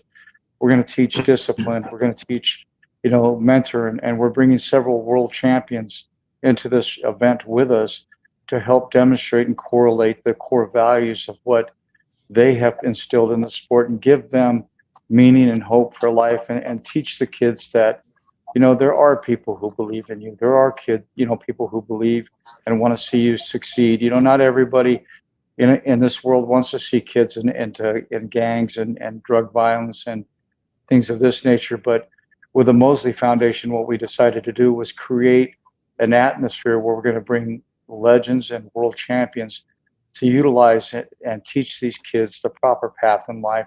And, the biggest part of this is we've been doing crowdfunding so we can get as many kids into this event for free, because we know they can't afford it. And especially in this economy with the world where it's at, me, Shane, his sister, and his daughter all feel that this is a vital necessity. And we want to see this happen June 16th and 17th in Pomona, California. And, I hope people that believe in the children and the future, can find a way, whether it be $1, $2, whatever, give the kids a chance. The world is falling around, apart around us. And this show is a hope, a beacon of light. And, being inducted into the National Boxing Hall of Fame this weekend, I saw so many people that just want to help. So being attached to the Mosley Foundation, it was one thing that I put on my plate, because I have 30,000 things on my plate, but this is one thing that I truly believe in, and I truly want to succeed. We've got just a short few weeks to make this happen. But I believe that, people out in the community and worldwide that love children and want to see children succeed. We drove around in many cities and get kids off the streets, bring them into a gym, mentor them. We bring people in from the universities to tutor them, to get their grades up. We just don't give kids opportunities. They have to also earn it too, because we want to create a tremendous individual that's going into society. So you got to maintain your grades. You got to do your homework before we even let you train. So there's a lot of things that go into this, but it's trying to create a better tomorrow than we have today. And we're so excited. Thank you so much for the great work you're doing, Don. So excited to be interviewing this evening. Also, Sugar Shane Mosley, he'll be speaking with us, sharing his message tonight. And so thank you so much for everything you're doing. Let's kick it over to who wants to go next? Maybe Samaya. Yeah. Samaya and Ray. Ladies first. Ladies first. Samaya, if you don't mind, share what is the projects you're excited about? Where can people find you, find those projects? How can we at the LA Tribune and our greater worldwide audience support you and what you're doing in the world? Yeah, thank you very much. My website is sumaya.com, SUMYA.com. It's going to be updated, but what I'm really passionate about is health. And we do not have a healthcare system. We have a health disease management system in many ways in this country. And I feel like for the last 14 years, I've had a studio since 2010. I retired from boxing in 2006, opened my first studio in 2010, and we teach 7 habits of health that I developed. My book is coming out this year for children, and I'm opening a bigger center this summer. It's going to be an 8,000 square foot health facility where we teach these 7 habits. Thousands of kids come every year to my field trips, my camps, my parties, and we teach them about health. We, when I see kindergartners come into my studio that are obese, like almost half the class in some cases, I have seen, everybody is touched by diabetes nowadays. Everybody, children, 1 in 6 children have diabetes. It used to be 30 years ago, a teacher would see a student with diabetes every couple of years. We have hit the Titanic in many ways as far as health is concerned. And this book and my field trip is my mission to help change that. What I'm planning on doing is franchising this. And I have kind of a 2-part goal. I want to uplift the health of communities all over the country. But I think if I get ex-fighters, ex-boxers opening one of these centers in their community, I think we could lift the sport again. Many times I hear boxing's dying, boxing's dying. Well, it's not dying. I know MMA is really big right now. Boxing is always going to be here. We're going through a little bit of a thing, right? We're losing more opportunities on TV. Showtime just stopped showing boxing this last fall. But I feel if you get fighters, ex-fighters, all these champs in their communities, Bone Crusher Smith, Ray Mercer, you guys open a center, what I'm doing here in Kansas City. You're invited to the grand opening this summer. I don't have a date yet. I'm hoping around the 4th of July, before or after the holiday. you'll see what I've been doing for 14 years. I've perfected it, and I want to put it out to communities, because we need to have education. It's education. It's help bringing communities together to help learn new habits of health. The 7 habits are nutrition, movement and exercise, learning and self-confidence, nature and wildlife, family and community, world harmony, and the final chakra is up here. It's goodness and happiness. Because ultimately what I'm hearing from everybody on their talks is ultimately to be happy, which is all of our journey. That's what the true journey in life is. We all want to be happy. To be happy, you have to do good things, and you have to be in service to other people. So that's what I hear with Don. That's what I hear with everybody. We're all about being in service to others. And so this is my habits of health. And I know we can make it work. My book is coming out. You can stay in touch with my website, sumaya.com. And super excited to be part of this mission. Thank you. The secrets to success continue. You shared so much in just that a couple minutes there, Samaya. Thank you so much. I love that your approach is the holistic approach, right?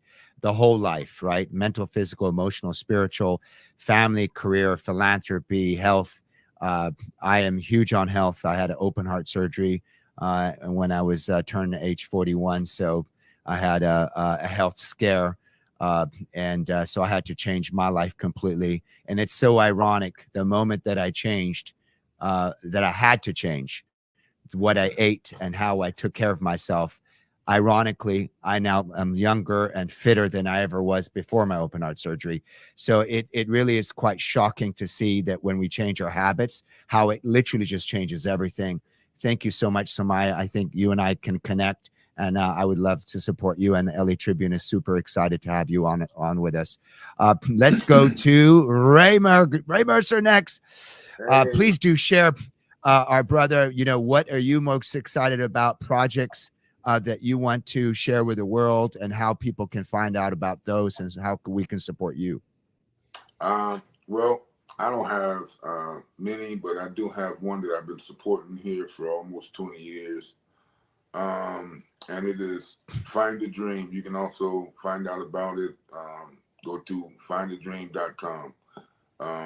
My friend Rod McCarty is the founder from New Jersey, and this guy helps a lot of people. We help a lot of people. We do boxing training, we do MMA training, we do anti-bullying. We do a lot of things for underprivileged kids, and all of them, all kids. And we have camps, we have training camps, we have everything, and it gives the kids something to really look forward to. We get them bicycles, we get we just try to provide what kids need, like computers and stuff like that. So I've been supporting that for the longest, and this is the first time I really got put on the platform so I can let people know about it. So if you want to know more about it, just go to findadream.com, and but just donate them, because we're trying to help everybody. So it takes a village to raise kids, so we're trying to be a part of that, and everybody who's been on before me is doing the same thing. And people like you guys, man, are gonna make the world go round, man. I'm telling you, and I really love and appreciate everything you guys are doing. Thank you, and everything too, for bringing that together. Absolutely, and thank you so much, Merciless Ray Mercer, for all you're doing. Please type in the chat one more time that website. Findadream.com. Findadream.com. Please type it in the chat, and thank you for joining us today. Who should we ask? James or Jake Stitch? Yes, please do share again. What is your projects that we can all support? Where do we find you? How can we support what great work you're doing in the world? What and the projects that I'm working on have come to me, right? And Pete, you mentioned the cut cream. Jason Washington, Keith Hyatt created a cream that helps it accelerates the healing process of cuts. So when they called me, I asked them what proof source they had, and of course, that's why they called me. So I took them to the bare knuckle fights, and there they all get cut. They sew them up in the dressing room. They would take a picture of them, give them the cream. A week later, they would return the pictures, and the results have been tremendous. It helps in the healing process. So that's called the cut cream. That's available at stitchcuts.com, and instead of an S, it's a Z. So stitchcuts with a Z.com. That's available right now. It's called the Cut Cream by Stitch Premium. Also, I'm we're audio's. If you could just repeat the last couple sentences, we lost your audio just a little bit.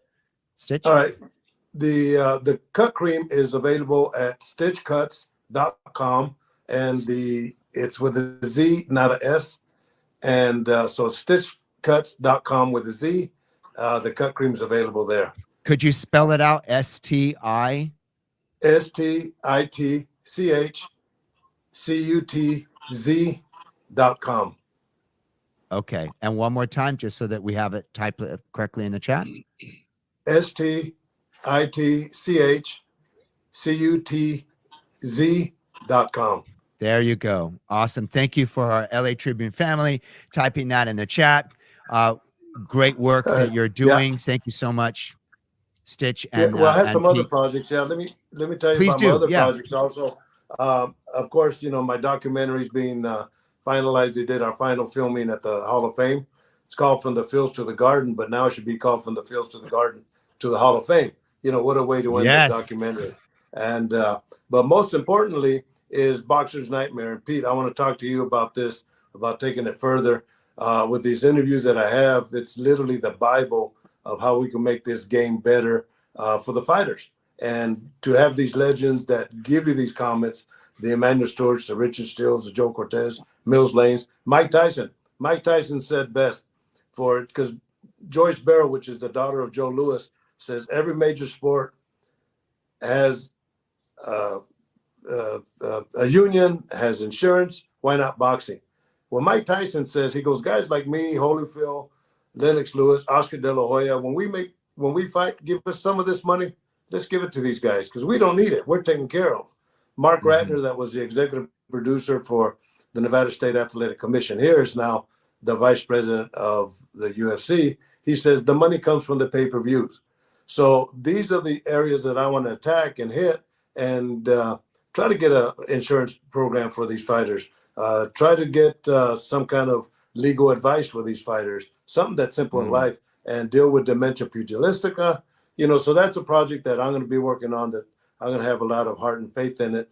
And then finally, the company that's helping me distribute the CBD products are also going to have a cannabis line with me. It's called Thai Stitch. Hopefully it comes out in June, if not June, in August. So those are the programs I'm working with. And, you know, bottom line is fighter safety. That's my number one concern. Amen. Hear, hear. Real quick, guy who is working on the exact same projects I'm working on. So we're concurrent and paralleled, and I already have the health insurance piece, the dental piece, and a lot of the benefits piece to bring over to you. So it's going to be a perfect hand in glove marriage, like a hand going into a boxing glove. Stitch, you've excited me. I'm on fire now. I love you. I'm all in. I'm all in. Yeah, well, we should all be in, right? It's not fair to the Ray Mercers and Bone Crusher Smith. You know, take care of these guys. Yeah. Yep. Yeah. Speaking of Bone Crusher, absolutely. Yeah. Speaking of Bone Crusher, champ, you are the last one to get us connected with all of your initiatives. What are some of your projects, your passions? And please tell us about June 1st. You know, Murad Muhammad, myself, and others are going to be there. But how can everybody else get connected to us and be part of your projects? Well, yes, I want to talk about that as well. But before I do that, I want to recognize my wife, Doreen, and give out her number, because she's working on the James Bone Crusher Smith show and my documentary. She's the executive producer of that. Matt Million to Madison Square Garden. And her number is 301-537-4362. Again, 301-537-4362. And like you said, Pete, we want to invite everybody to come June 1st in Myrtle Beach, South Carolina. I'm hosting a Boxing Legends Hall of Fame, my event, Boxing Legends Hall of Fame dinner and introduction. It'll be at Crown Park Golf Club House, and they can reach out to me at 910-658-3408. That's my cell phone, or they text me. And I'm also doing, I show people how they can drink coffee and make money. So if they want, gotta love that. That's a great combination right there. We got a Zoom call today at 7 p.m. Eastern time. If you would like to be part of that, want more information, they can text me their information. My cell phone is 910-658-3408. It's going to be a knockout. It's going to be a knockout. Look at them hands right there. All right. So thank you so much, everybody. Wow. None of this would have been possible without the amazing Pete Rivera, who is literally changing the world. Thank you so much, Pete, for pulling us all together. We're super excited to have Sugar Shane Mosley on our platform to share his secret sauce to his greatness and his longevity of over 20 years tonight. We're also going to be chatting with Larry Holmes, and then also Riddick Bowe and a couple other people over the next day or so. So also want to give a shout out to the incredible LA Tribune. We've had this is now, I think, the day 5 going on a 7-day leadership week with the Los Angeles Tribune newspaper, the newspaper that is literally changing the status quo. Again, we all know the news is very good at keeping everyone's attention. And what do they typically do that with? With a lot of fear-based messages, talking about problems of the world and not bringing enough solutions. So we're changing the status quo. We're a news station that, yes, gives the people the truth, but also gives us solutions and also uplifts, inspires, and educates. And so shout out to our incredible CEO, Mo Rock of the LA Tribune, our editor-in-chief, Ava Manuel, Alicia, and the entire team. I would give it back to you, Pete. Anything you want to share in final words, even though we're still in process, there's still a few more interviews coming throughout the rest of the day, but anything you want to share, Pete? Eva, go. Eva, go. Eva, go. I forgot one thing. I want to make sure with the In Your Health, with the mental health thing, I want to make sure they get that website, because I didn't say it. It's In Your Corner, NBHOF.com. Say that really slow again. In your corner. In Your Corner, NBHOF.com. In Your Corner, NBHOF.com. You got it. And all right, please, on our team, please type that in the chat. Yes. So as everyone's watching right now, you can click that link. Well, don't click it right now and leave the interview, but just click it as soon as we're done, when we go to a break, and save that in your on your computer or on your device so that you can tune in. So please do share a little bit more, Eva. We're going around the horn, so make it quick. We're going to go around the horn to everybody. Yes, we're going to go around the horn to everybody. Go ahead, Eva. Go quick. There is one other thing. I do have a book that is coming out. Vanderbilt University, Professor Gabriel Torres is putting out a student book, inspiration, book for all the colleges, and that should be out soon also. So I just wanted to, I forgot about that, and I probably should not have forgotten about it. So that's awesome. Big things are happening. Big things are happening. Amazing, Eva. Thank you. Go, let me finish up. And this, thank you, Bone Crusher Smith. This happened when he fought Marvis Frazier, when the guy told me to F off, right? I just put a video together because education is a big thing that we're all doing. And it came out last week. I kind of forgot about it, right? But it shows fighters or trainers, cutmen, how to wrap hands for boxing, for MMA, how to work on swelling, how to work on cuts, the proper medications that we use, the whole history, the tools that we use. So that video is now available at stitchduran.com, and you could rent it or you could buy it. Perfect. Thank you. Champ, Bone Crusher, go. What do you got? Thank you, Stitch. I remember you, man. And it's great. And if anybody would like me to speak to their organization, they can call me or text me at 910-658-3408. And again, if you're interested in drinking coffee and making money, you can text me as well, and I'll plug you into a Zoom call. Phone number one more time is 910-658-3408. And it's gonna be a 910-658-3408. I'm gonna send you a text. I'm gonna call you. Yes, All right. Partner with the champ over some coffee. Drink some coffee. Yes, Yeah. yes, That's yes. awesome. Samaya, last words. Go. Gotta unmute yourself, darling. You look great. You're Yes. lip syncing. Thank but you. Come Thank on, you. bring it. Okay. Thank you. I'd like to thank everybody here. Thank you for being an inspiration to me. As I meet you, some of you, I've known your stories for years. Bone Crusher, Stitch, Don. But thanks for being part of my team. And just come to my grand opening. I'll reach out to each of you. I'd like to make it a big boxing event where you can bring your stuff and you can advertise what you're doing at the event. So it's in Kansas City, super easy flight to get here for most of you, nonstop. And I'll let you know when it's coming up because it's going to be a big, big, amazing thing. Maybe get the news out here and everything. I hope you have enough food because we're all showing up. All right. Mercer, Ray Mercer, last words. Go.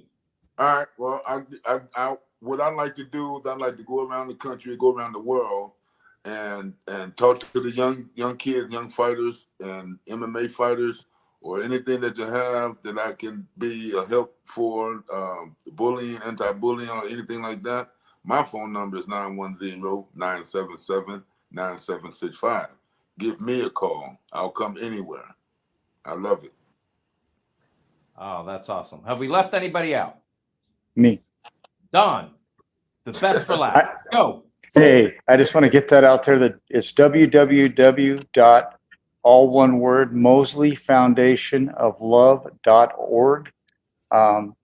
Whether it's $1, $2, $3, you're going to be saving a child's life.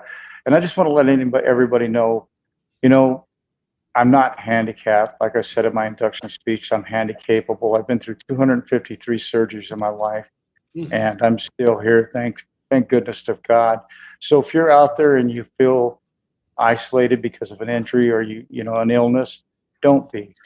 You know what? The only people that can make excuses are the excuses we make ourselves. Like I said in my speech, trust me, half of my career, I've been without a leg, and I've created some of the most iconic moments in Muay Thai, the UFC, and in boxing, which is my heart and my soul.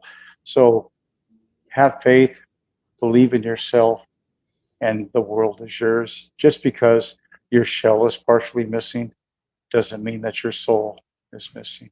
With that being said, thank you and God bless. Well said, champ. I don't know how to follow up on that other than we have to push through adversity. Speaking of adversity, the power went out. Here I am with a cell phone light and still pushing through with you guys. You're looking pretty good there. Yep. So, you got to land quick on your feet. You got to be, pivot and change and just believe in yourself. And that having been said, ladies and gentlemen, please give it up for the Los Angeles Tribune, to our wonderful host, the voice of the Oscars, the amazing CEO, inspirational host, Mr. Kaya Redford. Kaya, thank you so much for providing us this wonderful platform, gracing us with your leadership and your guidance. And final last words from you, my friend, because you are the one that's going to close it out. So Kaya, bring us home. I'm so grateful for all of, everyone on here, Cinco de Mayo. We're all busy people. We're making a huge difference in the world. It's such an honor to be partnering up with you, Pete, and bringing the legends of boxing and all the philanthropy and humanitarian work that they're doing to the LA Tribune. And I like to say, iron sharpens iron, right? So this team leadership, we're all making each other better, having an even bigger impact in the world. So grateful for the Los Angeles Tribune, and stay tuned for the rest of the day because we have more legends coming. And with that being said, as we learned from my documentary, Homeless in America, and helping the people that are suffering around the world, the homeless, as an example, they don't want a handout. They want a hand up. So it's lifting people up, and that's what we all do together. I feel like tears in my heart, tears of joy, to connect with all of you. And thank you, Pete, for making this happen.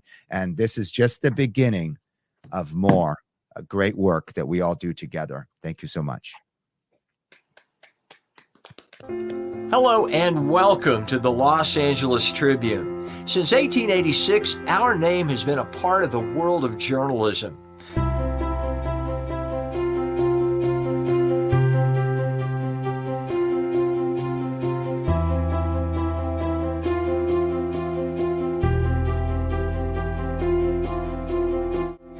have earned a reputation for being a publication that practices integrity, authenticity, and responsibility.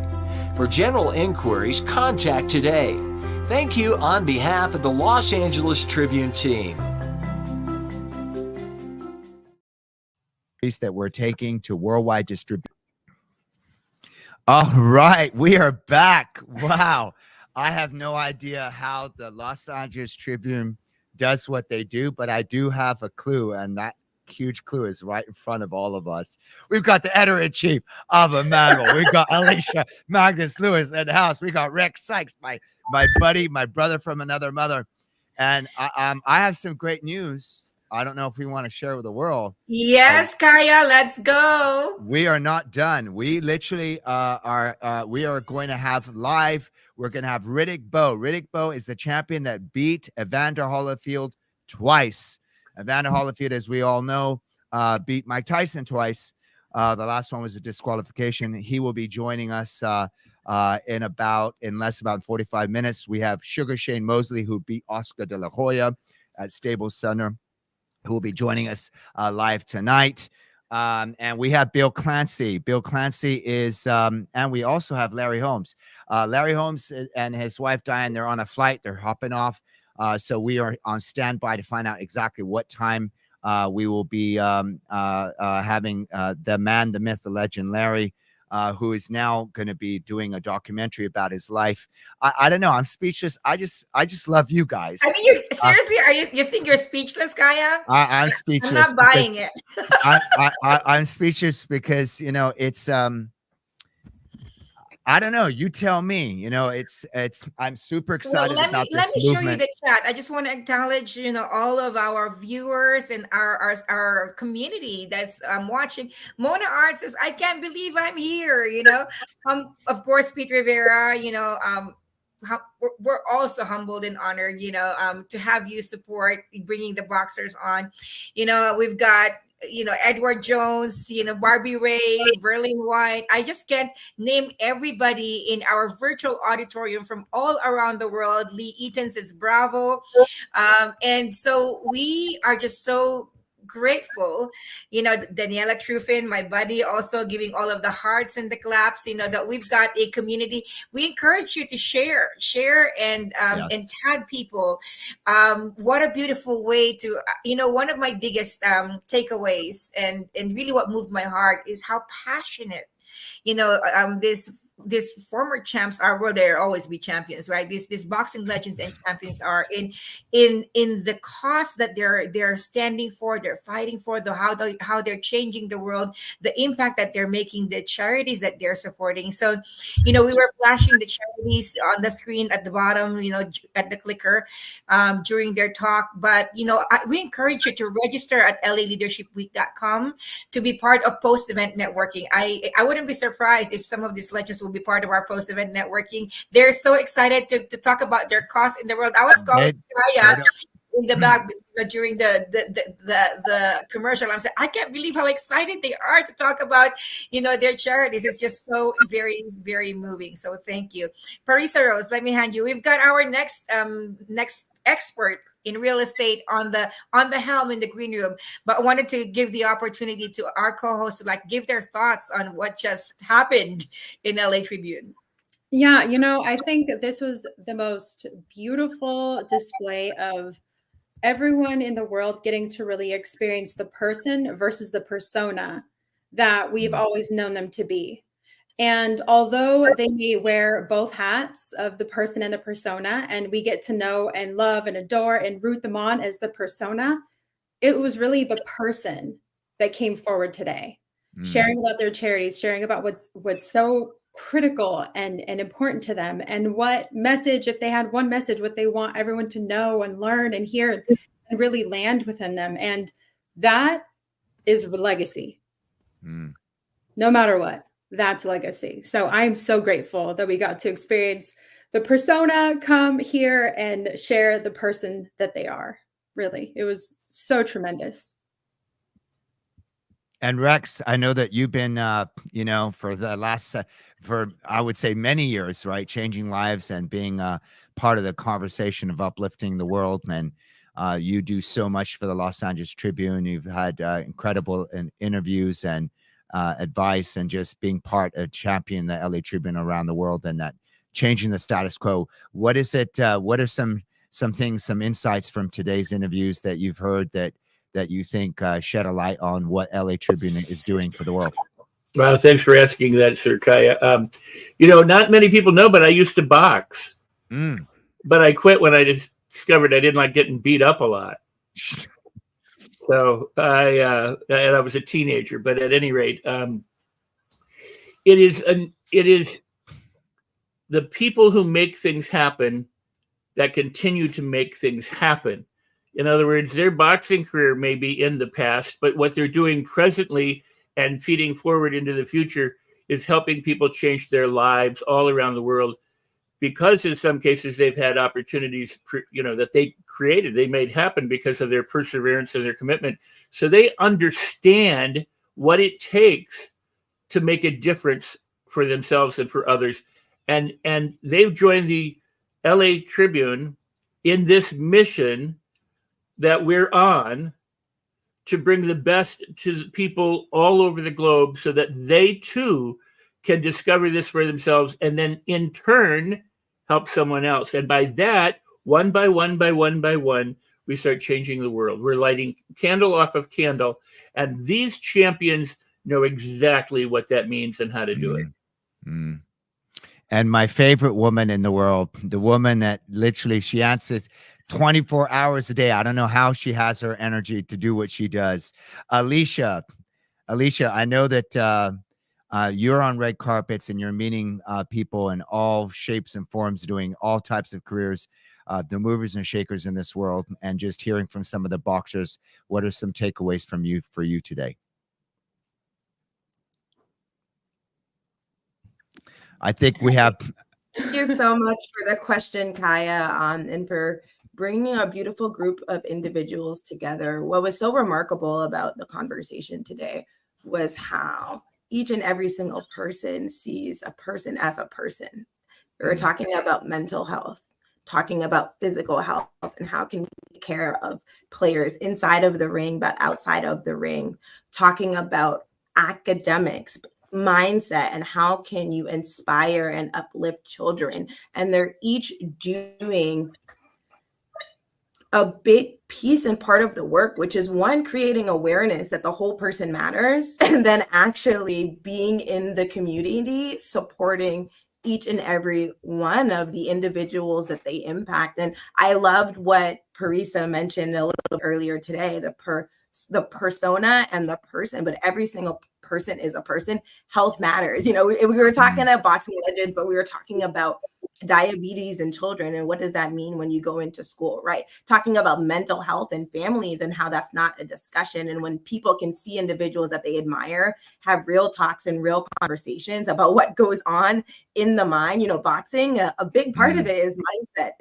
It's discipline. It's how you show up for yourself and how you can be in the ring anticipating the next move, right? What am I going to do next? Practicing, because I've been here before. So now I know how to react or not react. If I'm caught off guard, what do I do? And just bringing that wholeness together. And then the community impact, how even on the global stage and during this conversation, there was so much collaboration happening, so much invitation to say, this is what I'm doing. How can you join in to support? I would love to come out and to see you and what you have going on. So I think that's what it's really about. I think it's about creating awareness, collaboration, upliftment of one another. And that really showed through today in today's conversation. And so just the delight, and I know we have so many more boxing legends that are coming, that will be joining us today, but I loved, and I think it might've been Peter at the end, but how he was closing when he was saying that, you know, we might be competing in the ring, but outside we are united, you know? And I don't know if it was Peter, I don't want to quote the wrong person, but that sentiment is so real, right? Like, it may seem like we are competing, but we are all united. It's a brotherhood. It's a sisterhood. We're all here to support each other. So phenomenal conversation today. And what I'm so excited about, and I know all of us, and that's why we're here, is this movement is happening. I believe it's only one in the entire world. And this is the LA Tribune. The LA Tribune is doing something, as we say, disrupting the status quo that is truly, truly unique. And it's crazy because as you see this great, 250 speakers and this week-long summit and leadership and all this, we're just beginning.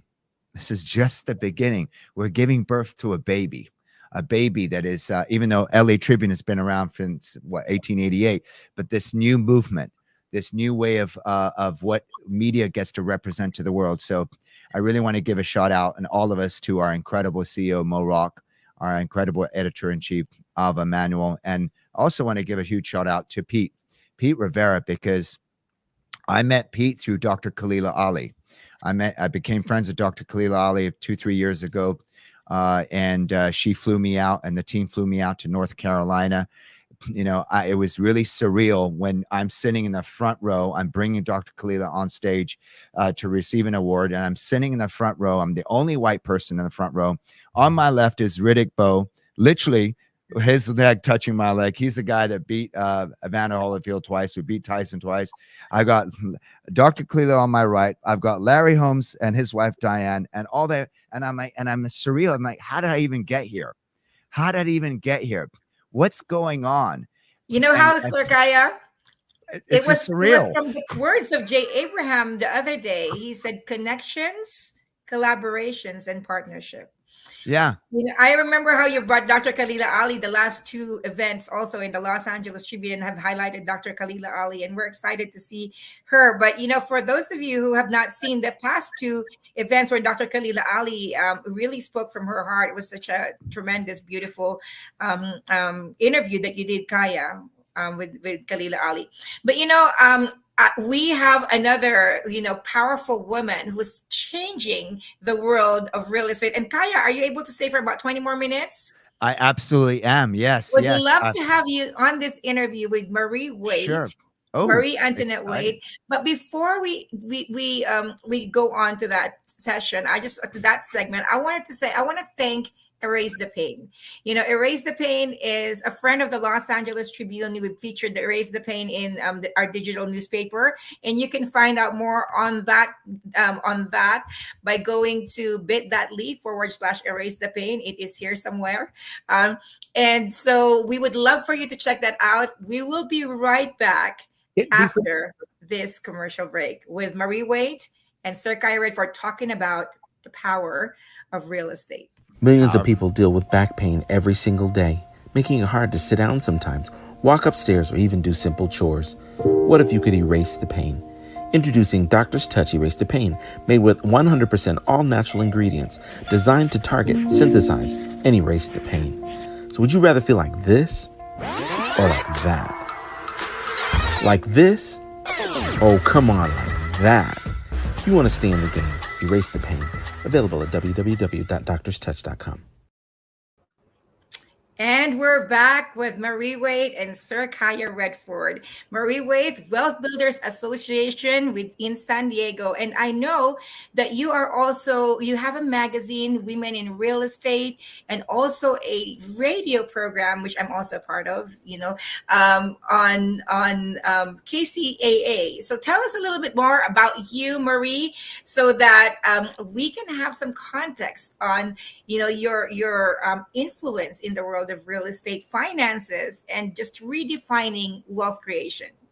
Okay. Well, thank you so much for having me here today, and very excited to share my information to all of you.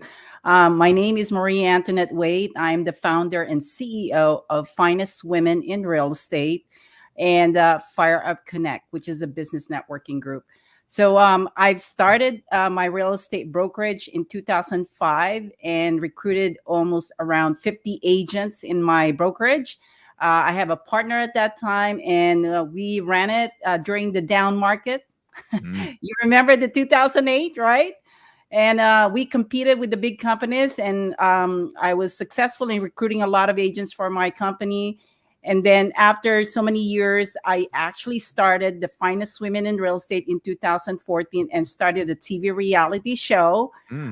Also created Real Men of Real Estate, which is also a TV reality. It's a TV talk show that we aired on NBC This was in 2019. And then after that, I started other TV shows like the Business Doctor TV, and did a lot of live events and fashion shows in the community of Temecula.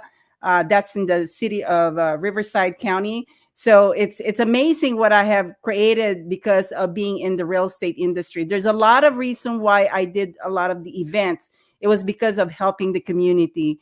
And it was my passion to just, gather all the business professionals and help them in expanding their business. So that's kind of like what I'm known for. Well, I can tell you that you cannot be in better hands than with Mr. Kaya Redford, because talk about real estate. That's actually his realm. So I'm going to leave the two of you in conversation together where I run behind the scenes. Thank you, Ava. Thank you so much, Alicia. You know what? I have so many questions for you, Marie, and such an honor, privilege to meet you today. And thank you, Ava. Shout out, of course, to our editor-in-chief, Ava Manuel, and our CEO, Morak. Marie, so, when it comes to real estate, so I'm a success coach for Fortune 500 companies. We train the #1 offices and the #1 agents in real estate, including the #1 office, Century 21 in the world, Century 21 All-Stars, and the #1 agent in the history of the Century 21 brand, Marty Rodriguez. We work with and have coached Christian and Jeanette Fuentes, which they do over $2 billion in sales, or actually over $1 billion in sales every year, with RE/MAX top producers, Sotheby's, Keller Williams. I just got back from Miami. We're training KW and Coral Gables, Miami, and Coa Banker and Coral Gables, Miami. So and so when you talk about real estate, because there's different things, right? So there's this in real estate investing. There's a person who wants to get into real estate and become a salesperson and build a team. So if we were to break it down, and I want to simplify this because you're an expert at what you do, but for just any average American at home that is looking to create wealth, because your program, International Wealth Builders Association.com. Let's really break this down very simply. Why real estate? If someone wants to build wealth, why real estate? Why not stock? Why not all these other things? Why not Bitcoin? And why not why real estate? Well, because real estate is something that people can relate to. It is tangible. It's an asset. And it's something that, people is familiar with, okay? It's not something that if you go into the stocks, people have to learn, which I did. I went in there and learned it. But it was very difficult for me. And real estate was very natural in regards to what makes sense to people. I mean, as a person, you have to have your own home.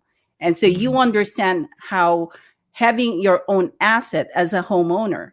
So starting from there and then learning that real estate can be something that they can embrace as a business to where it will also include in regards to building their wealth. That is something that can be done as a homeowner.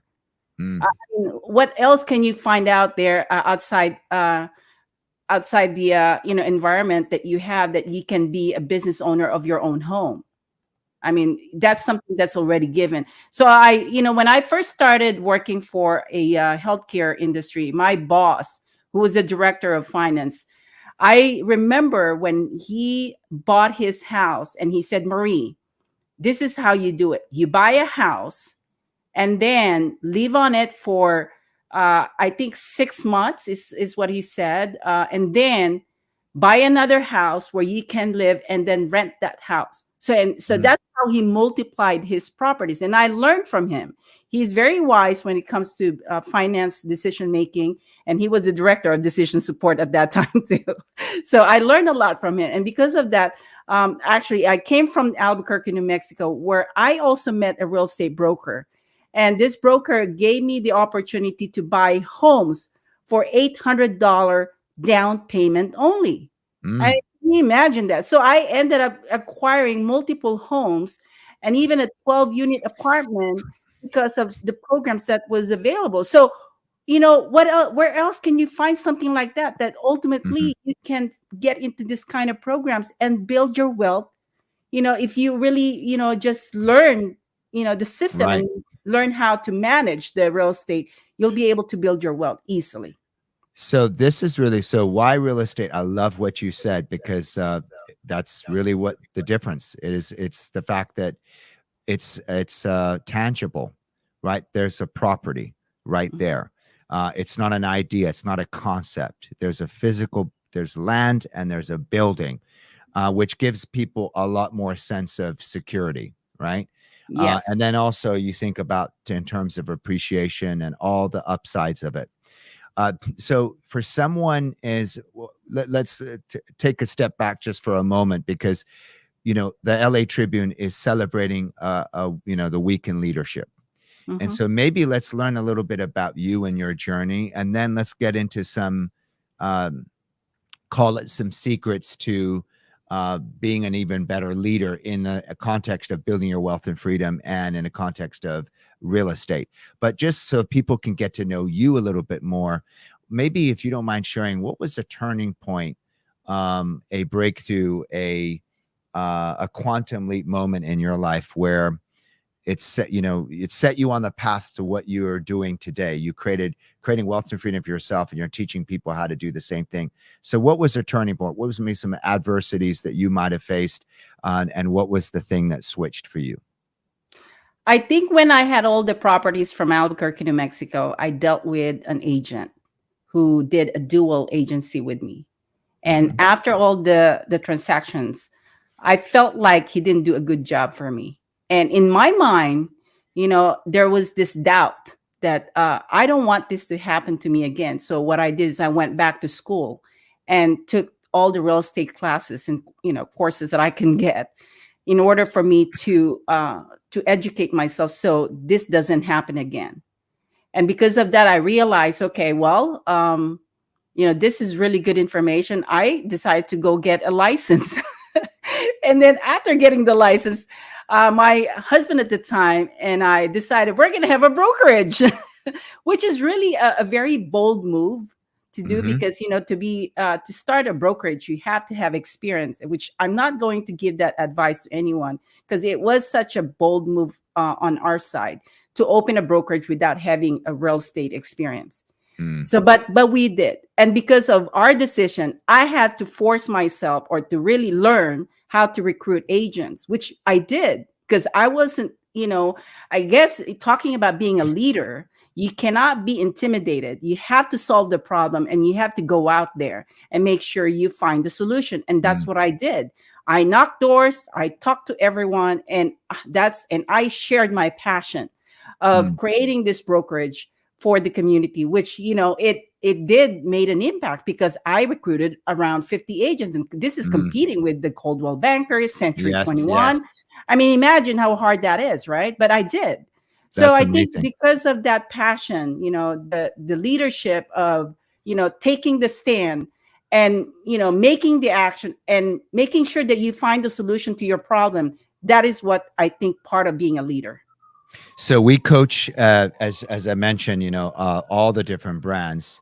Our program is Top Producers Global, and oftentimes the agents are coming in and they're doing their sole production, and then eventually either they, you know, they don't take the money that they earn from their commissions and they don't make it work. They don't invest in real estate. They stay as a salesperson, and they spend as much as fast as they make it, or they decide that I'm going to become an investor, or I'm going to build a team. So one of the things that, like you mentioned, that you've accomplished, which is recruiting 50 agents, which is very not easy to do at all, especially if you're not like one of the big boy brands. If you don't mind sharing, in this conversation, our audience is not a whole bunch of realtors. Obviously, we're not just a bunch of real estate salespeople watching this. We've got people that are entrepreneurs, leaders, influencers, salespeople, writers, authors, motivational speakers, coaches. We have a realm of so many different industries represented here, but maybe we can offer some secrets to success. So what is your secrets to success in recruiting? Because if you think about when you're recruiting someone, I'm speaking not to you, right? Obviously, Marie, you know this. I'm speaking to as us in the audience. When you're recruiting someone and someone says yes, they're giving you that level of trust to come work with you and your company. So now think of anybody that has a business, all the business owners or all the people that are working on a mission and a vision.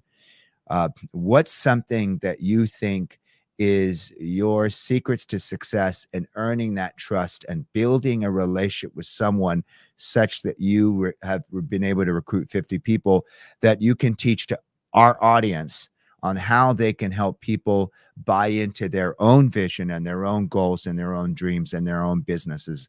What are your secrets to success? Well, number one, I'm going to advise is to make sure that you understand your brand. And I actually put a book out there. It's called Who Do You Think You Are? Build Your Name, Build Your Brand, and Build Your Legacy.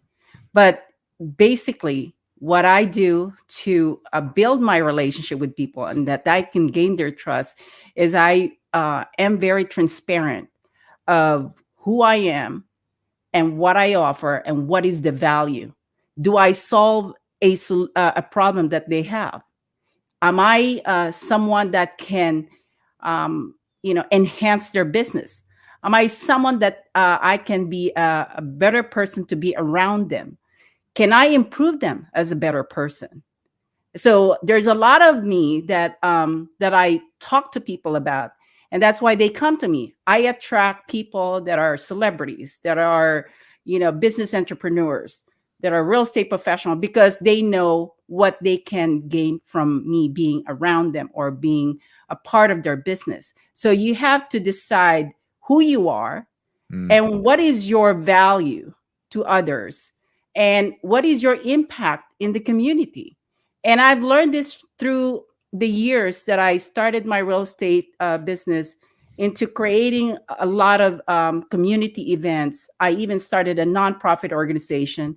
And I also created all kinds of projects, magazine publication, radio talk shows, TV reality shows. These are the things that I wanted to do to prove that I can do it. And it's not something to prove to other people. It's to prove it to myself that these are the things that I want to do. So there's a lot of trial and error in my part as a leader in the community. But I learn from it and I fine tune my process. And because of that, people are observing me. They're looking at me as someone who is doing things, who's making things happen.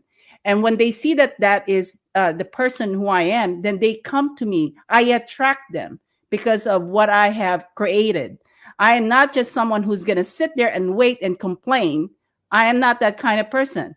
I make things happen. If I have a problem, I will find a solution, A, B, C, D, and E, whatever it takes. And if it takes 5 years to 10 years, I will do it and make things happen. And that's just my attitude. And that's just my character. And that's how I build my name, my brand. And now I know that I have a great legacy because I have really attracted a lot of high profile individuals in my life, which, this year I'm doing a 4-day event, live event at the DoubleTree Hotel in San Diego. And I have the amazing movie actor, Glenn Morshower, who is an incredible speaker, a very good actor, and he's actually getting an Emmy nominations award. And he said to me a few days ago, I was on the phone with him, and he said, "Marie, you are such a blessing to be connected with me." And that's coming from an actor who had years and years of experience and letting me know that I am a blessing to him.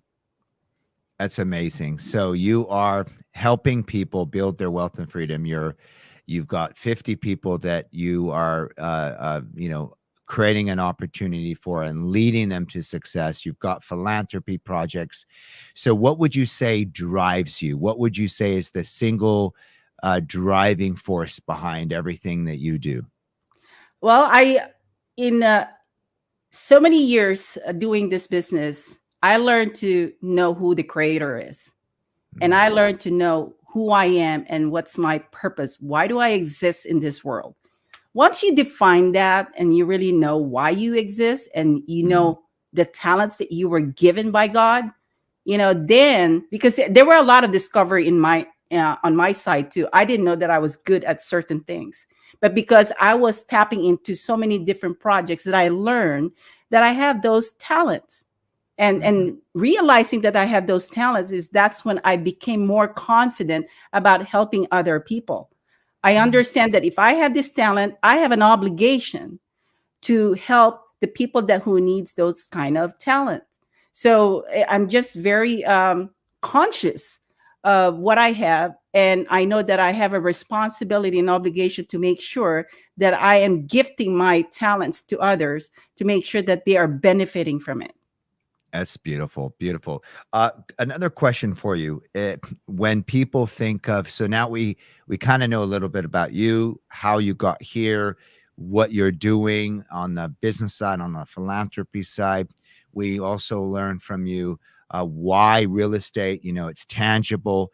The next question, I know we have our editor-in-chief, Ava Manuel, here too, is what is a secret that you can teach someone in as far as maybe on the real estate investing side, someone who's green, someone who doesn't know, where do I start? Okay. What's step 1, step 2, step 3? You said I'm buying a house for $800, and I'm sure that was a long time ago. Yeah. So where does someone start to do this? The first thing is you got to get yourself educated and be mentored by people that have great experiences. Okay. It's okay to have people to talk to, but you got to find the people with experience. Like I was talking to this real estate broker. He has over 40 years of experience in real and commercial real estate. But when I connected him to these 3 individuals that have over 20 plus, years of experience in the commercial industry, in land development projects, and in, just residential. Now he realized that, it's not even about the business, it's about the connection that he can get and benefit from the experiences of the other people. So I surround myself with people that are very knowledgeable in the industry. There are organizations that you can go to. Mine is actually called International Wealth Builders Association, where we do online workshops. We also do mastermind, real estate mastermind. And if you are in San Diego, there is an organization called San Diego Creative Investors Association, where you can go there every second Tuesdays of the month and learn from the speakers. So and then start talking to the people around that are attending those, because these are like-minded people. Once you learn some of the lingos, the terminologies, then you're start thinking about creating your own project. Or not only that, is you can create it and partner it with someone that has already experience. Okay. So when you do that, that's how you can start yourself learning things, not the way I did when I started the real estate brokerage. And one last question. I know this is a kind of I don't know if this is a heated debate, but there's 2 different worlds when it comes to real estate. There's the people that say you want to get into home ownership. You want to buy a home, and you want to enjoy and benefit by the appreciation of the real estate value of your home, right? And you want to live in that home. And this is what you might want to do next and next and next. And then there's another school of thought where Grant Cardone says you don't want to buy a home to live in it, right? You actually want to live, you want to rent where you live, and you want to own where you rent. Where his theory is buying a home is not the best financial, to live in necessarily. Is not the best financial decision, but to buy a home to rent it out for cash flow is. So what do you believe? What's your philosophy? Do you advise the average American to buy a home and live in a home, or do you advise them to rent and buy real estate only for cash flow? Well, it depends on the lifestyle and the family situation of the individual, because when you are someone who is raising a family, you need to have an established home for your family, right? So it just depends on the lifestyle of the person, because every situation is matched to someone's lifestyle. So for me to give an advice that this is the best way for you to do, when it's not applicable to the people that are listening, I don't think that's the right way to do it. You got to assess where your goals are. If you are a single person who has enough money to invest and take that risk, again, there's a risk for every investment. And you need to learn what is your tolerance on the risk of the investment. If you can handle the risk, then the other option that you mentioned is where you can rent that place and then buy another property. That might be good for you, but it might not be, because some investors that I have met, they actually like to just give their money into a syndicated project. Okay. And they let other people run it and they do their own thing. So they don't want to do the landlord, responsibility, some of them. And it's also very risky to be a landlord nowadays in California because of all the policies and, that's going on with the tenant, and how, a tenant can, stay in your property, not pay, and it would take 9 months to evict them. So do you have the money to take care of that? If you are wanting to be in that situation, if you want to be a landlord, you need to have capital for all of that. So if you don't take that advice. Do you see what I'm saying? So it just depends. That's why it's best for you to educate yourself, learn your situation first, learn the ability that you can fund some of these projects. And I would say, there's definitely different types of projects that you can be a passive investor and still make good ROI. Okay. I actually have brought in a group of investors to a project, and I actually didn't have any money involved in any of this, but I used my network and my connection to be able to bring these investors to a large development project. And they ended up buying this project for $8 million. And I made $50,000 out of that 1 hour meeting.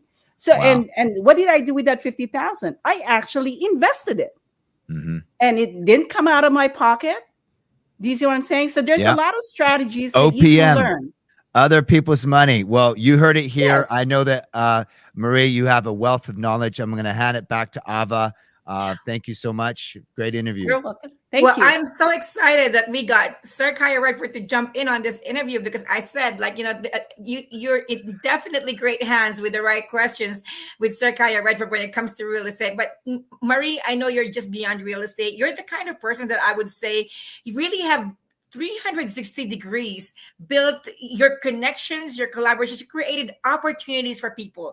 Kaya's question, how do you recruit people? Well, Marie, it's a principle of money in you, and I couldn't quite get it right now, but someone can help me on the chat. The principle in money in you with Doria Cordova, where you don't go directly to your objective or your target, but you go sideways and then you get back to it. So one thing that I know about Marie is she creates opportunities for people. You've created the opportunity for the radio program. You've created opportunities for people to be on stages, for people to be on magazine, for people to be everywhere. You create visibility. And so people want it. You're a magnet, you're a magnet for people. And so how can people find out more about you, Marie? Because I'm sure people are like right now, how do I find out more about this person? So tell us, give 1 minute or more, just give 1 minute or less. Just give your invitation out. We'll give you the Okay. Well, I have a couple of websites that you can check. It's called marieantonettewaite.com or mariewaite.com. That's MarieWaite.com. And you can Google me. If you just want to do a due diligence of who I am, it's in the internet. And nowadays, you can find anything about a person. And I would highly suggest that you do due diligence on everyone that you're connecting with, because it is going to make a difference in terms of who you are and what your name is about. So make sure you check the person that you're connecting with. But again, I am available on internet. My website is mariewaite.com. Thank you. Thank you so much. And with that, let me bring on stage also Alicia Magnus Lewis, a partner of the Los Angeles Tribune. Marie Waite, thank you. Sir Kaya, thank you. We'll be right back after this commercial break. And we are heading into, for our audience, we're heading into healing and mindfulness and wholeness on the next segment. So we'll be right back.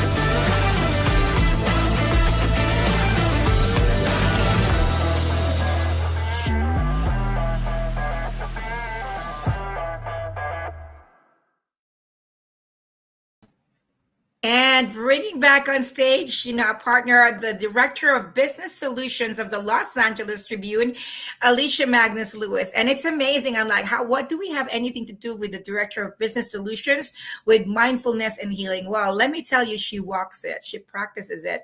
Like her day would not start unless she's done her practice and her discipline of just like being grounded and being mindful and taking care of herself. So Alicia, how excited are you about this upcoming interview? I know you've had your personal experience and also the upcoming panel after it.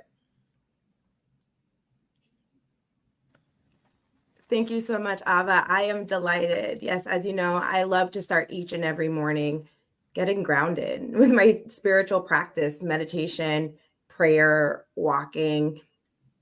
When your mind is rested, when you are grounded, you allow things to flow to you, as well as your ability to actually go and execute on the things that you want to execute on. And sometimes we try and separate what we have going on in personal life with our work, but we're one being. So if we can be fully connected to all that we are, understanding that we do have a lot of the answers that we're seeking outwardly inside. And then we also have the tools to be able to find and connect with the individuals that we want during our day to day. And so I love that we are bringing our next guest, Christine, to this conversation. She is a dynamic leader. She has worked in the corporate world, specializing in revenue growth. She's done sales. She's done marketing, client success, events, and education. And she is the Chief Growth Officer at Nutritional Frontiers.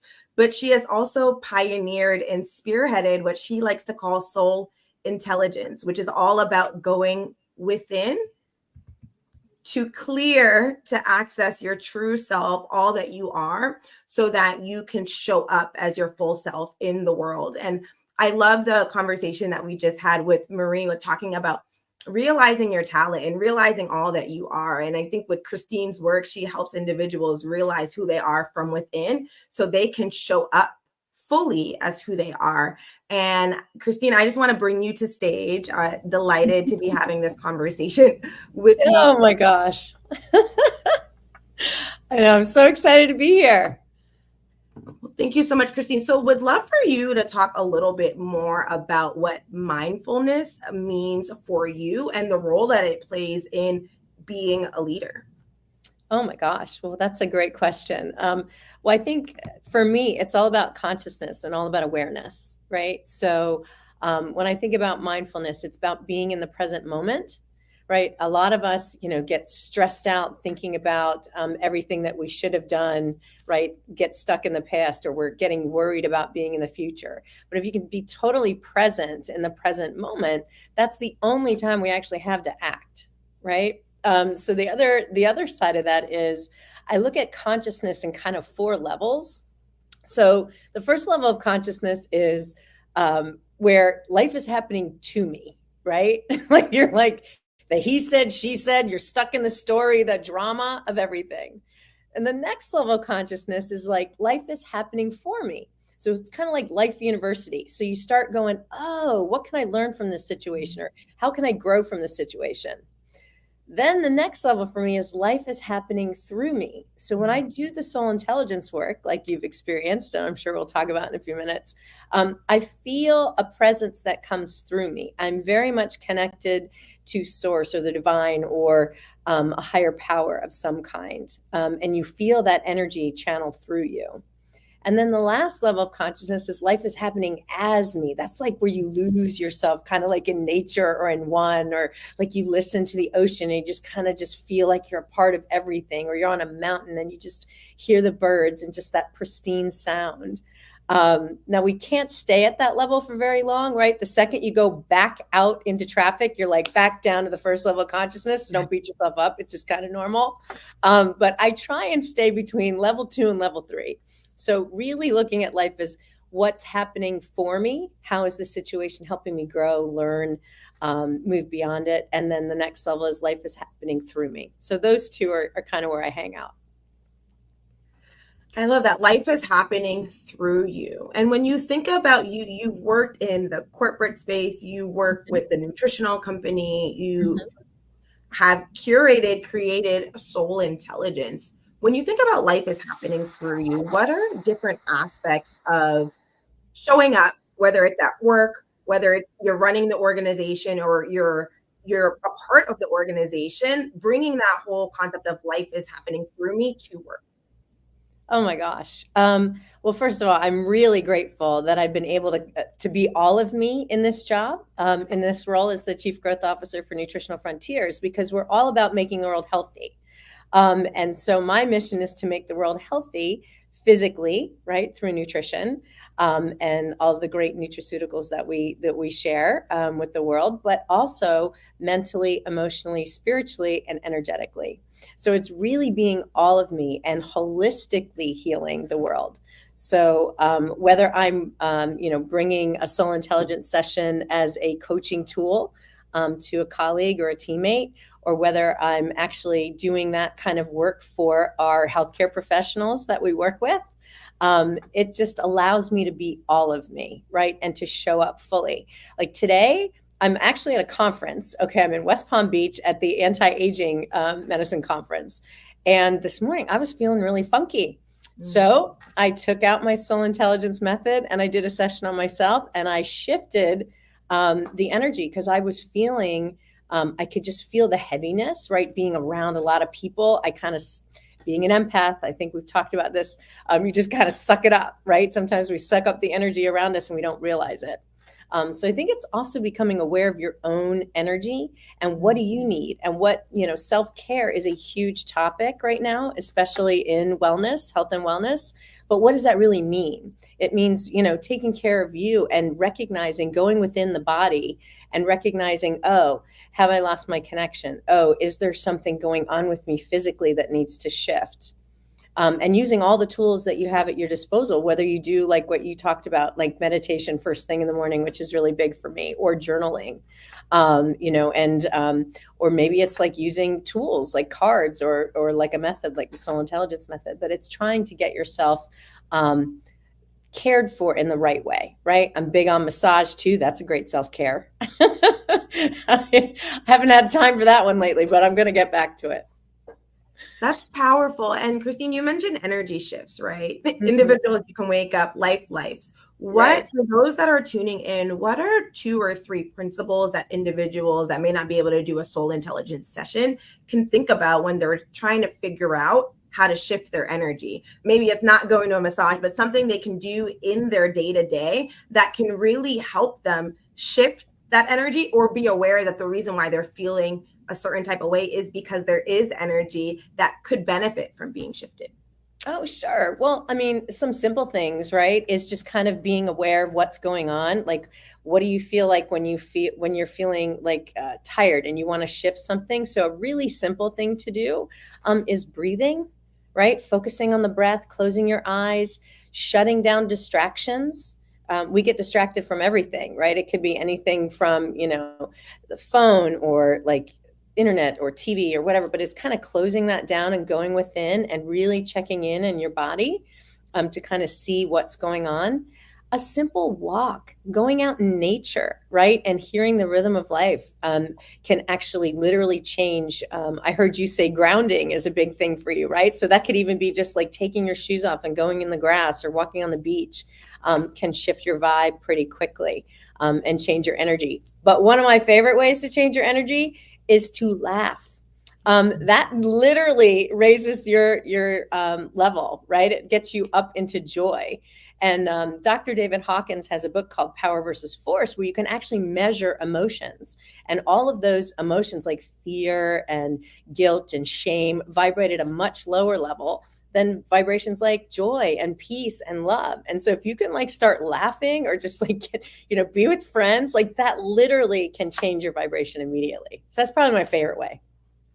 Laughing, a smile. You never know how it can shift someone else's day, but what it can actually do for you as well. And Christine, you've navigated the corporate world. You've moved into this place where now you're doing your soul intelligence work. Can you talk about and share for those that are tuning in what it's like to navigate and move away from what you thought you were going to be doing into something that's completely new, a new realm? And how did you actually approach that transition into the work that you are doing now? You have your own method. It took time to develop.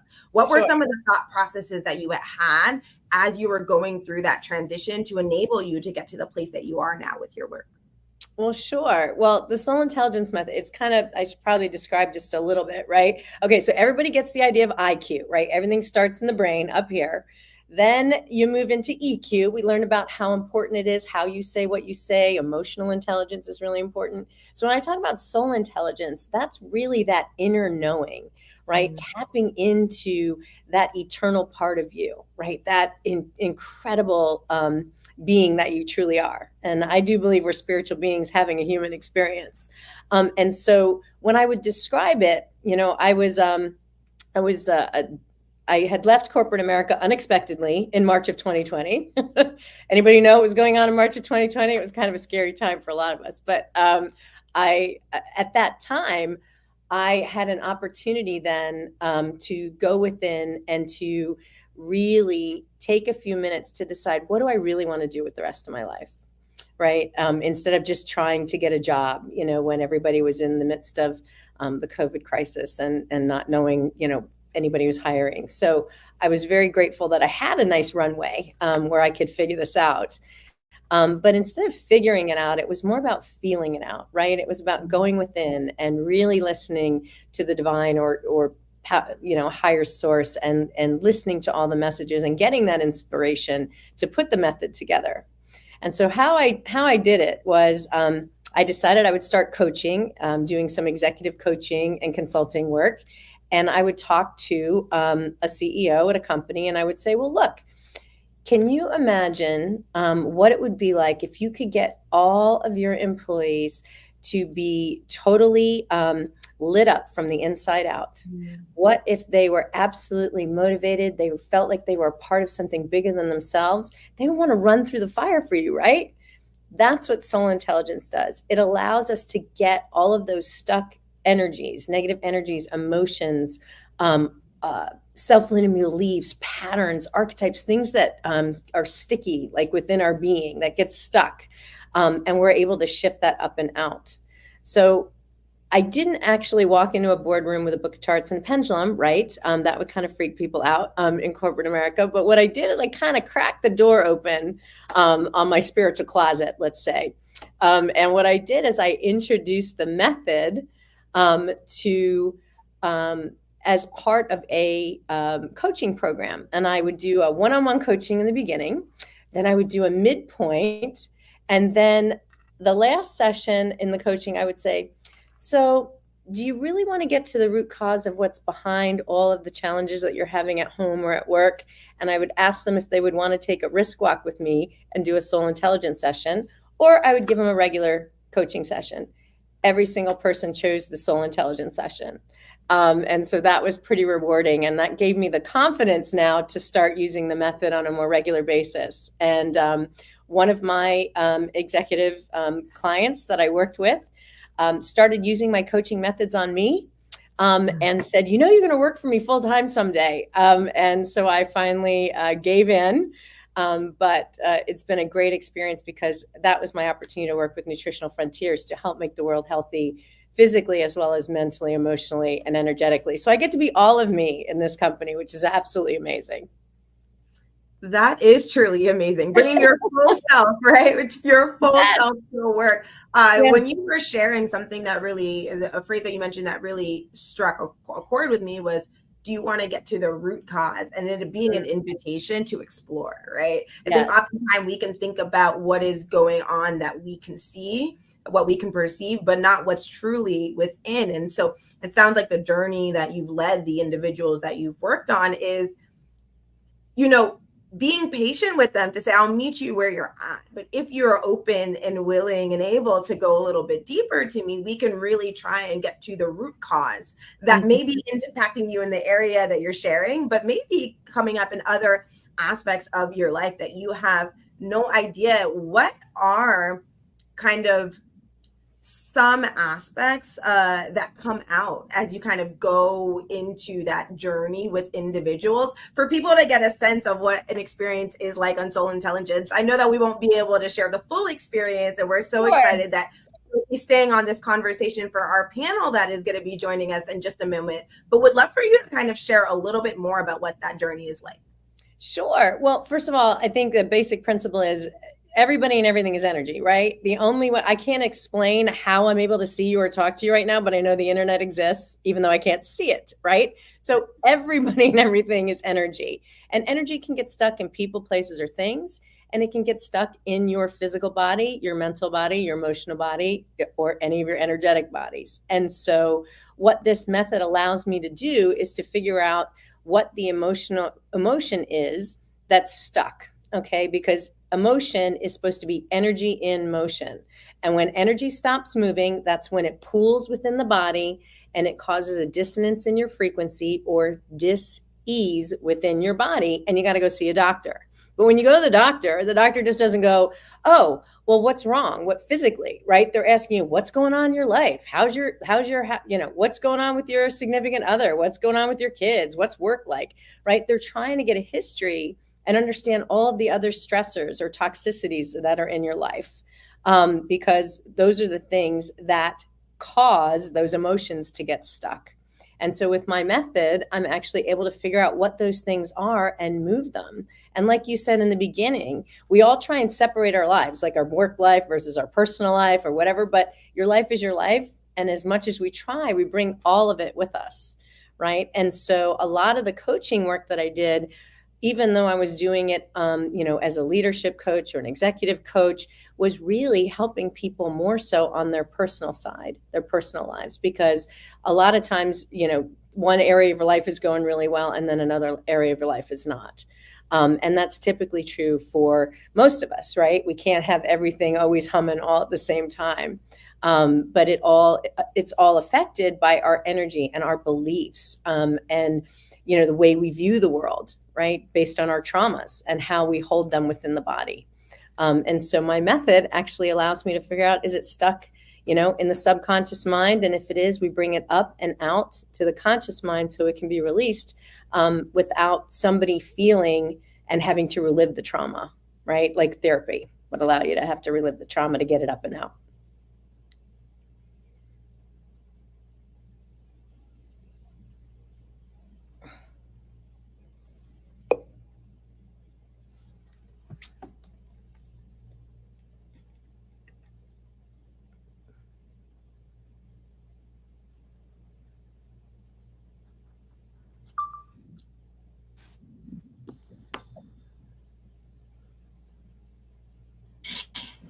Am I the only one who's not hearing Alicia? I can't hear her at all. Okay, Alicia, it's me. Your audio's missing. And I'm like, am I the only one that's going to be polite and nice, I'm not hearing Alicia?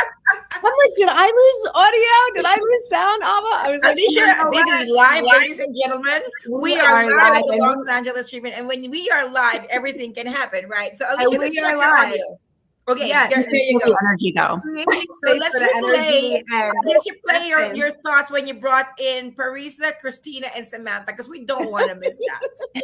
I mean, I think their presence and their essence says enough, but was just sharing that, Christina, this is the perfect time to bring in Christina, Samantha, and Parisa to join this conversation, because I know that they too practice mindfulness, and it's really an important discussion as you think about how you engage in your life, in relationships, in the workplace, and as you show up as a leader. So Samantha, Parisa, Christina, thank you so much for joining us today. Christina, I would love to start with you. You've been sitting here listening into the conversations. Would love for you to share more about what mindfulness means to you, what your experience has been like with yourself and your own soul, and how connected you are to your soul, and how that shows up in your life.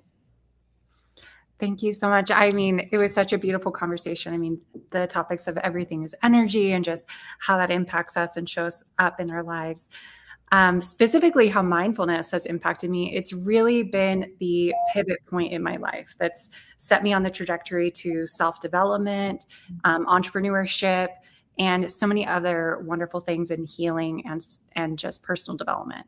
I believe that all change and creativity really stems from a place of awareness. And to me, that is one of the foundational principles of mindfulness, is really becoming aware of ourselves, something that, we're not comfortable with, or something that we want to change. And that really, from that point, that allows us to become more conscious in those steps that we take in our lives. That's so beautiful. You talked about mindfulness and entrepreneurship. This is LA Leadership Week. The life of an entrepreneur, it can be challenging, it can be consistent, but what is consistency in an entrepreneurial world? What are different ways that individuals can incorporate being more aware of their mindfulness as they're navigating their lives, as particularly in their businesses when anything can come up?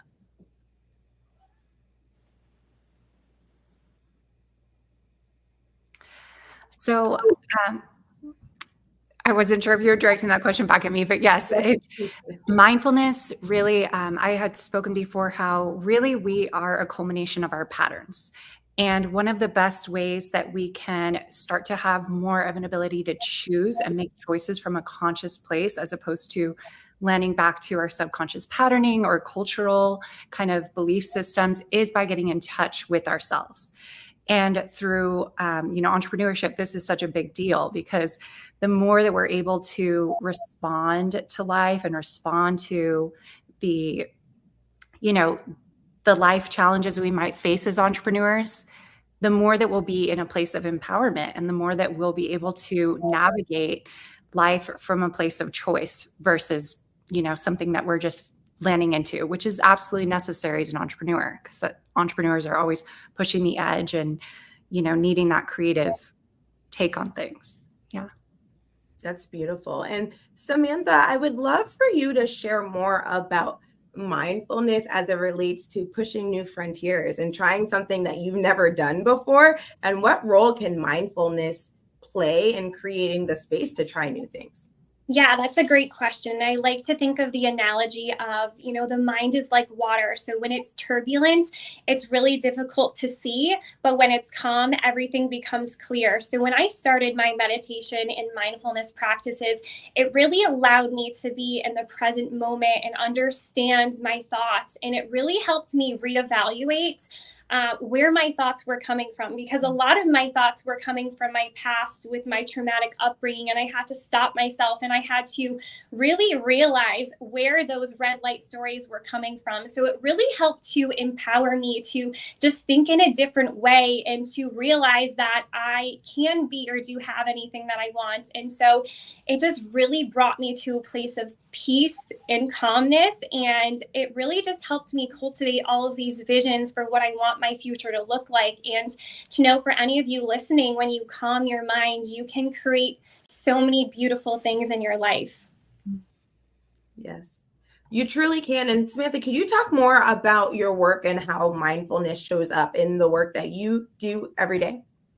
Yeah, so I have my own business and I'm an author, and I also have my own podcast. And so, being mindful in the present moment, you have to be aware and you have to understand, what people are asking you and how to build and cultivate those relationships. And one great example I like to use for mindfulness is, have you ever been in a room with someone where they're there, but they're not really listening? So I feel like mindfulness really helped me understand someone else's pain points on my team. And it really helped build and cultivate that understanding, because they knew that I trusted them and I was listening to them. And when you have that, sense of understanding someone's pain points, you could really help drive them forward to really help cultivate success in their life as well. It's really key. And Parisa, would love to shift to you for you to share more about mindfulness and how you've delved into the world of mindfulness and how it's shown up in your work. Absolutely. So mindfulness for me is all about intentional with the words. Ultimately, really every single word that we speak, it should be spoken with intention. So I mean, we see it every day. People are, saying things left and right. And it really goes to show how much of an impact that has on through social media, through, of course, the news, through just conversations, business, personal, everything. So being mindful for me, I mean, to be really honest, like I've not always been so mindful, right? I mean, with you just don't know what you don't know. You have to start from somewhere. And I realized many, many, many years ago, the impact I was having on people, because when I speak, it's with conviction and I just know what I know, right? And so, but when we're doing that, we have to be mindful of how that other person is receiving and what kind of impact you have on that other person. And so that, as well as, you know, my experiences in life, my background is in branding and design and marketing, right? And so I shifted through, as a result of some traumatic experiences that I had, into the business that I have now as a somatic healer and mindset coach. And so what shifted me into that world was the impact. It was reverse. I was on the receiving end of people not being mindful. And so what I did was I said, wow, you know, if this could happen to me, this could happen to anyone. So let me really dive into this world of healing and mindset and being mindful, and really understand how can I create a better experience for others through my healing. And really, at the end of the day, it's about being able to have authenticity, or being authentic really in everything that you do, being intentional in every word that you speak over not only others, but also yourself. You know, words for me are prayers. You're speaking prayers over others. You're speaking prayers over yourself with just one word, 2 words, a whole sentence, doesn't matter. So for me, that is key in mindfulness. Wow. Words matter. How you use them matters even more. Parisa, Christine, you both have backgrounds in marketing and sales and branding. What role does mindfulness play in marketing? Oftentimes, companies are speaking at individuals, not with them. What kind of role do you see mindfulness playing in marketing, in branding, and how companies engage with their consumers or their clients? Well, you know, that is a beautiful question, Alicia. Hold on, before we have them answer that, I wanted to be able to give Kristen Glean her closing comment so that we could really hear, you know, in focus our mindfulness panel. So, Christine, you've been so gracious. We took on your time because our boxers were very, very excited in sharing their message and their platforms. But would love to give you just a moment to give us your closing words and your thoughts on leadership, mindfulness, healing, and everything that you do. And then we'll get back to the question that Alicia just asked. So, Christine, the floor is yours. All right. Well, Alicia may have to ask the question again because I'll probably lose it. Yes. Yeah, but closing comments for you. Okay. Oh my gosh. Well, thank you so much. Well, first of all, you know, I think it's leading by example has always served me well. And being in alignment, being authentic with who you are, true to yourself. And I feel really grateful that I've had the opportunity to do that. And I've actually, I have a downloadable ebook now, and I'm working on publishing a full book later this year. And if anyone's interested in learning a little bit more about the Soul Intelligence Method, they can go to soulintelligencemethod.com. And if you're interested in downloading the ebook, you can go to soulintelligencemethod.com/ebook. And I hope people will take me up on that. It's a free offer for anyone who's watching and wants to check it out at this time. And, you know, I think, you know, having the opportunity to be an authentic leader, being a conscious leader, coming into your day with intention, as these wonderful ladies on the panel were mentioning to me at the same time. I think those are all things that are really important. You know, Simon Sinek, as a marketing guru, talks about your why. And I think your why has to be bigger than you. And so my why is to help make the world healthy, physically, mentally, emotionally, spiritually, and energetically. And I'm doing that authentically in every single way through holistic healing. So I really appreciate the opportunity to be on the LA Tribune's Leadership Week. This has just been an incredible week. You've had incredible people all week long. I'm so excited to be a part of it. For sure. And with this, I'll take it as an opportunity, Christine, for us to invite our audience, join us and register laleadershipweek.com, because we will have post-event networking with our speakers, all those who are available to join. So make sure that you register. And Christine, would you please email that gift to community@latribuneonline.com. All of you who have gifts among the speakers, if you're still listening, email it to community@latribuneonline.com. That way we could also disseminate it to everyone who registered. So thank you so much. And with that, Alicia, back to your question. And Kristen and I are going to go off the stage. Thank you so much, Ava. Thank you, Christine. I was asking right before Christine's closing remarks, Parisa, what role does mindfulness play in marketing? I know you mentioned you have a background in marketing and branding, and companies often speak at individuals, not with them. And so what role does mindfulness and awareness and intentionality, all themes that you all brought up, actually play in the way that organizations interact with and engage with their communities?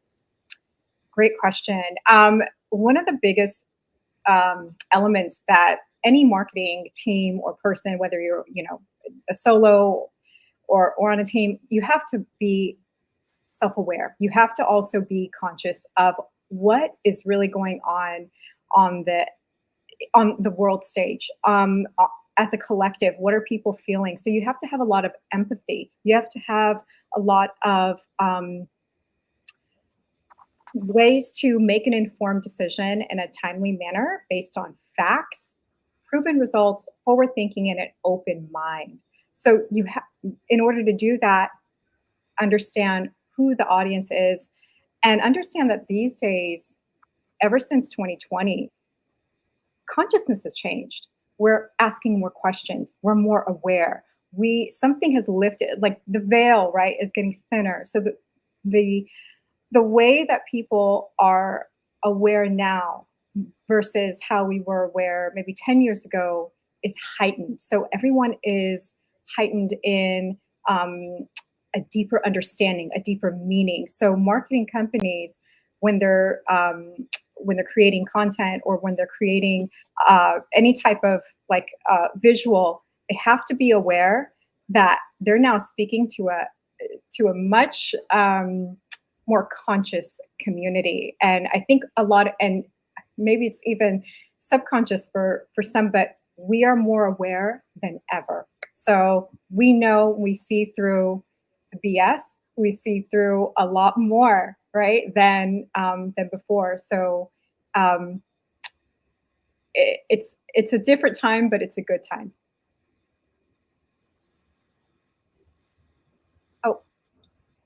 It's a different time, but it is a good time. Christina, would love for you to share more about the work that you do. And like Parisa was just mentioning, we're in a world where consciousness has shifted, but at the same time, individuals are inundated with information. Everywhere you go, when you turn on your TV, when you open your computer, when you go on your phone, there's so much information out there, and words are so powerful. So how can individuals kind of navigate what it is that they are experiencing from that intentional perspective? So I love, the bridge of marketing to mindfulness, because there is so much mindfulness that comes to both, the marketing and also the observer perspective. And I really think, on both sides, it's getting in touch with one of the key aspects of mindfulness is who we really are on deeper levels and where we're basing our perspective from and how in touch we are with ourselves.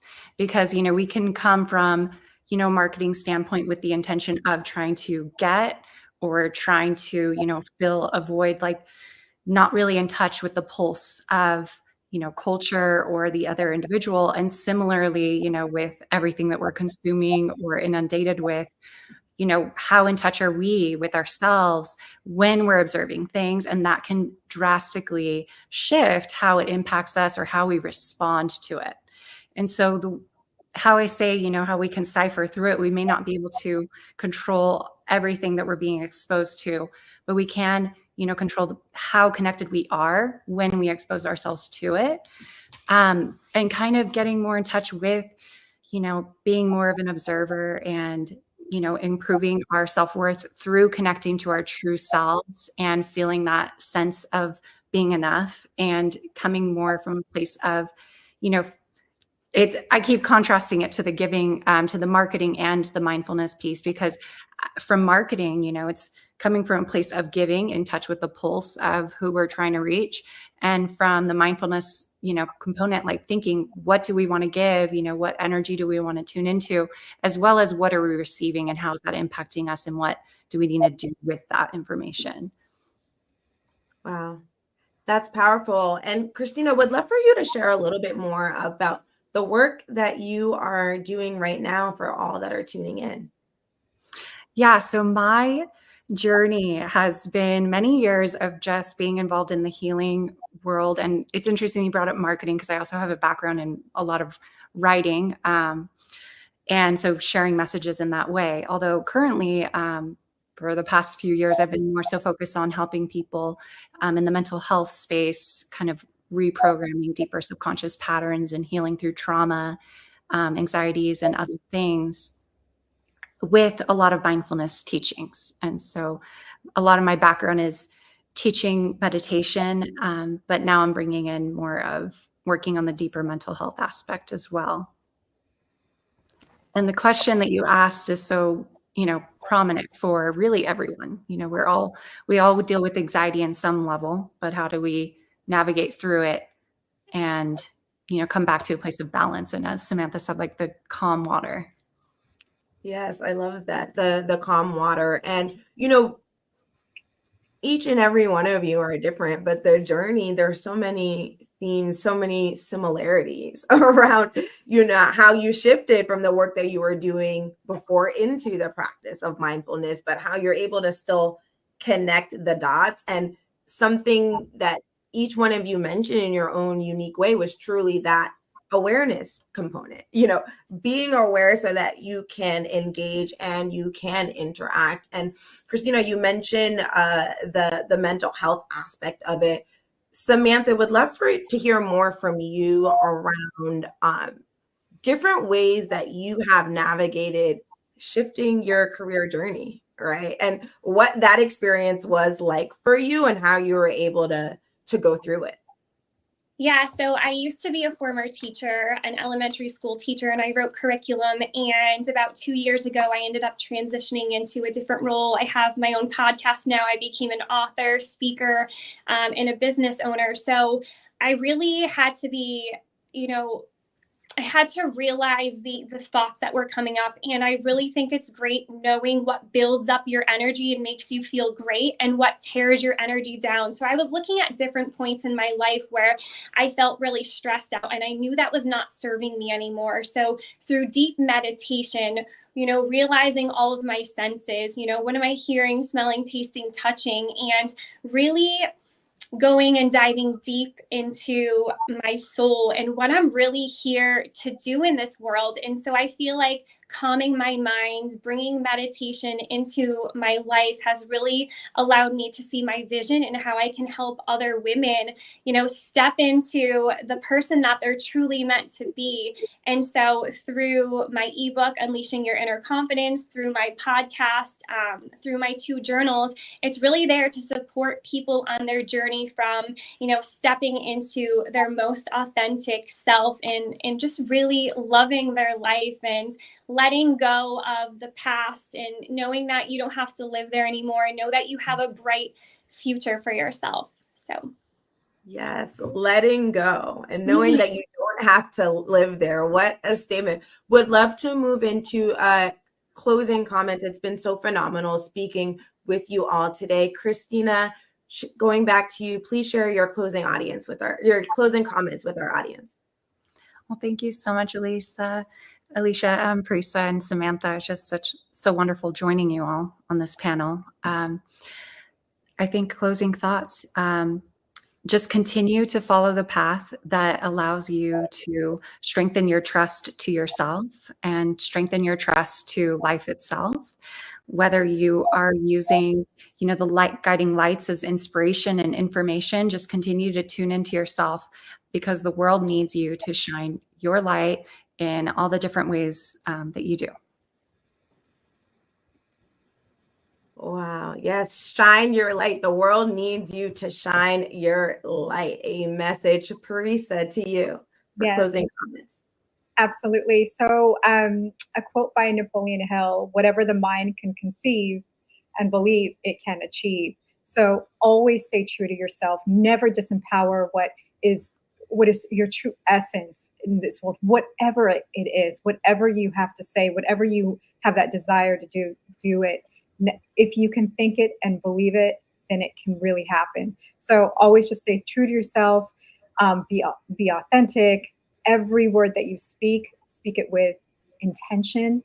Know that words can and do make a difference on each side of the spectrum, and stay present. And I think you can see the side, or the picture behind me says "live in the moment," right? Okay, yeah, live in the moment. Live in the moment. All we have right now is this exact moment. We don't know what tomorrow is going to bring. We don't know what the next hour will bring, but we do know that we have this moment to do and say and to believe and feel and achieve anything. So live in the moment. Powerful. Samantha, to you for closing comments, please. Yes, first, I love that quote by Napoleon Hill, and it's so true. You can be, do, or have anything that you want in your life. And to leave all of you, you can inspire and impact the masses when you open up and you are vulnerable and you're authentic and you're sharing your story. You have no idea the amount of people that you can impact and inspire and empower. So even if it just makes a difference in one person's life, know that it's truly, truly meaningful. And you can live the life that you truly desire by visualizing and stepping into your true potential and acting as if you already had it, because that's how you bring everything you want into your reality. Feeling the energy so you can allow that energy to flow through to you. Samantha, Parisa, Christina, we appreciate you all for joining us at LA Leadership Week and for sharing more about the role that mindfulness plays in your personal life along your journey, and also in marketing and branding, because that's an important conversation to have. So we appreciate you. Before we bring up our next guest, we are going to hear from our CEO, Mo Rock, on more about what LA Leadership Week is all about and what LA leadership means to the world. Hello and welcome to the inaugural LA Leadership Week. My name is Mo Rock, CEO of the Los Angeles Tribune, and I am thrilled to have you join us for what promises to be a historical occasion. At the Tribune, we've always admired the glamour of LA Fashion Week, which celebrates our external aesthetics. Inspired by this, we envisioned a week dedicated to the beauty within, our character and values. Hence, Leadership Week was born. Our mission is ambitious: to ignite a global celebration of human character, much like the excitement surrounding fashion. We have brought together the top thought leaders from around the world to help spark this movement. Today, you're not just attendees, you're partners in reshaping media and challenging the status quo. Last year, our initiatives reached over 1 million people, inspiring acts of kindness and leadership worldwide. This week, we aim to double that impact. Character is power, as Booker T. Washington once said. Let's harness that power to not only change the conversation, but to change the world. Thank you for your commitment to making a difference. Together, we will make this world a better place. I'm going to take exception with Mo Rock. We're not going to make the world a better place. We are making the world a better place. And I know he knows that. I'm just picking on him. Words matter. Words matter, and how you use them matter too. And can I point something out that I don't know if it's been pointed out yet? You know, we talk about media and news and how the Tribune is affecting that, but social media has been one of those things that divides people, that gets people fighting and arguing and petty and worried and nervous and anxious and hating each other. And our goal, the Tribune's goal, is to unite, to create harmony, collaboration, cooperation, and to rise it so that everybody feels connected and edified and uplifted and together to change the world. Instead of creating division, we're unifying people. Definitely agree with you there, Rex. We have to step up. As Mo said, for every piece of positive news, there's 17 pieces of negative. And I think social media is even bigger numbers. If you say one thing, you can say 90 things that people agree with, but the one thing they don't agree with will get far more attention and go on long forever. And the 89 things, 90 things will be completely forgotten. Very true. Very true. So let's bring up this next person, right? And Alicia, let me say that was a wonderful panel. Thank you for that, and a marvelous job and great insight into the ability to go within, to meditate, to reflect, and to bring out the best in people. Thank you. Thank you, Russ. Appreciate it. Mindfulness is so key. So Rex, Julianne, I'm going to leave you to the honor of introducing our next guest for today. And I'm going to let Julianne do that because he's a friend of Julianne, but I understand that he's got some strategies for skyrocketing profits and helping people to do all sorts of marvelous things. So I'm really excited to have him come on up. Thanks, Alicia. Yes, thank you. I'm excited. We have Chris Salem in the house. Chris is a friend of mine, and he is an example of leadership. He speaks from the heart, and he has actionable steps that we can take in order to improve our lives and our business. And he's just a great human being all around. You know what? I don't want to go into all the details because it would take way too long. So let's just bring him up to the stage. Chris Salem, where are you? There you are. Welcome. Hey, Julianne, how you doing? Hi, Rex. It is so good to see you. So, we've been having Leadership Week here, and you have always been about speaking truth and being actionable in business. And I would just love, actually, if we could start out with your definition, what you think makes a great leader. It's a great question. For me, what makes a great leader is someone who truly understands his or her own emotional intelligence, and then the ability how they can relate and understand another human being. It's the ability every day in every role and duty in your life and business to be the example and be a resource to empower others to do the same. That's what every great leader does. That's looking for sustainable impact or sustainable results in any given situation. I love that. I love that. Sustainable. I think that is an important word that I haven't heard a lot, specifically in this week, even though it's been implied. So I'd love for you to speak a little bit more about that, because I know that especially with entrepreneurs in particular, there's the stops and the starts, the go and the, there doesn't seem to be that sustainability or that flow, at least in the beginning. And are there things that we can do or become in order to create that sustainability? Well, absolutely. I always say the 4 pillars of success, no matter if you're just starting out or anywhere in the life cycle of your business or personal life, whatever that may mean to you. What that starts with is you have to have a foundation. And everybody has been sharing over this great leadership summit here that the Los Angeles Tribune has put on about the importance of how we think. So mindfulness. So we have to be able to think in a different way. We have to be able to learn how to focus only on what we can control and learn how to let go of what we can't control. And I'll be happy to explain that. And changing our way of thinking to focus on intentions in the moment, trusting the process, and then forgoing or letting go of expectations that are tied to the outcome.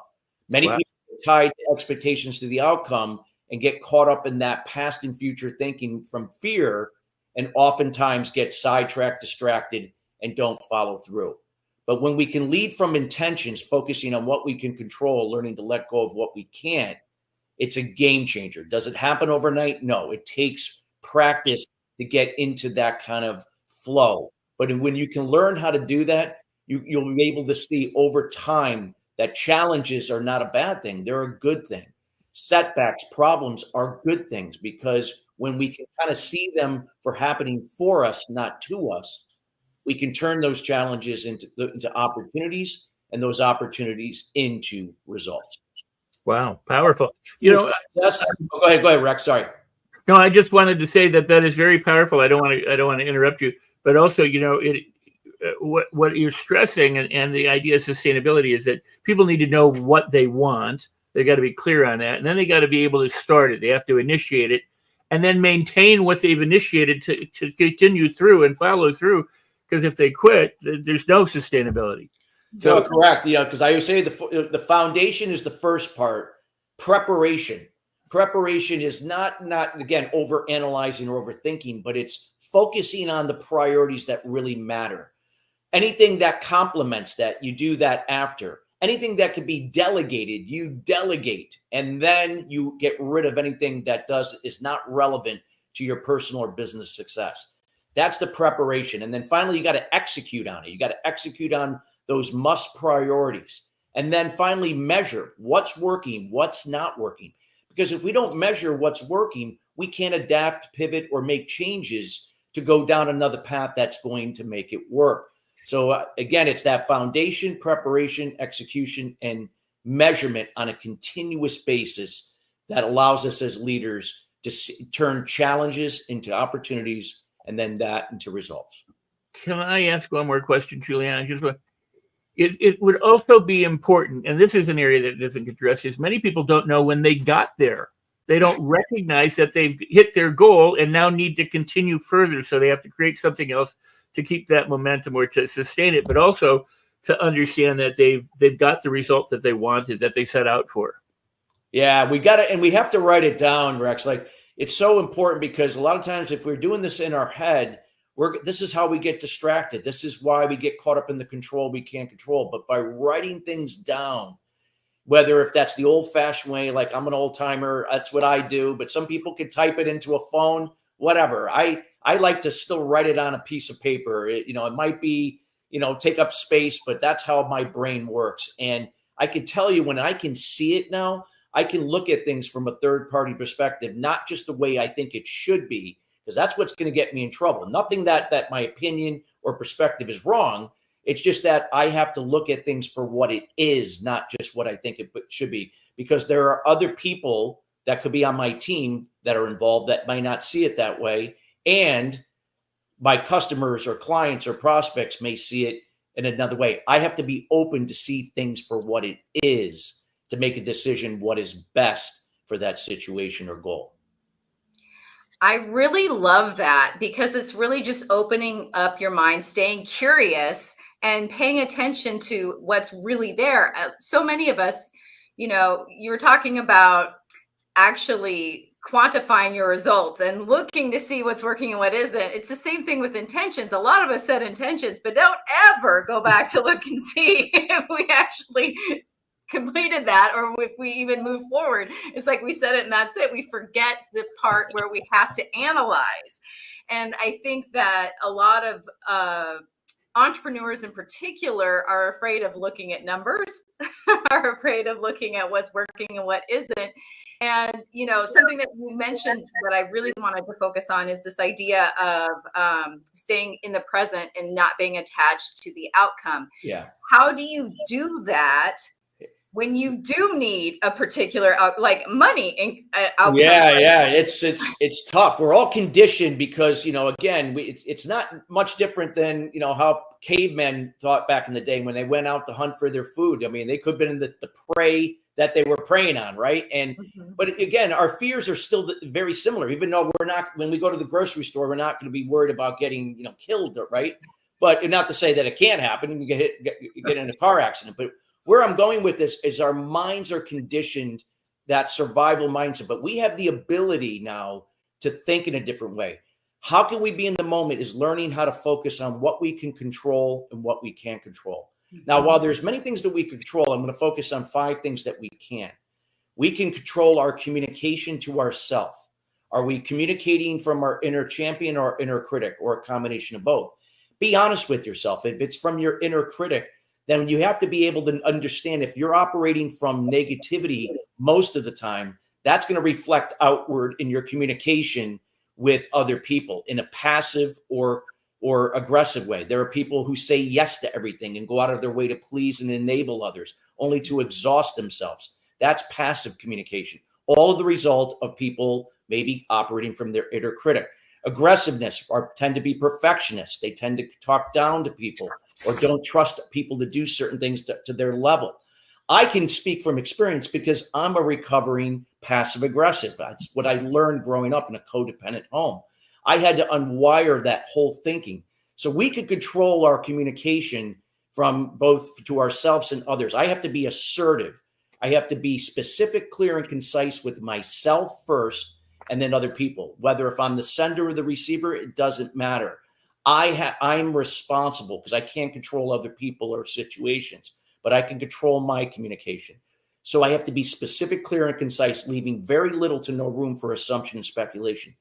Communication based on assumption and speculation is the cause of most of the problems and issues that we face in business, life, and pretty much relationships, you name it, because we just assume and speculate based upon our perception.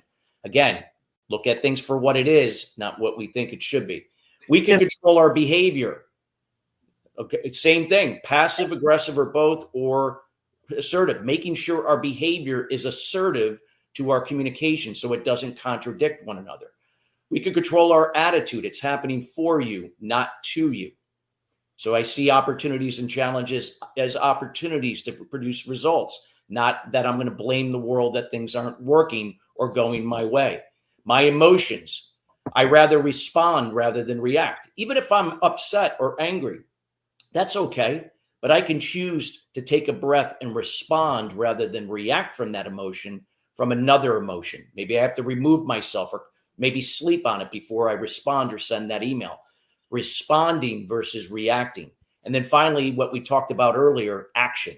The 4 pillars: foundation, preparation, execution, and then measurement and repeating. We can control those 5 things. We can't control those same 5 things in other people in situations, because when we can learn to focus on what we can control from our intentions rather than expectations, when you get into that groove over time, it's a game changer and how you approach life and how you approach business. And when you can be that example and be a resource, that is the greatest gift that you can give any human being through your resourcefulness and example, hopefully to do for themselves. That creates a winning team. I love that. I mean, Julian, I love that it's so clear, concise, easy to grasp, kind of like, I hate to say it, but in a nutshell, it's very powerful what you just presented for all of us. Thank you. That's amazing. That's great. Thank you, Rex. Appreciate it. Oh, you bet. So I guess my next question would be, what do you think is a misconception that leaders have when it comes to being a leader? I know that you talked about ways to control what we can control, but there's always, we were talking earlier about the difference between a boss and a leader. So what do you think are some misconceptions?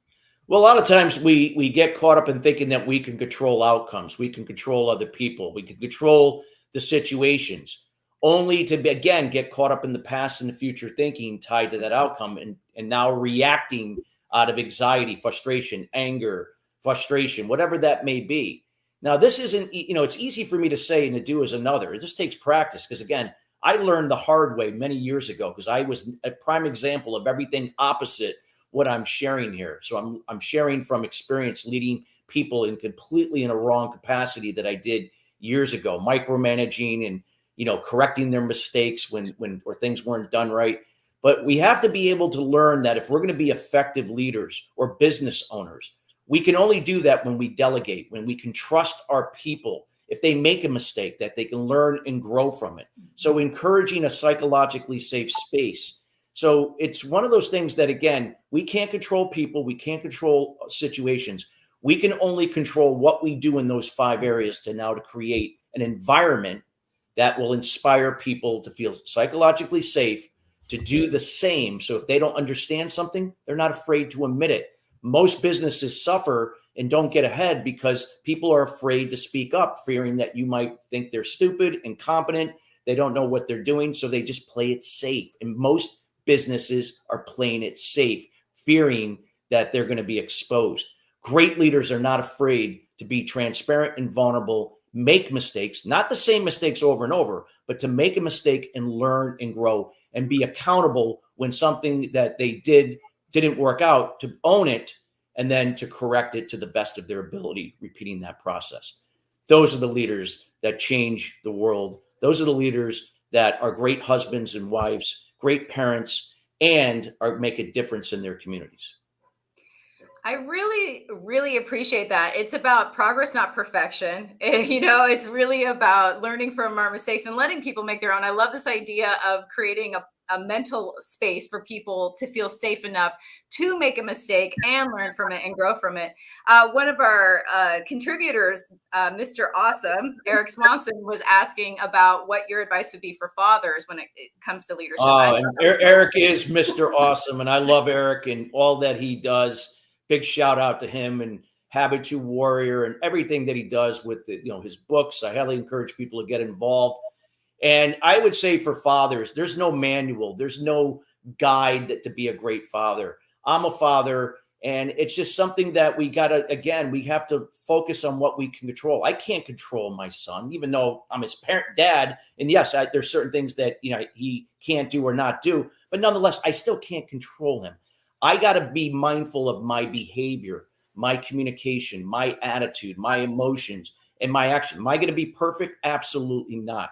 But if I can now be better at that, owning that, I'm giving him a great gift now, what he observes in me, that way as he becomes a man, and he is becoming a man, he's 16 going on 17, that he's now going to hopefully help him boost his self-esteem and confidence as a result of that, so that he can repeat that when he becomes a father, a leader in his business, a leader to his customers, and any other role or duties that he takes on. That's all I can do, is to be my best. I'm not looking to be the best. I'm striving to be my best. That is a more sustainable model for success long-term. Chris, you have said, and we're going to be having to bring our next guest up here, but in the time that we've got together, you've really shared some golden nuggets. I think one of the things that I really liked was, first off, the thing about assumptions. I would say people act like mind readers when they're not. They try and to assume what other people are thinking or feeling, and they're usually wrong. You can't control what you can't control. You can only control what you can control, which includes your children, for goodness sake. I mean, come on now, people. I love that. You put so many practical points together to help people find their own power and to live profitably. I mean, that's what you do. You help people do profit, but you not only profit in money, but in the other areas of your life. And your notion of how to be your best, not to be the best, but to be your best, is really, really wonderful. So I just want to thank you for being here. And I want to thank both of you for being tremendous hosts, and just everybody involved in putting on this fine event. Kudos to, again, all of you, and Mo Rock and Michael Silvers, everybody, Julianne, everything that you do. And I'm looking forward, Julianne, seeing you in about a month now, right? Actually, in a week, not even a week. I'll see you in less than a week. A week. That's right. I'll see you at the end of the week. That's right. Not in Colorado, in Florida. That's right. And we'll have you back for other events. We sure love you and appreciate you, Chris. Thank you so much. Thank you so much. Appreciate it. Thank you. Yep. Thank you. And so here is our next guest. It's Danny Walsh. Danny is a friend of mine. We work together. Danny, just so the people who are watching now may not know, was a guest earlier in our powerful week, our 7 days of power here.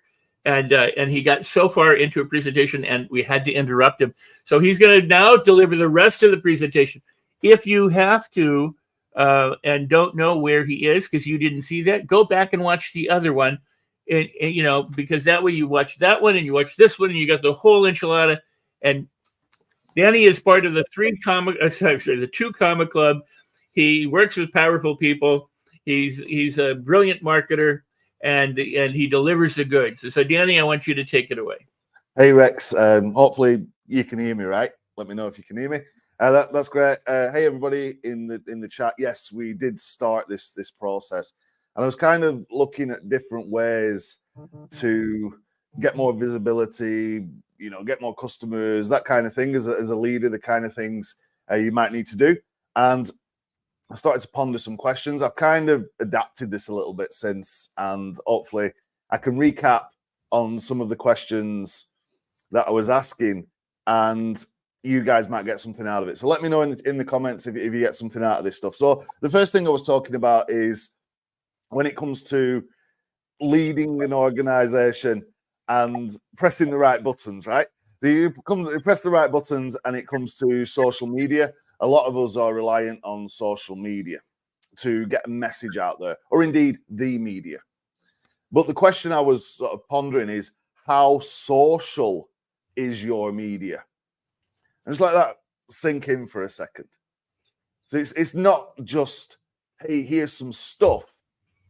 Is that media socially engaging? Is it empowering? And is it actually helping your audience to achieve their goals? So we covered that in the last segment. You can go back and check that out in more detail. The next segment that I got into was, it's never about the money. It's always about the people. And, we had some comments and we had some discussion around this. And I was just about to get into the third part of this when we had to end. So I'm hoping I can pick that up in a second. But it's kind of occurred to me, and Rex, you might want to jump back in on this. It's kind of occurred to me just as I was sat preparing for this. As a leader, you can kind of see the mountain, right? You look out in the distance, you see the mountain. The folks who you're leading might just see the mist, right? And they might just see that, there's mist, but we kind of trust this person to get us to the top of the mountain. We know there's a mountain out there somewhere, but right now all we can see is the mist. Does that make sense? But it then led me to think, do the people that you are leading actually know that they are being led? And I don't know what you make of that, Rex, but I sat there thinking, is this something that actually happens within businesses, organizations, non-profits, in the household, wherever, right? Do the people you are leading actually know that they're being led? And I think that's a question that needs to be asked, because you might have people doing things and they don't know why they're doing those things. You don't know that they're doing those things. Everybody's trying to get to the mountain. But some folks are like down by the river, and you're thinking, well, that can't be right. I'd like folks to ponder that. I'd like Rex, literally a snippet on that. But what's the thoughts? Well, I was going to say, if that is the case and they don't know, what would you suggest to, whether they know or not, take them where it would be beneficial for them? And if they do know, take them where it would be beneficial for them. Because we've got about 15 minutes, and I want you to be sure that you get... I've got it. 15 minutes is more than enough. So I used to work in the local authority, right? So we used to write policy for the council. And one day, the executive director, she got the direct reports, two of the people who reported to her. They went for lunch and they came back and they said, hey, everybody, here's your values. And they threw this thing up on the projector and they said, this is your values. This is the vision. Make sure you incorporate it into your work. Tell all your managers and let's get on with it. You can see how that would unfold, right? Because that is something that I think happens quite often in an organization, is the vision and the values and the actual goal. Are we climbing a mountain? Are we swimming across a river? What we're doing? It's often agreed in a small room with a small group of people. And then they walk out of that room and they're like, this is where we're going. But they haven't had the buy-in from the community. And it kind of connects back to the question I've just posed. people will resist that. People will reject that. They're going to throw that back in your face. People will potentially sabotage that. People will dig their heels in. I've been here for 20 years. There's no way we're going down that route. And these are things that I've encountered over the years that often make me wonder a little bit about the foundations. We've just heard about the foundations, the fundamentals, the principles of leadership, and what they actually look like in practice. Because it comes into that third point from the last presentation.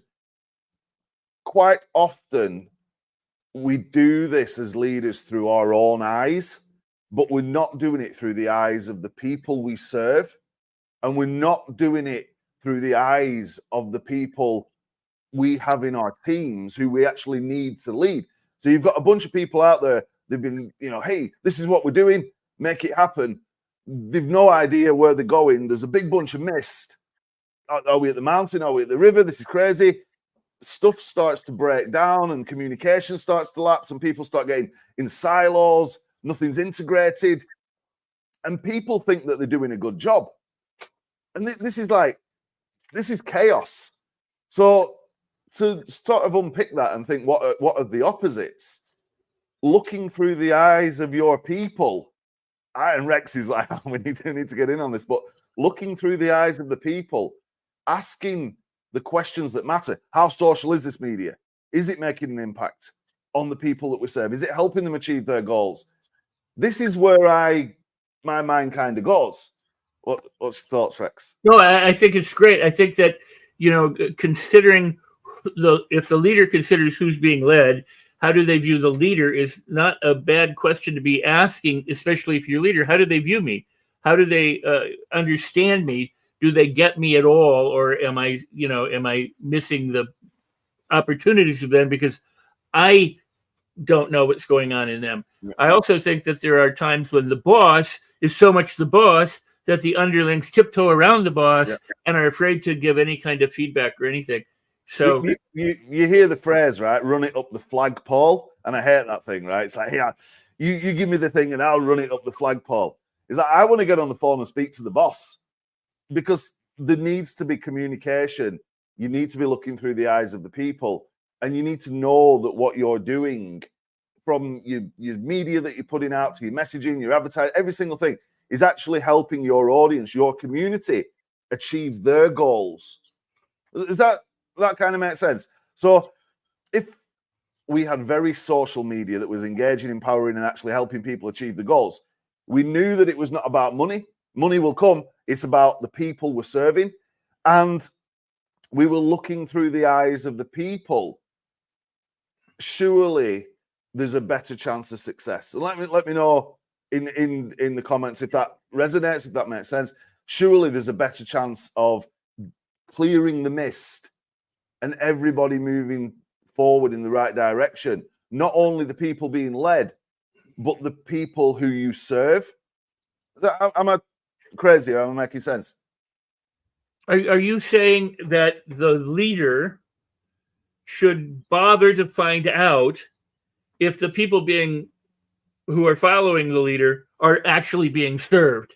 Are you meeting their needs and their wants and their desires and helping them connect to the resources, so that they can create greater possibilities and opportunities for themselves? Or are you just mindlessly doing your thing? I'm doing a bit of the thing, but it does come to the point, right?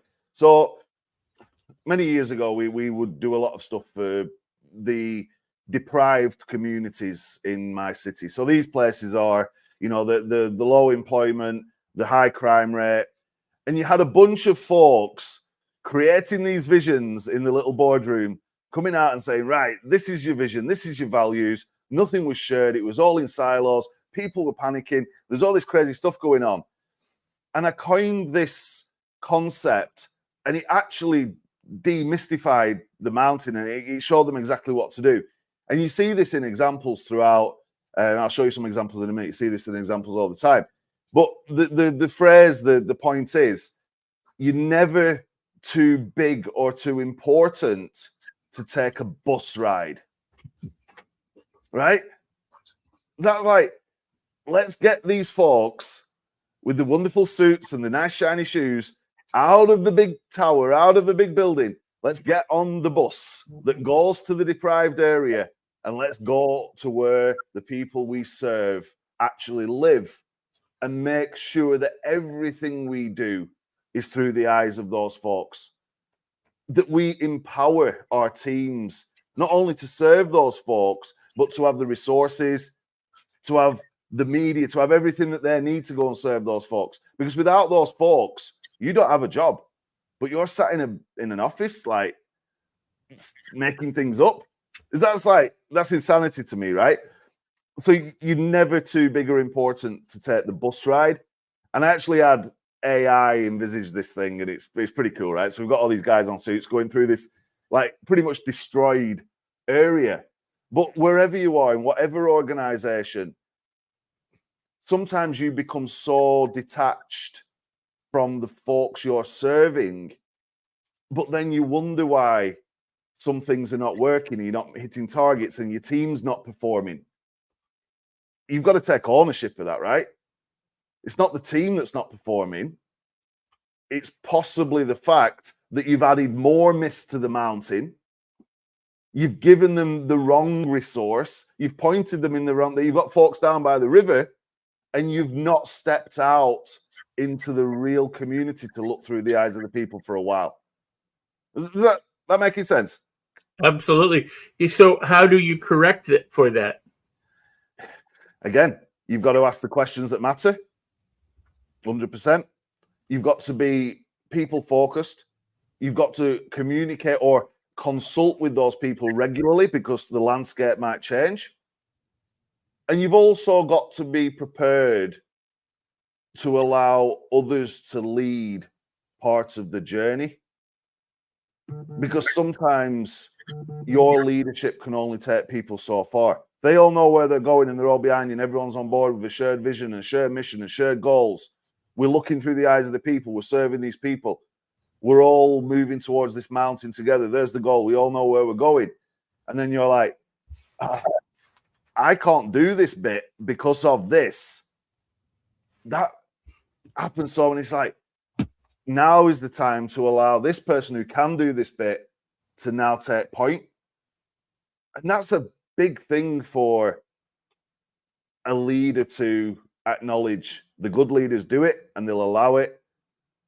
The poor leaders and the people who never make it to the top of the mountain might not. So there's a bunch of stuff in there, Rex, that I've kind of covered, but it's based on experience, and it's based on what people have done not so well and how we've turned that round to actually get to the goal. Well, I want to point out that, we're working together too, but you also do other things. You are a maverick in marketing, and you assist people in connecting with their resources to be able to make money and live what they would like to live. You've done it for yourself, and now you've been helping people for a number of years doing that. And Yep. so it is, you're connecting them up and helping them to live their dreams. I guess I got to ask, like, in a nutshell, given what you've said, how do you do that? How do you operationalize that? Like, we obviously, use social media now, and you use, technology to reach people so that you can give them, you serve them. And what I love about you, is that you're people focused, you're value focused, you're value driven. You want to give people, serve people, and help them be better than they were when they met you. So, how can other people do kind of what you're doing? Tell them about yourself. It's the same principles as what I've just shared, right? So you asked the question, if you want to sell some stuff, right, you still need to put an advert out there. Is this advert engaging people, empowering people, and actually helping them achieve the goals if they click on it? Yes. So, right, when they do that, we are going to make some money, but it's not about the money, it's about the people. So let's move these people with this ad, instead of into a sale straight away, let's get some money, but also put them in a community where we can serve them for the lifetime value of that customer and beyond. That's like, now we've acquired a customer, now we can serve them for longer. We also know where we are taking that customer over the next 5, 10, 15 years. The customer doesn't know. They can see the mist, I can see the mountain, right? It's exactly the same principles. And I know that I'm looking through the eyes of the customer, and I'm coming down into that community, and I'm hanging out with these guys, and I'm talking to these guys, and I'm figuring out what the customer actually wants.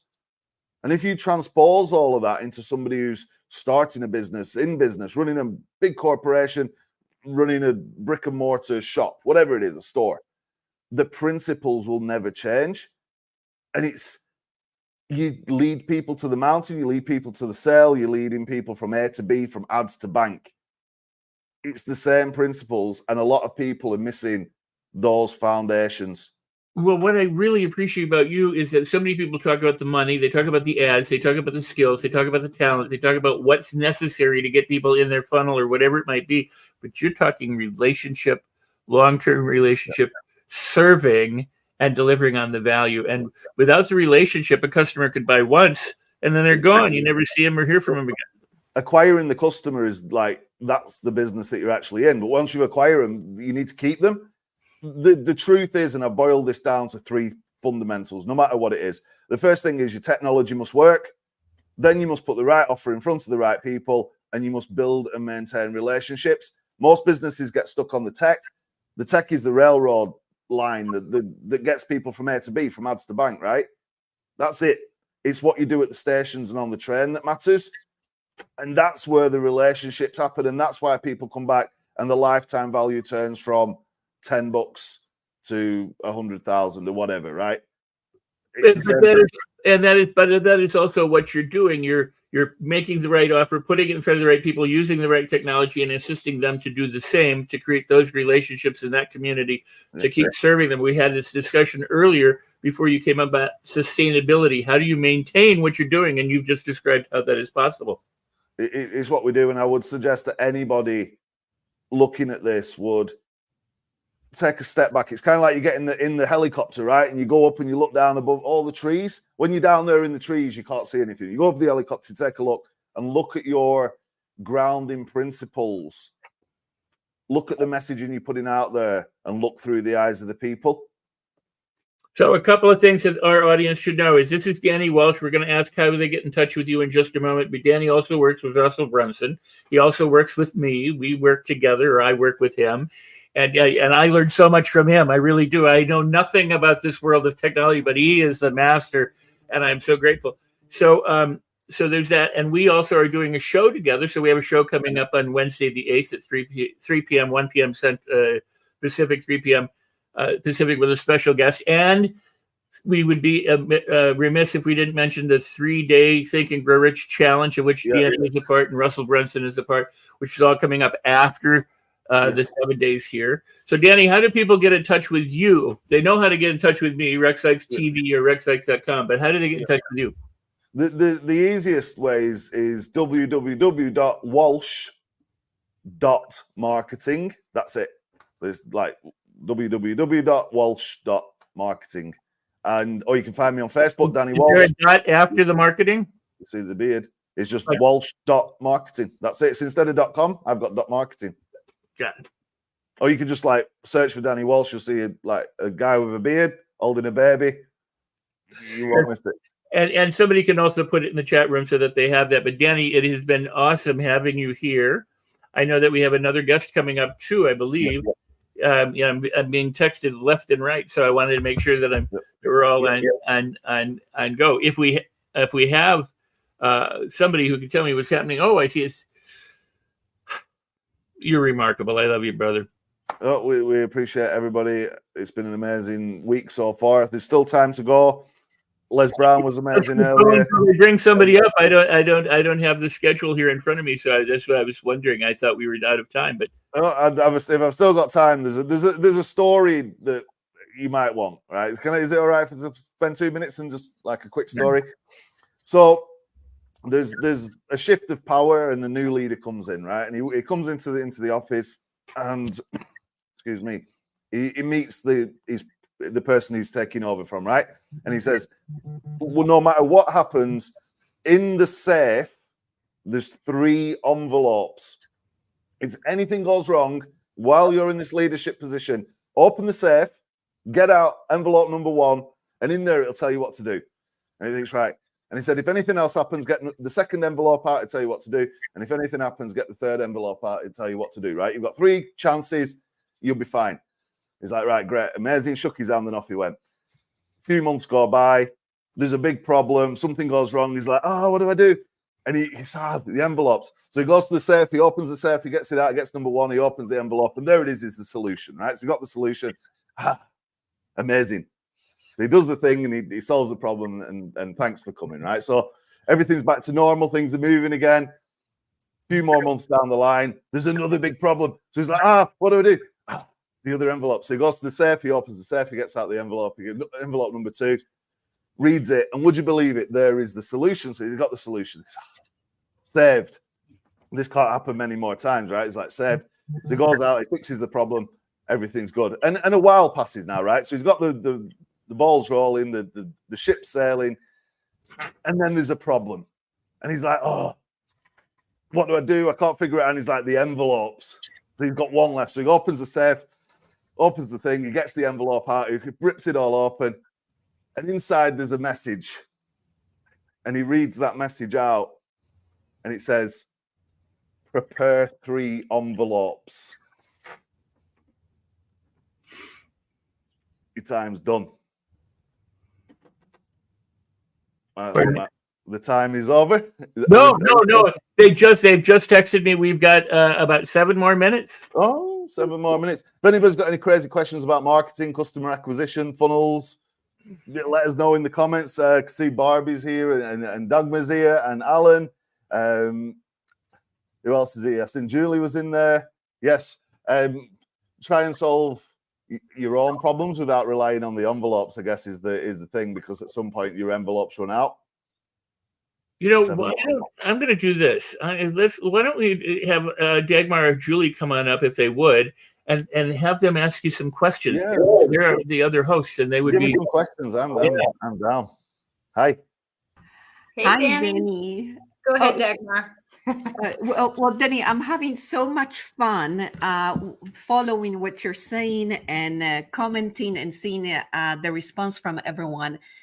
And, you know, when you speak, you reminded me of my very first marketing course that I took a while back. I'm not going to age myself. But this lady reminded us that often when we become experts in a field, we start speaking to people from the top of the mountain.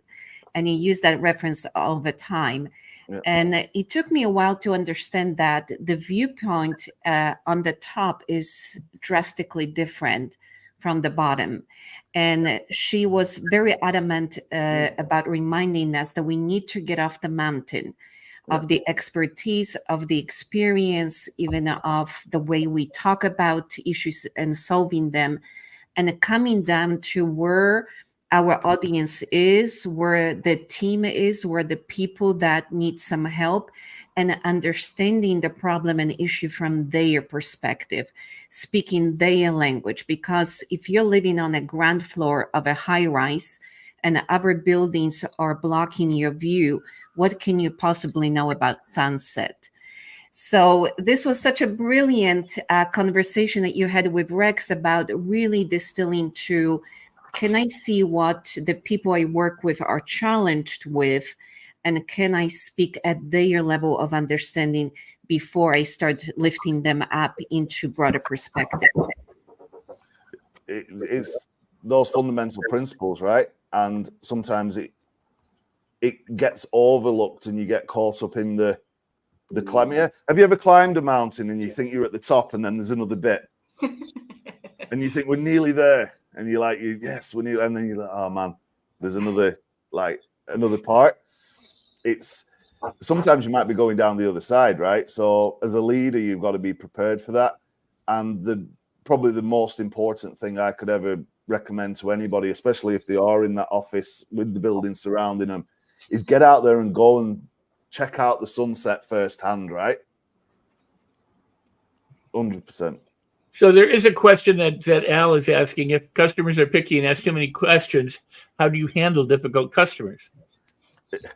If people are asking lots and lots of questions, there's a marketing message problem, right? It's not the customers got too many questions; it's you've not provided enough answers to beat those objections in the first instance. So in your ads, in your sales copy, in anything that you're doing to actually acquire that customer, it's your duty to break down all of the objections so that they kind of sell themselves, right? So if you are continually getting questions that you think are customers being difficult, I'd be writing those questions down, looking for patterns, and getting my sales guy or yourself doing an ad, doing a video, something out there that tackles that head on, because then you don't have difficult customers anymore. You've got buyers. Does that make sense? No, and it's great. And I want to pass it to Julie. But the thing that's so brilliant about that is there are those people who call their customers idiots because they have all these questions, instead of people saying, wow, I need to clear up my message so that the other person can easily purchase from me. That's wonderful. Yeah, I wanted to expand on that too, Rex, because if people are asking questions, then they're interested. So how is that a bad thing? How is it a bad thing that you've created an interest? But Danny, what I hear you saying, and I just, I want to, I don't know, accentuate, is that this is servant leadership. This really is, you're leading, you're educating about whatever it is that you're educating about. It's not so much this idea of used car salesman and you're trying to sell something that nobody wants, ice to an Eskimo. You are just letting people know what you have in order to be of service to them. You're answering problems with solutions. And I love that so much more than just like trying to get people to buy something for the sake of you creating more income. So I'm just curious, how long did it take you to really embody that? I think it was always apparent, but it did take a while to actually realize it. And it's only through being in the right room with the right people and seeing the patterns emerging that all these folks who are successful keep saying the same thing. I need to pay attention, right? And being able to look through the eyes of the people when you work with deprived communities, these guys will, not just ask the crazy questions or seem to be annoying or arrogant. These guys will throw like a brick through your window in revolt at the community center. So there's a very clear indicator if you get something wrong, if you're trying to work with the people at the grassroots foundational level. So you're very quick to understand the importance of consultation and looking through the eyes of the people. But it does come back, and we just had a question, what about an arrogant customer or somebody who is over the top or they want their own way? There has to be ways to manage that. And when you start to look at the emergent patterns, hey, this has happened a few times now, what is the actual thing that underpins it? Is it our messaging? Is it our team? Is it the way we allow people to communicate? Or do we actually have the 1 in 100 who will do everything to cause a problem, right? So you've still got to be prepared for that. You've got to minimize it. You've got to work your best to try and incorporate everybody, to involve everybody, to look through their eyes, to do things the best way. But it might also be that you have to adjust your service to actually repel the wrong people. And that, especially in business, is a skill in itself, right? You don't want to be working with the folks you can't serve. It's like, that is beautiful. We're running out of time, and we need to bring our next. I know we could be here forever. The one thing that I want to say is what you just said. If there's a pattern of problems that keep coming up, the problem isn't those people, it's you. It's your message or something. So own it, take accountability, look at it, adjust for it, and then come back and deliver to them what they need, not what you think they need. That's just a beautiful message. So, Danny, I want to thank you. I'm going to let everybody say something here, but while whomever is bringing up the next guest, then we'll figure that out. Thanks so much for having me on. It's been amazing. You guys are all awesome. Danny, thank you so much. I took a lot of notes and got a lot of this conversation, really powerful concepts, especially in conversation with the creator of the Mind Design, Rex Sykes. Absolutely powerful segment. Thank you so much. Anytime. Thanks so Thank much. you, Danny. Danny, we'll see you Wednesday for our guest. Yep. We have a special guest coming up Wednesday afternoon. So that's We do indeed. for that. Awesome. I'll see everybody soon. Love you, See Danny. everybody soon. Okay, so what's coming up next is, let me tee it up. I have it too. Oh, where's yours, Rex? Come on, Rex. We're all prepared. I'm shorted where I am. I'm shorted where I am. Oh, wow, how cool.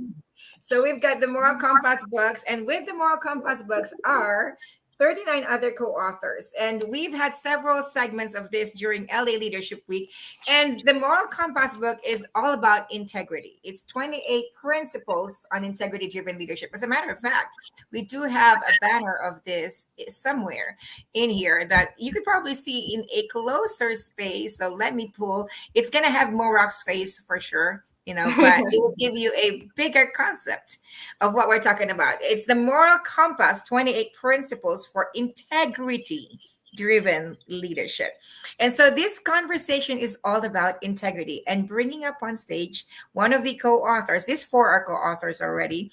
But bringing onto the stage also Parisa Rose and Dan Armstrong. Dan is a multi-best-selling author, really powerful writer and influencer in the realm of authorship and books. And so, Dan, we're excited. The five of us have been all together in all of these sessions. It's an open invitation to many of the authors of Moral Compass. But of course, with invitations, you can come and you also can miss it.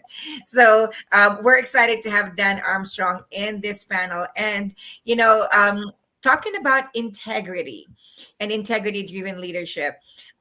Let's give the first microphone to Dan. And Dan, how excited are you that you're a co-author, a best-selling co-author of the Los Angeles Tribune's bestseller, The Moral Compass? I am super excited. I was so thrilled when you reached out to me, Ava, and said, hey, Mo Rock has read your stuff and he wants you to come on board. And I just said yes. I didn't even, I just was thrilled to be part of the group.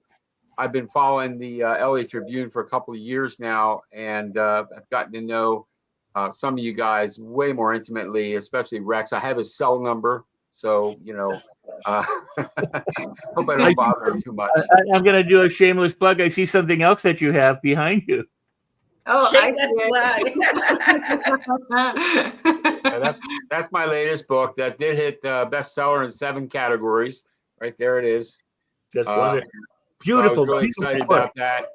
But Mo made me a number 5 best-selling author because of that. So I was very happy about that. It was actually a little bit of a surprise. And again, thank you, Ava.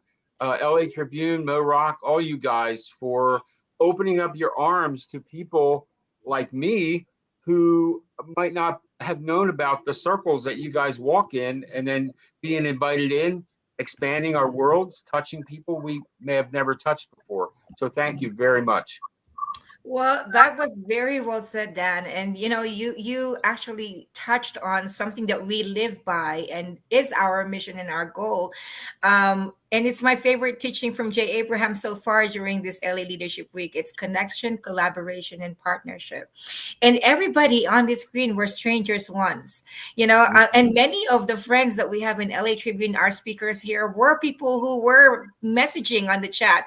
I tell you that global audience chat is so powerful. You literally have the ability to connect with anyone from anywhere in the world and be in conversation and share your thoughts and be part of a community just by commenting on the chat. And that's how we started. I mean, I seriously also started as one of the people commenting on the chat, so I'm excited that you find the community really beneficial. And thank you so much, Dan, for all of the great words. Congratulations in the work that you do. And so we're going to get back and ask you about your other books too. But before that, let me give this to the host of all the hosts, Rex Sykes.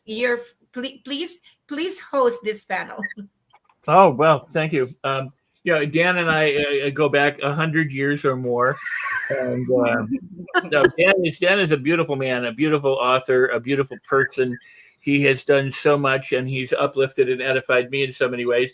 I also have had him on the show that we were doing for the Tribune, the All Things Rex show, and he's just a marvelous person. You must get his books, but better than that, get to know Dan if you can, because Dan, I hate to use the phrase, but Dan is the man.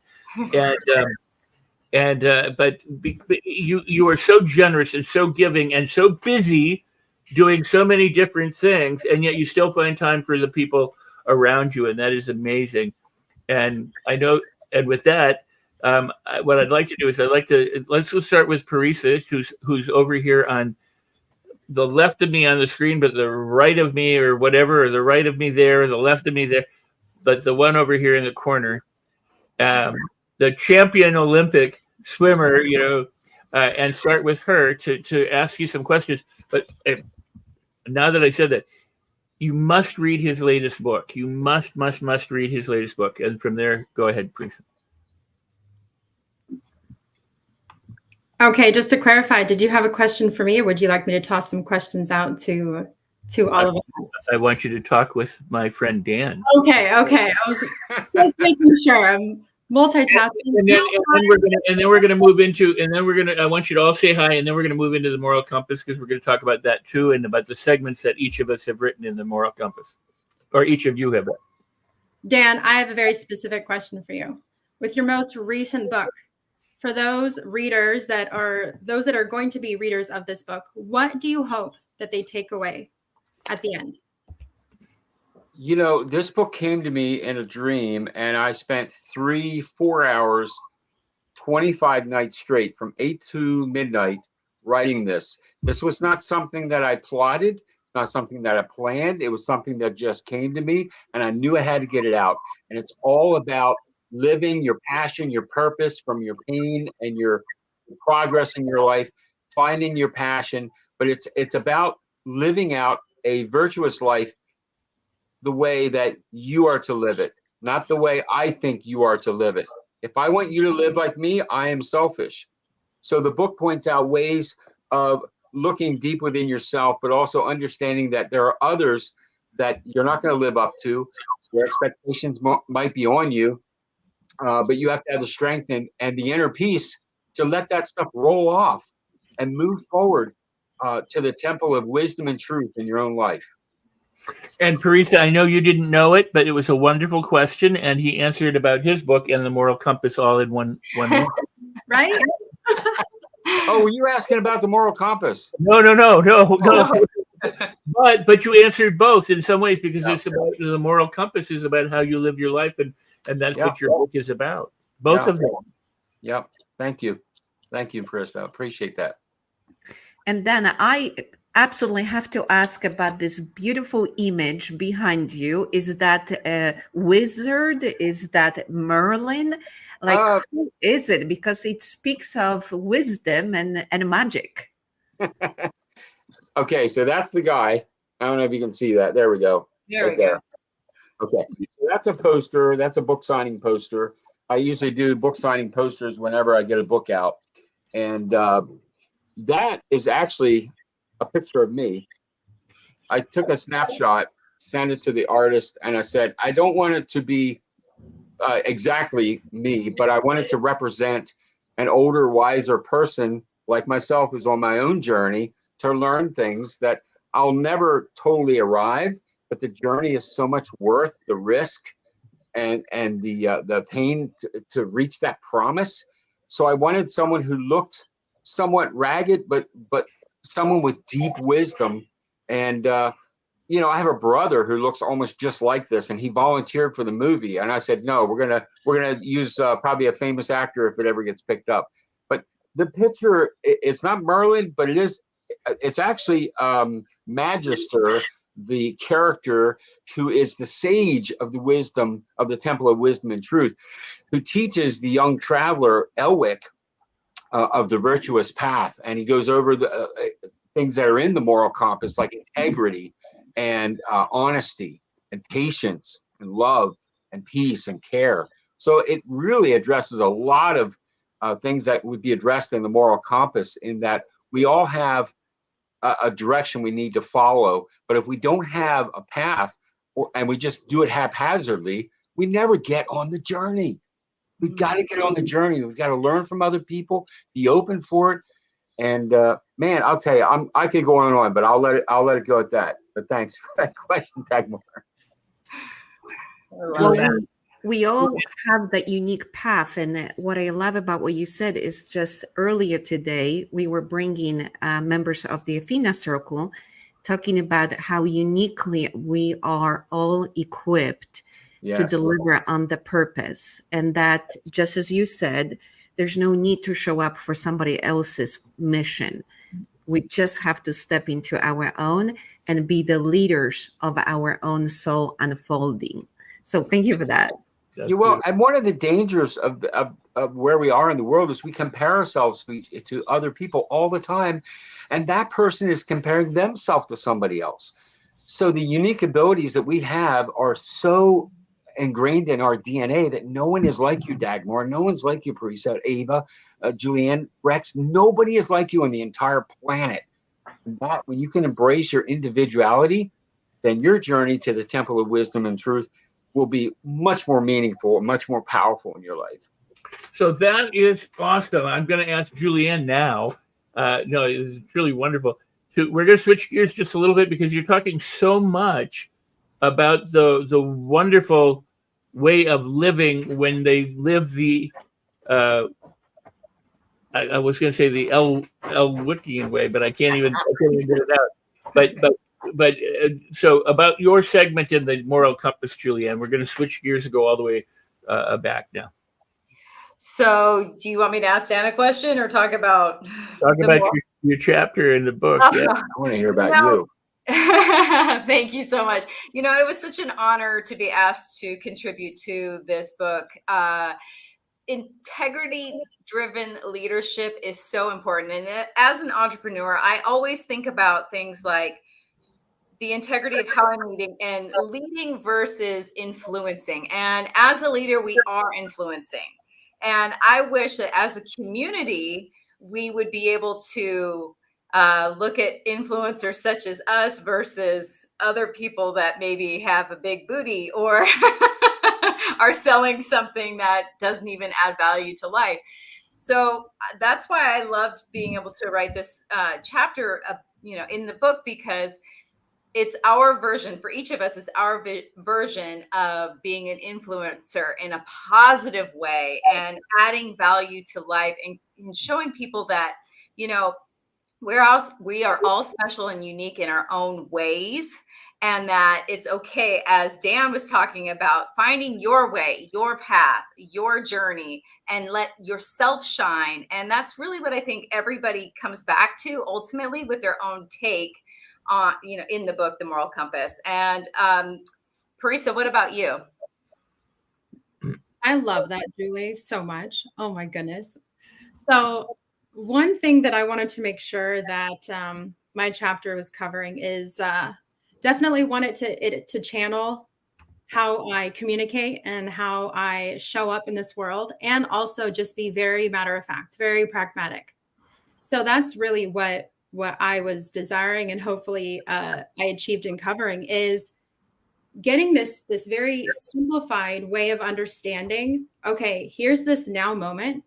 What does integrity look like for here and now? How can I apply that moving forward? And really, like, not dismissing the emotion or the heaviness of any given moment, allowing it to be acknowledged, putting it to the side, and continue to move forward from a matter of respect, a matter of discipline, which is just an extension of self-respect, in my opinion, and really just getting down to the bottom line of letting integrity-driven self-leadership be simple, not be complicated. I think there's a lot of complex things that we get to navigate and journey through, but the simple day-to-day, moment-by-moment actions, like, they really are that. They're simple. And especially when things are overwhelming, and especially when things are far beyond anything that we think we can even see to the finish line, it really helps when we can just take each moment, apply what integrity would be for that moment, because really, what is integrity doing for you? It's allowing you to be positioned best for the next moment, and the moment after that, and the moment after that. And you still get to experience the emotional pieces, the psychological pieces, the relational pieces, all of it. But just really allowing it to be almost compartmentalized, but simplified, just so simplified. Awesome. Yeah. Dagmar, thank you for that. Dagmar? Well, Rex, when I had this opportunity to contribute to a conversation on integrity, I thought it's easy to feel that you are in integrity when everything is going well. But what happens when you're tested, when you are questioned, when your leadership skills come into conversation? And so I decided to write about a chapter in the history of the Athena Circle when we welcomed a transgender woman into our community and faced opposition from one of the women, because the whole issue of gender came to the forefront. And the problem was that the lady that opposed it became super angry, and to the point where we couldn't continue with this kind of behavior.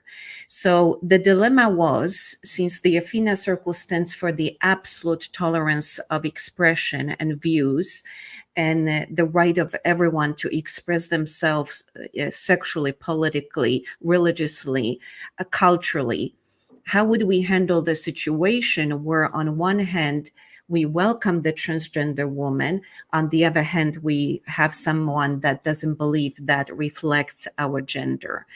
And we had to come as a community and decide to find the common ground that will allow everyone to be expressive of their views, but also will honor and respect another human being. So unfortunately, while we appreciated everyone's right to express their opinion, what we wouldn't allow is doing it in derogatory manner. And we had to ask one of the ladies that was so aggressively opposed to perhaps seek a community that's more in line with her views. And this really event in our community really highlighted this need as leaders to really know what we stand for. When this becomes difficult, when the tornado comes through our lives, when we are put under tremendous duress or stress, what qualities will define you? Will you stand under yourself, understand, which means to stand under, right? Rex would know that as an NLP specialist. Or will you succumb to the pressure of the tribe? And right now, I think we live in a society where the values of honesty, integrity are constantly under assault. Mm-hmm. And as leaders, we're put under pressure to be this unwavering force of change, but also empowerment, honor, and respect. So that was my chapter, and I'm sticking to it. Wow.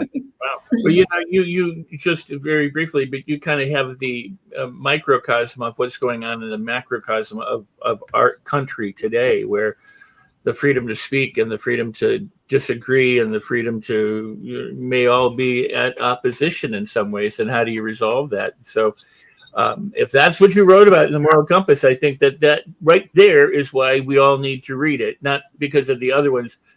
Not because the other ones aren't valuable, but because that really addresses what's going on in our world today. And then you read it because of what Parisa did and what Julianne did and what Dan did. And we're going to hear from Dan.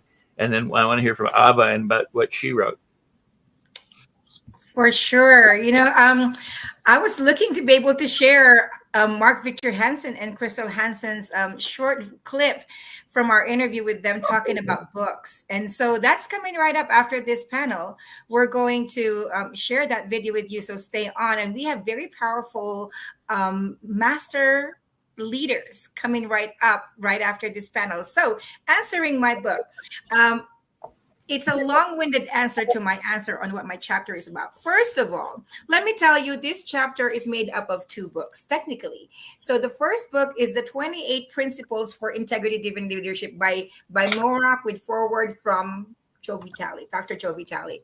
The second part of it is by 39 authors with their take on integrity-driven leadership. And it starts with the center, and the center is my chapter. So I'm going to open it up in the center. You could see the commentaries are exactly on the center of that. And it starts with my chapter. And the best way I could tell you my chapter is if you would allow me to read the first 2 paragraphs. Of course. Maybe I'll cheat. So here's how it goes. Have you ever found yourself overworking, stressing out, unfulfilled, self-loathing, or unworthy? When we look closely into anything that produces these feelings, we will find a breach in our integrity.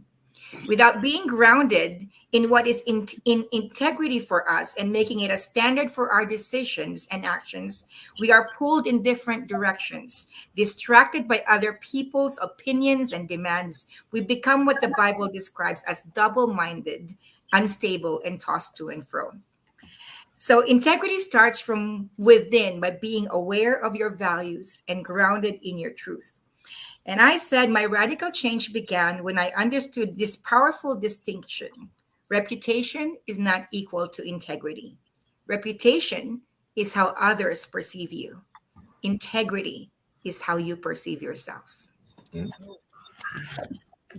Powerful. You get to buy the book and read the chapters. So you can find it in Amazon, The Moral Compass by Morak with 39 other co-authors. And I'm going to give you a sneak peek of what's coming up. We have our next compilation book coming up in the Los Angeles Tribune, and it's a very exciting title. I'm going to drop it on the comment section. It's called The Spiritual Compass. This is actually a 6-series book on the moral compass, and what's following up is the spiritual compass.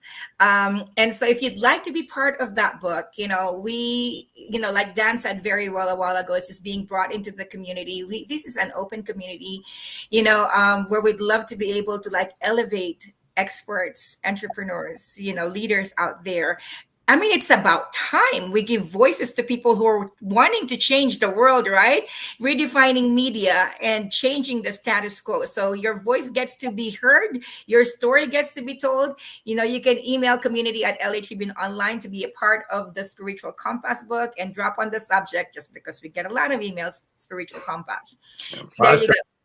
So thank you for that. And we'll come back in just a moment. But Dan, your chapter in the moral compass. Yeah, I was raised in a home where we didn't have a lot of money, but my parents didn't look at money as wealth. They looked at character as wealth. And it was nothing for my parents to open up their home, but also not just to confine their generosity, their love, their caring within the walls of a safe place, but also whenever they ventured out, they would be just the same person they were at home. We were in Baltimore, and I saw these homeless people. They were begging or something, and I had my children with me. I have 4 daughters, and I don't remember how many were with me, but I gave them something, and we heard a man on a bench nearby saying, "You're giving your money to a bum," and he said something very derogatory. And I said something to my kids so that he would hear it. And I said, "Hey guys, I would rather be judged for giving to the wrong person than being judged for not giving at all." So it wasn't my place to judge this man or this person or anyone. It's my heart that was open to serve and receive the blessing. And I have to tell you that my life has been a recipient. It's been a vessel that has poured out, but has also overflowed many, many times with love and affection, with gifts and all kinds of things. And I think because every seed we sow always has a fruit. whether good or bad. Every seed you sow will always have a fruit. And again, I would rather be judged for giving to the wrong person, wrong entity, than be judged for being selfish and not giving at all. Wow. Well, that's very powerful. Everybody shared very powerful things. I'm going to take 30 seconds to tell you a very short story. I was in a supermarket in my neighborhood that I always went to, so I know it was the cashiers. And one day I'm there, and this bum, this derelict, he kind of looked really horrible, was in line, and the guy in front of me was giving him a hard time, just railing on him, talking about what a low life he was and why not clean up his act. I mean, he wasn't dirty or filthy or anything. He just wasn't very well tailored. And the bum didn't say anything. He put his money down and he left. And the guy paid, and the cashier said to me, she said, "He's a billionaire." He really is a billionaire. And I was like, she said, he dresses like that all the time because he doesn't want to be known. Yeah. So, you never know. So, let's, in the last couple of minutes, take about 30, 45 seconds to kind of give a parting thought about this. And then Avo has some treats for us. But let's start with you, Julianne. Thank you, Rex. I'm so excited, as I mentioned, about the book, but also about this panel in particular. Dan, what you just said about being judged for giving to the wrong person versus not at all. Oh my gosh, that spoke to me. How many times have we been so worried about what other people think of us that we don't follow our heart? And I think that you mentioning that is that influence that I was referring to earlier, that we need permission sometimes to just follow our instincts and our heart and lead with that, whether or not we're wrong. It doesn't matter. It's what we are called to do. And I think that with all of us as leaders, that's what we're trying to do with this book. We're trying to give you inspiration and permission to lead your own life and grow bigger and brighter than you were before. Dan, we'll get back to you. I'm grateful because see what you guys have done just in the last couple minutes that we've had is you've opened up your hearts, you've been authentic, you've been vulnerable, and there's no judgment.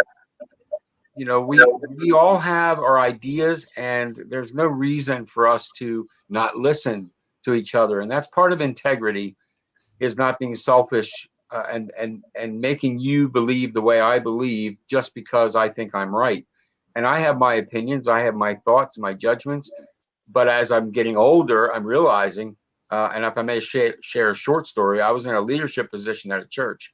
And I said to the one guy, I think when we get to heaven, we're going to find out that we were all wrong. Okay? So none of us is totally correct. Beautiful. Dagmar.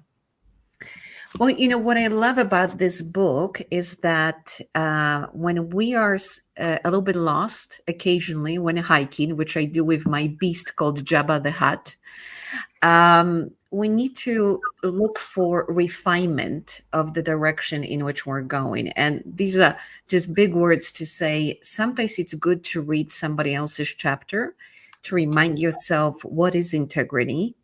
Am I following that course? Am I showing up as a true leader? Do I need to up level perhaps some of my understanding? And when we are part of these compilation books, it's like we talked about community of leaders coming together, not to show to the world these are the definitions, but more to act like a mastermind. What is your integrity? How you are showing up, how you are keeping up with your values, and know that we occasionally can get off course, but the compass will bring us back to the right direction. Wonderful. Thank you. Parisa, closing thought? Yes, I would actually like to share a message from something I received just a few days ago regarding the moral compass.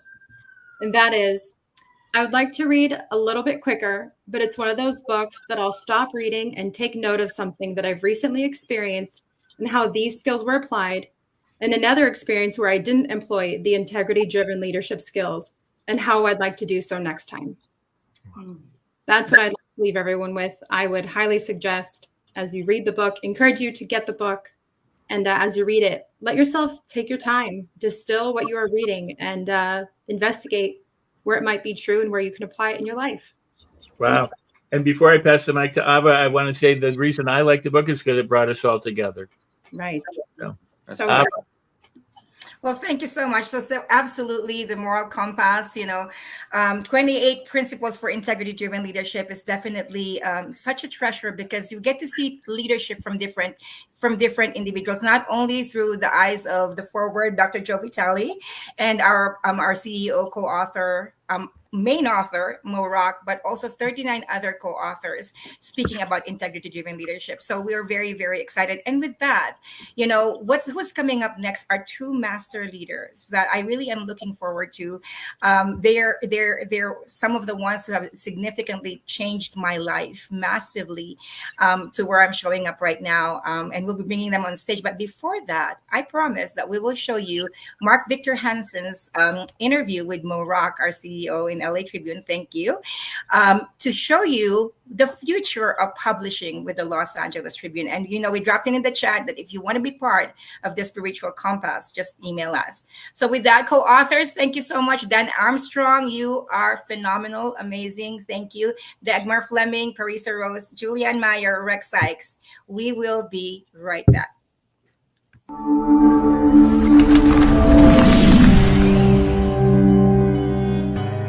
Welcome to the Los Angeles Tribune page. Here you will find original news programming, exclusive digital events, and shows that are directly from the community. At the Los Angeles Tribune, we believe in giving a voice to the voiceless. We are proud to be the only national brand to empower everyday people to make a difference. Since 1886, our reputation has been built on truth and responsibility. Thank you for watching and making a difference. For general inquiries, contact today. Thank you on behalf of the Los Angeles Tribune team.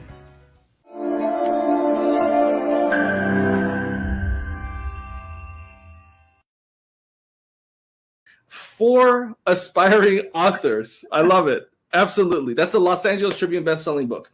So for aspiring authors, Mark and Crystal, or for individuals that are looking to get their book recognized, what is the significance of being a Los Angeles Tribune best-selling author? Well, there's only 2 lists left. It breaks my heart because the industry has been so good to me for 50 years. But USA Today is their book list, which I had 15 of the top 50 books at one time. And Maya Angelou, who you mentioned earlier, said, boy, you're hogging the list. I said, no, we just sell more books than anybody alive. So they're gone. And then Wall Street Journal is gone. So you're number 2 after New York Times. And I predict, as I have to you personally, Mo, because you and I are dear, great friends, that you will become the number 1 book list in the world, because you're playing literally a world game. And we're just so thankful and touched that we made it to the top of your list. Thank you, Mark. Love you. I appreciate you. Ms. Crystal, please.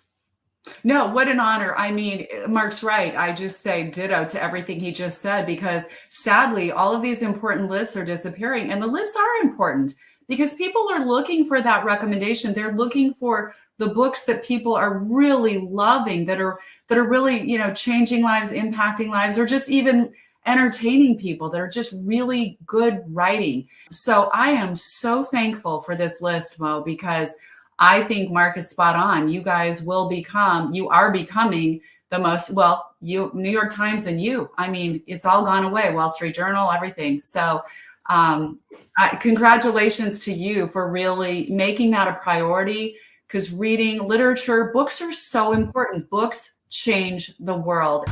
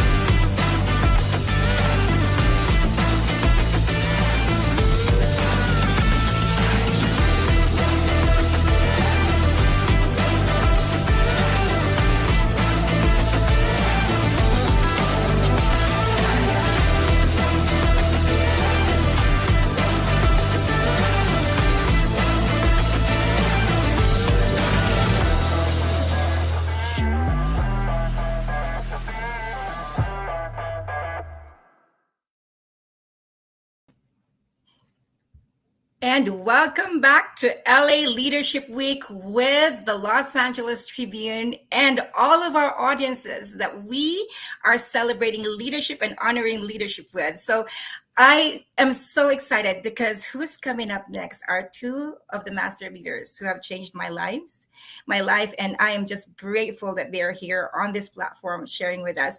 But after even them, I would like to let you know that there are still two panels coming up. Ernesto Verdugo and Ash Cantabinia. And they have panel contributors from all over the world, Dubai, China, Europe, Germany. Very, very exciting. So that's coming right up. So let me bring to the stage two of the master trainers in transformational leadership, Lisa Kalman and Lynn Sheridan. Badass women. So Lisa and Lynn, I am grateful. I have been exposed to your training through Hardcore Leadership and absolutely changed my life. But apart from that, I just wanted to have the audience experience the two of you, being master leaders. And, and when I say master leader, it's not for the glory of being able to say that, but that you really have become students of it. You've delved in it, you lived it. I've watched you, take the hardest challenge and take it straight on with your eyes and all of with your eyes open, with your nose right on.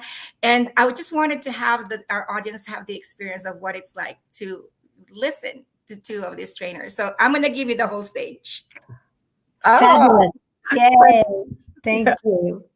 Gosh, Ava, thank you so much. It is such an honor. First of all, let me just say, as a trainer, and Lynn can speak to this too, when someone that we've been working with or trained steps into their greatness and their magnificence and steps into their vision and leadership the way that you have, it is a testament to anything we have ever done.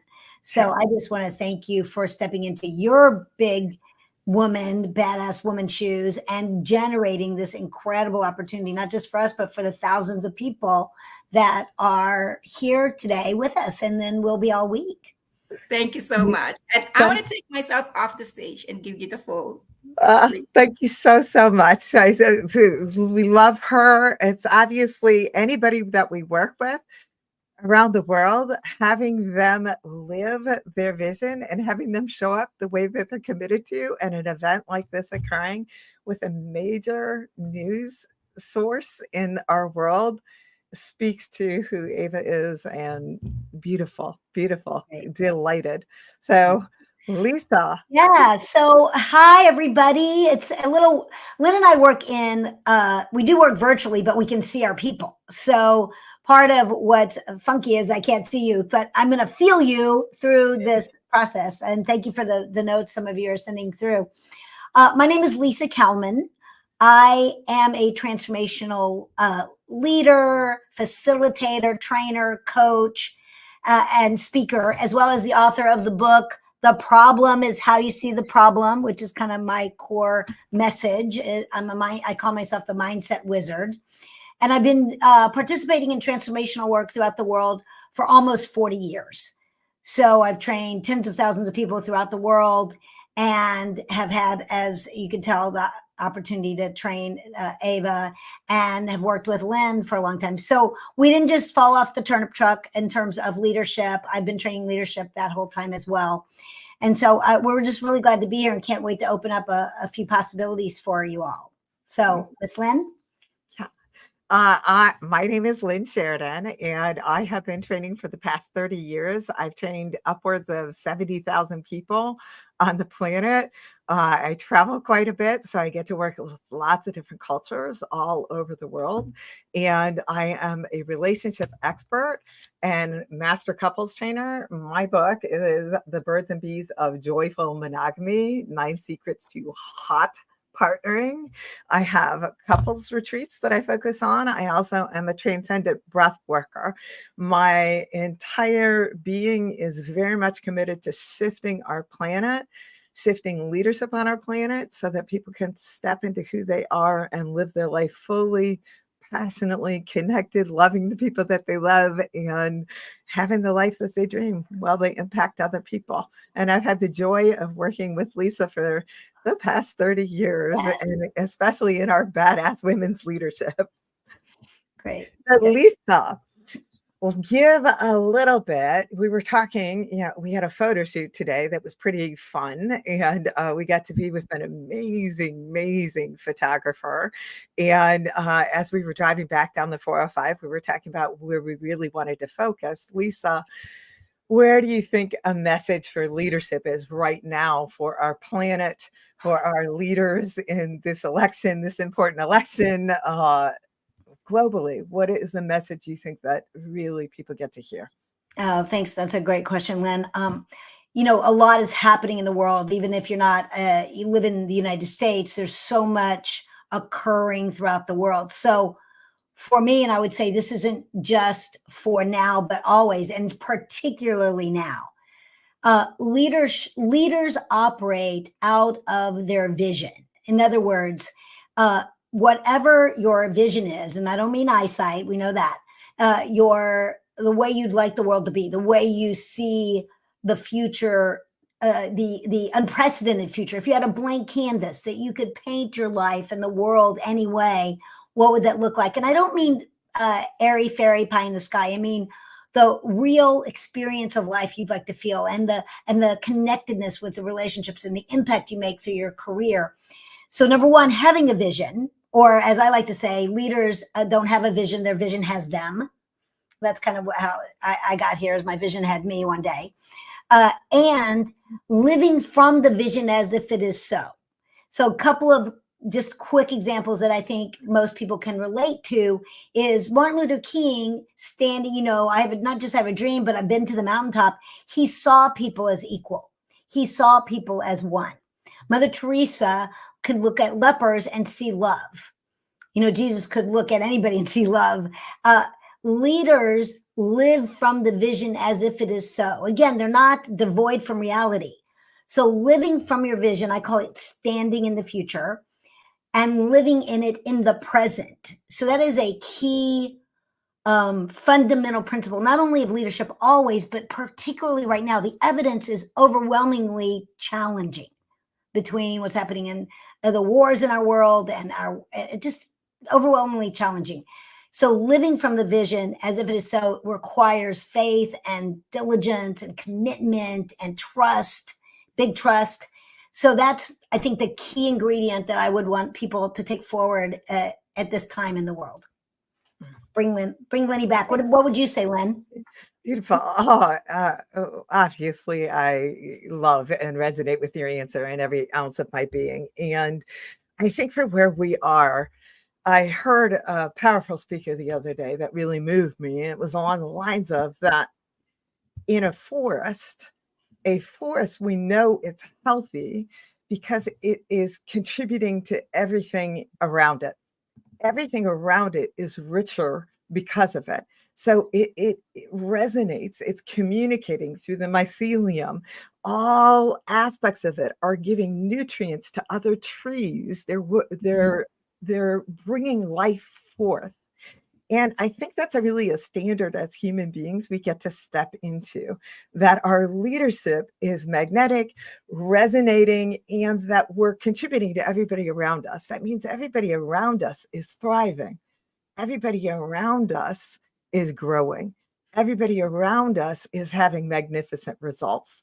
That's how a leader really knows that they're impacting. It isn't just by our own press or reading our own hype. It is through other people, other beings, seeing everything thriving and growing in the space. That's beautiful. And I think that's the opportunity.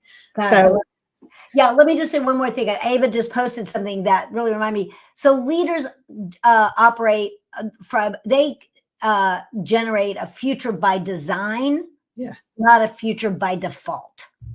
So that'd be a thing. And what you said about contributing to the whole and bringing nutrients to the whole, I think is just so important right now. Thank you. Most of the time we're not. We're at the expense of other people, or we want to take somebody else's down or devalue a conversation instead of stepping into how am I a contribution in every moment to everything around me. Love Yeah. that. Love Beautiful. that. So why don't you let them know a little bit? How did we get the focus on women? Why women right now? Yeah, a few years ago, and it was right before COVID, and then it became even more crystal clear during COVID.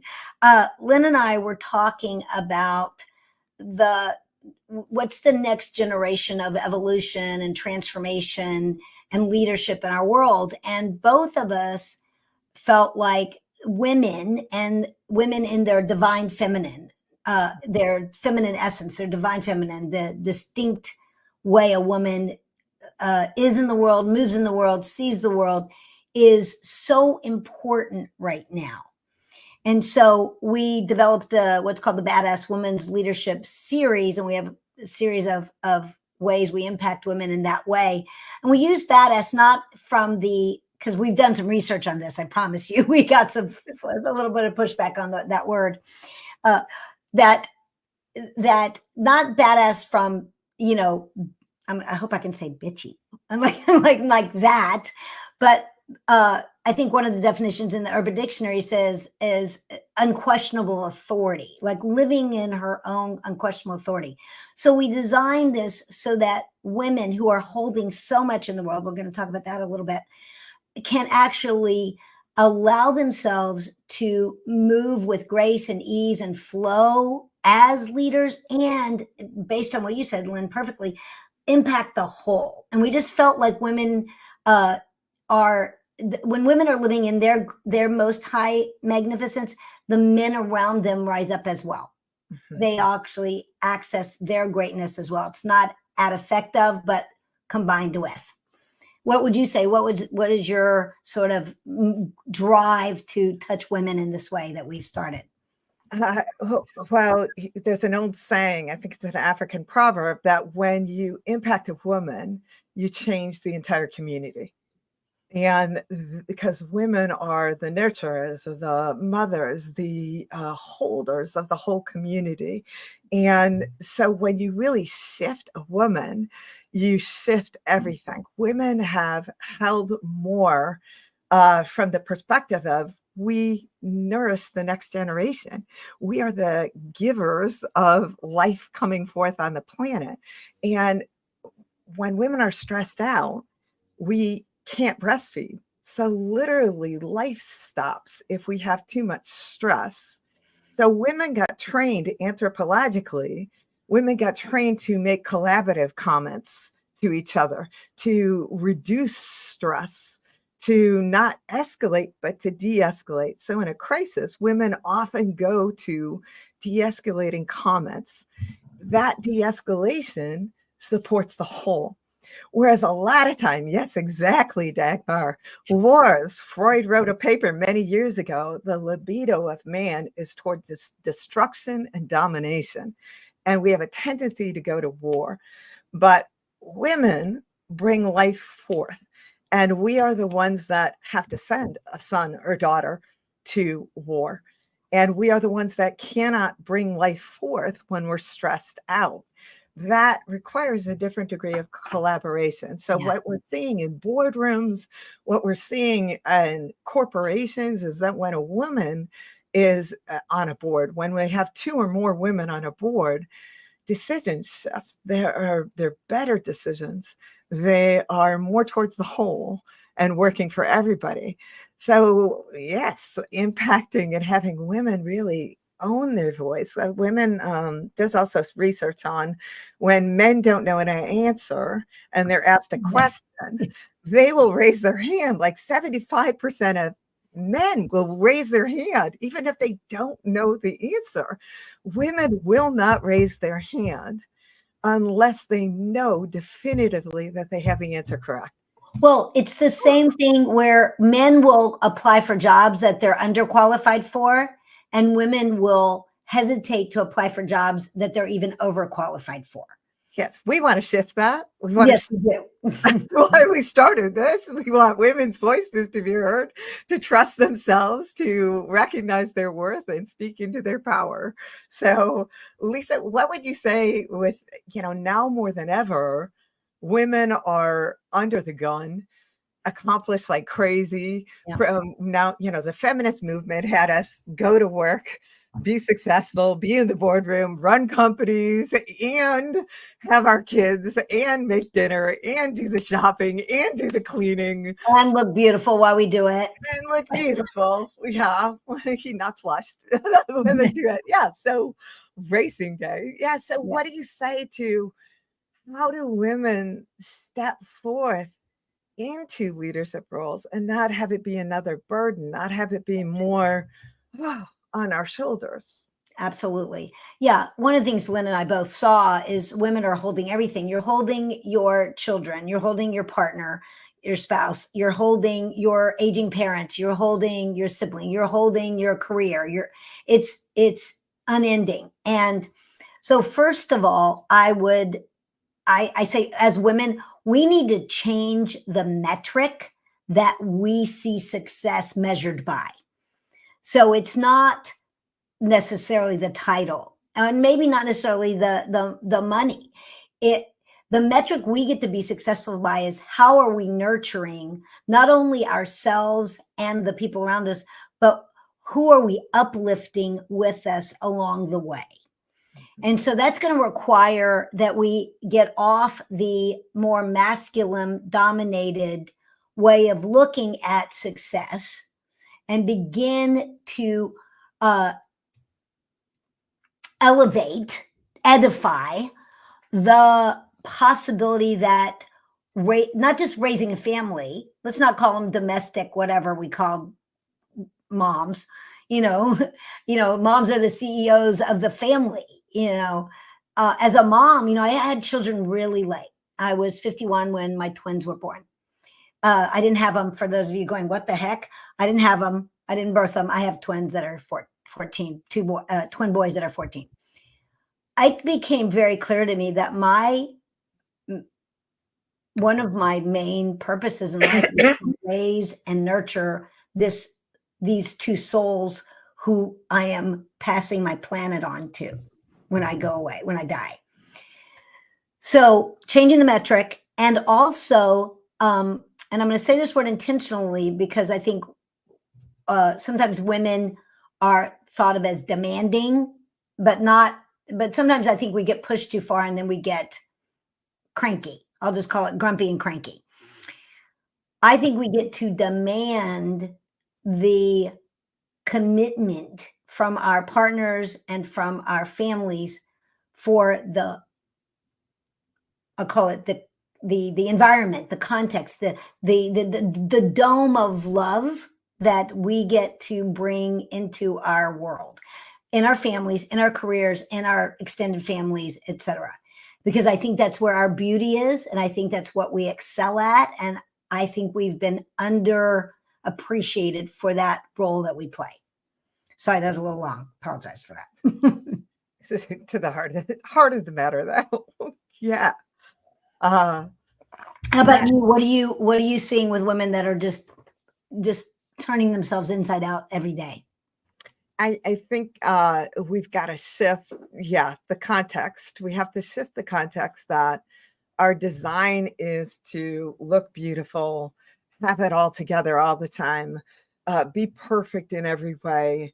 There is such a strong pull for women to be absolutely everything, to be perfect, to look perfect, to get great job, have the company producing, have the kids be perfect.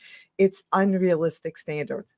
And I think women, we are trained relationally from the very moment we're born. We are trained on relationship in a way that men are not. And that's a plus and it's a minus, because the minus that goes with that is that we get very used to handling things in relationship. We get very used to saying yes to everything. And we have to say no. We have to say no to things that don't live within our hearts. We have to say no to things that don't align with our vision. We have to say no to being perfect and doing all these things all the time. And we got to take care of ourselves. We got to put ourselves on the front burner, because I think, self-care, the way our culture talks about it for women, is a mani-pedi, a spa day, that isn't self-care. That's lovely. Self-care is knowing who we are and having our integrity, not being corruptible with what really matters to us. That's the uncorruptible part of us. Yes. Us, you know, living from our vision, not going along with the job just because we think we have to. So I think we got to shift the context around how we see women and what we expect of women and what we expect of ourselves, and care for ourselves. Yeah. And thank you for mentioning, you know, I've heard in sort of, you know, the media or this or that, boundaries, and it's beyond boundaries. And boundaries can be a wall between people if done from a sort of reactive or angry or resentful place. And so you mentioned integrity, and they were talking about integrity in this panel before us, like uncorruptible wholeness. Integrity is wholeness. Like, can we be whole with ourselves, with our choices? Can we say to our bosses who are demanding too much of us, no, that's because it's not aligned, or it's not okay, or they think they can, or whatever it is. And it requires, and Dagmar, thank you for your comment there. She mentioned that women have such an internal pressure for perfection, and that's true. And this is where we as parents want to break that up for our children, especially our girls. And we get to remember it's perfection is that like your mind knows it's an ideal that's impossible. What is excellence to you? What is, you know, because I actually wrote up a little blog about this last year because, you know, being a badass woman, I used to think was somebody who was extraordinary in her career, great mom, terrific partner, wife, et cetera, et cetera. And I really, you know what a badass is for me? It's the woman who gives herself permission to cry in the car because she heard a story of a child dying in Gaza. It's a woman who does her laundry at crazy odd hours because that's what she's got available. It's a woman who writes a little love note to her child in their lunchbox to say, hi, I love you, have a good day. You know, it's such a distinct conversation than what we've been taught. And we get to take that stand. And our girls are starting to. Our girls are starting to basically say, stick it up your butt, world. We're not doing that. We're not doing that. Yeah. So, Lynn, as you look at the like the future of how this sort of, for me, it feels like a bubbling up of what wants to happen and emerge with women. As you look at the future, what's the best way, especially women that have been doing the stuff as long as you and I have and they have, what's the best way they can move forward and not only take care of themselves and their family, but also to empower those around them, including having a tribe around them? We talked about that. I think it's not thinking about ourselves and not sacrificing ourselves, because I think a lot of us go to sacrificing instead of, how do I look around me that everything flourishes? That again, you know, women gravitate for beauty, and beauty is health. Things that are healthy are beautiful. That includes, that's us, that's our kids, that's our surrounding. So how do I look and see beauty arising around me? That is the legacy of a woman, and that's health. And it isn't, I appreciate Bill. Yeah, badass women do get it done. And it's not from that forcing, that pushing effort. I think what's next for women is that we're accessing our superpower, which is our intuition, our grace, our feeling into something, our intention. We are intentional. Yeah. When women decide collectively something's going to shift, it shifts. And so I think it's accessing that and leading from there, which is not more effort, not pushing, not driving. It's almost magical. I know you and I have experience of working with women that when they access this, and things like popcorn just start to occur without them efforting, without trying, without a struggle, That is the power of the divine feminine. And I think that's what's next.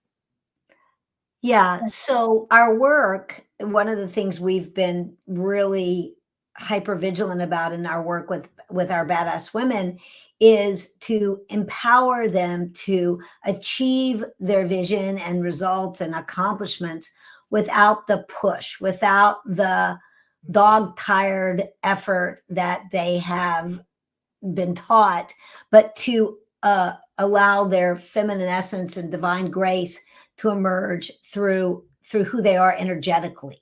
We work a lot with who they're being, their qualities they're being, we're human beings, not human doings. So we work a lot with that and how to access that. And I'm reminded of something and if you guys have any questions, you can pop them in the chat. That's cool. We can see it. I'm reminded of something the incredible Lynn Twist said. Lynn Twist is a transformational leader. Look her up. She's worth following everywhere she goes. Mm-hmm. And she talked about how for so many decades, if you can see my arm, we were flapping with just the masculine essence, like a bird flying. And if only one wing is flying, it's kind of going in circles, So now what's emerging is this twofold grace of, flying together. And I just keep visualizing that as my vision, and us working together, et cetera, et cetera. Yeah. Beautiful. So, yeah. I think we're at our questions. Yeah. Well, we have infinite things we can Ava. Yeah. Question. Question, girlfriend? Because we can fill in. Well, thank you so much. Such nuggets, but along with this conversation, I wanted to, first of all, let you know that our most recent Special Thought Leader edition was on women, and it was the Women in Leadership edition. So this is like near and dear to our heart. And if I may screen share, creatively, I'm just going to share with you our Special Thought Leader edition newspaper, and it's such a beautiful rendition of really women. So we've got Legacy Renewed, and we've featured some of the women from history that have moved our life forward, but they were never recognized. Some of them were not recognized. Recognition was not a part of that day. On the centerfold, we have her story unfolding, and we trace the progression of women's rights and the things that we enjoy nowadays that we didn't even realize someone had to fight for it, and that we stand in the shoulders of, the spirit of women who are tenacious and are really very generous in that they are willing to fight and give their lives to be able to have a stand for women, and that's what we enjoy nowadays. We enjoy the rights and the privileges that our foremothers have won for us. So I thank you, Lisa and Lynn, for your stand for women. And I'm going to bring our co-hosts here who are also, powerful voices in women. Julianne, let's bring you up on stage. Parisa Rose. Parisa Rose is an NCAA champion. And Dagmar Fleming, Alicia Magnus Lewis. You will be surrounded by the women of the Los Angeles Tribune. It takes a community to do something like this. I'm not alone, of course. I've learned from leadership that it takes a team, it takes a community. So, ladies, as we have a good, I'd say 10 minutes to close, what are some of the thoughts that you've taken away from Lisa and Lynn joining us today? Let's start with Dagmar. Dagmar, thank you for your comments, by the way. You kept me going. Well, I just want to say what a pleasure to get to know you and meet through this platform. And that's what's so beautiful about the LA Leadership Week, that we get to know amazing female leaders. And we just had this kind of conversation earlier for the Athena Circle, which is also a community for women that elevates us into our divine feminine power. So I really appreciate when you talk about superpowers. There are more and more movies coming up with superwomen being like an offset archetype to the Spider-Man and Batman and all that masculine energy. But you're talking also about flying. And You know, what a powerful image of having two wings and this full integration of the feminine and masculine power, because all of us have these aspects of ourselves. But I think we got skewed a little bit in the history. Yeah. And the reason we need to come together as women is to rebalance, because you can't fly if one wing is down and the other one is taking over. So thank you so much for that powerful imagery and a reminder that ultimately it's not about fighting the masculine energy. It's just, let's integrate. Absolutely. Great. Beautiful. Beautiful, beautiful.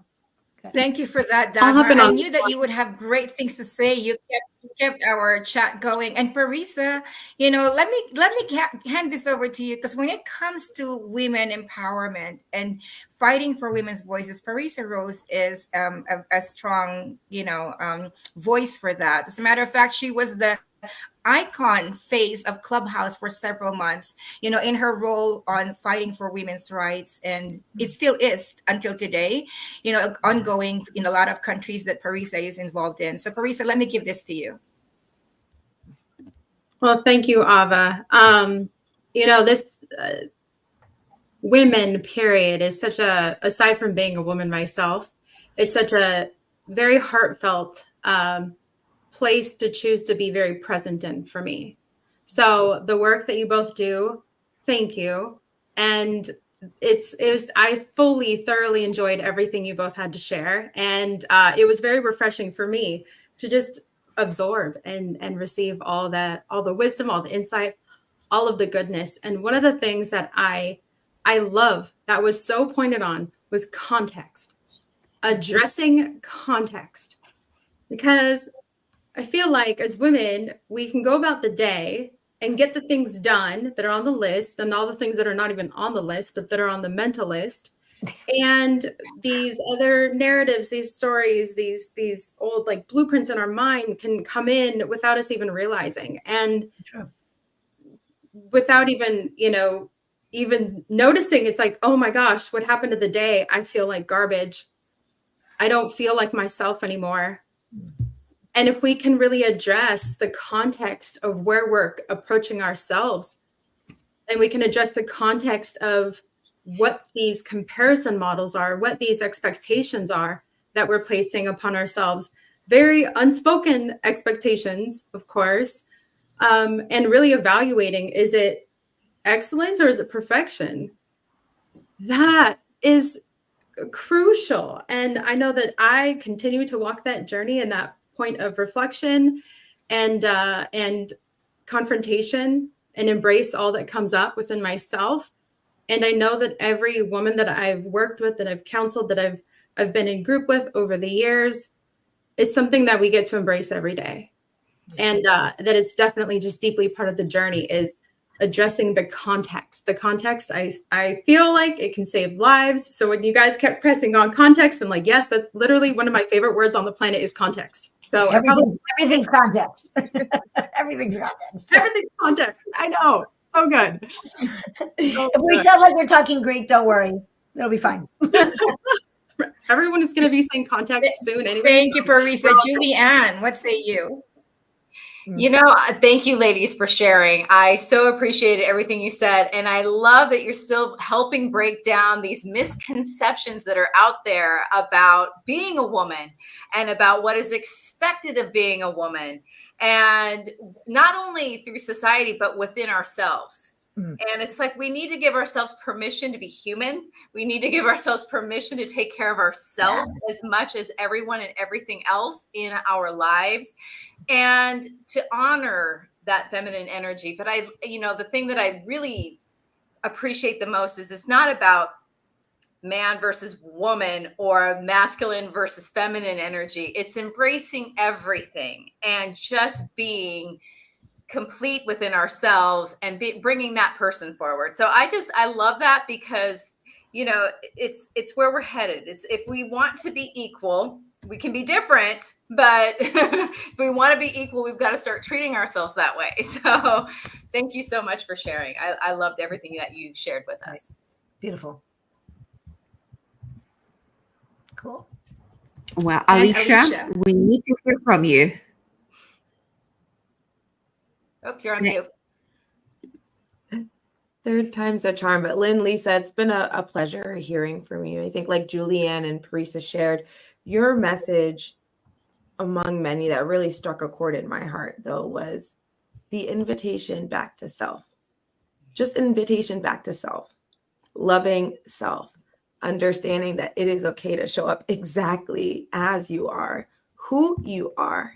And it goes back to what Parisa was just sharing on context, but those conversations that even before we get to the outside world we have with ourselves because of what we've been told, you know, just that invitation to get back to self, to understand that who we are is enough, to understand that we don't have to have it all figured out, that we can show up as we are, is so critical and it's so important. And it's such an amazing reminder because you might hear that message every day and still need to hear it.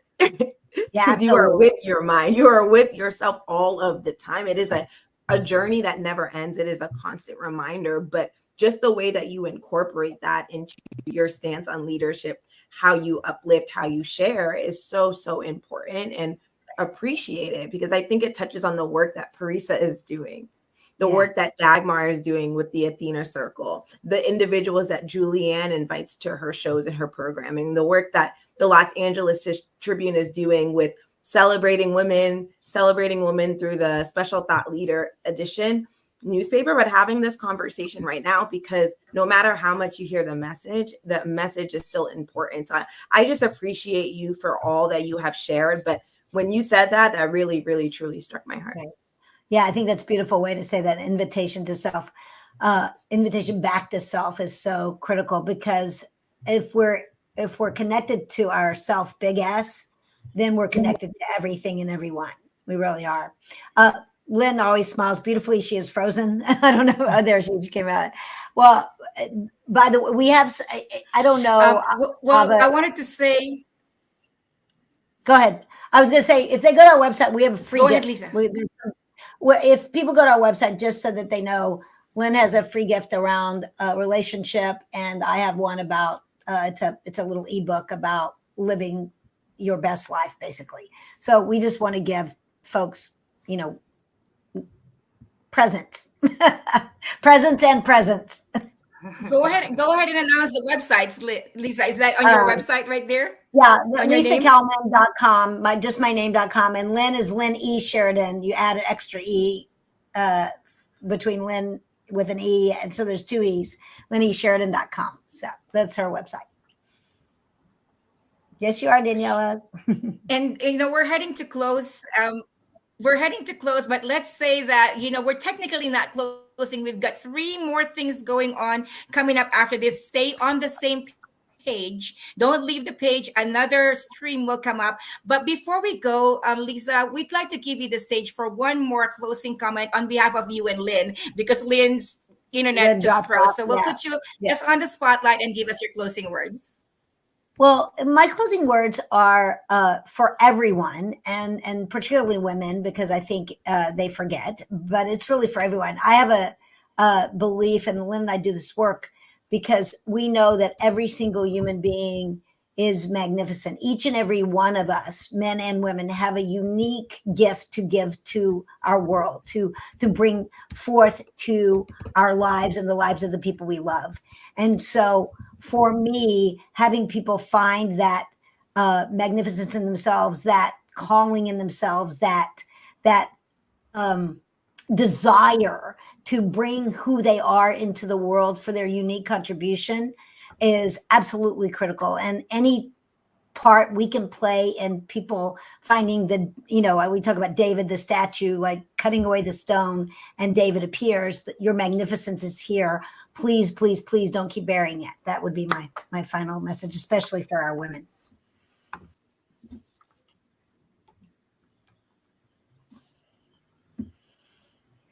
Thank you so much, Lisa. Cool. Well, thank you for the invitation. Ava, thank you. I love you. Thank you so much.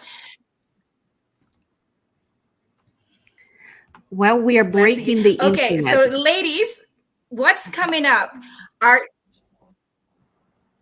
Yes, we are. Seriously, we really are.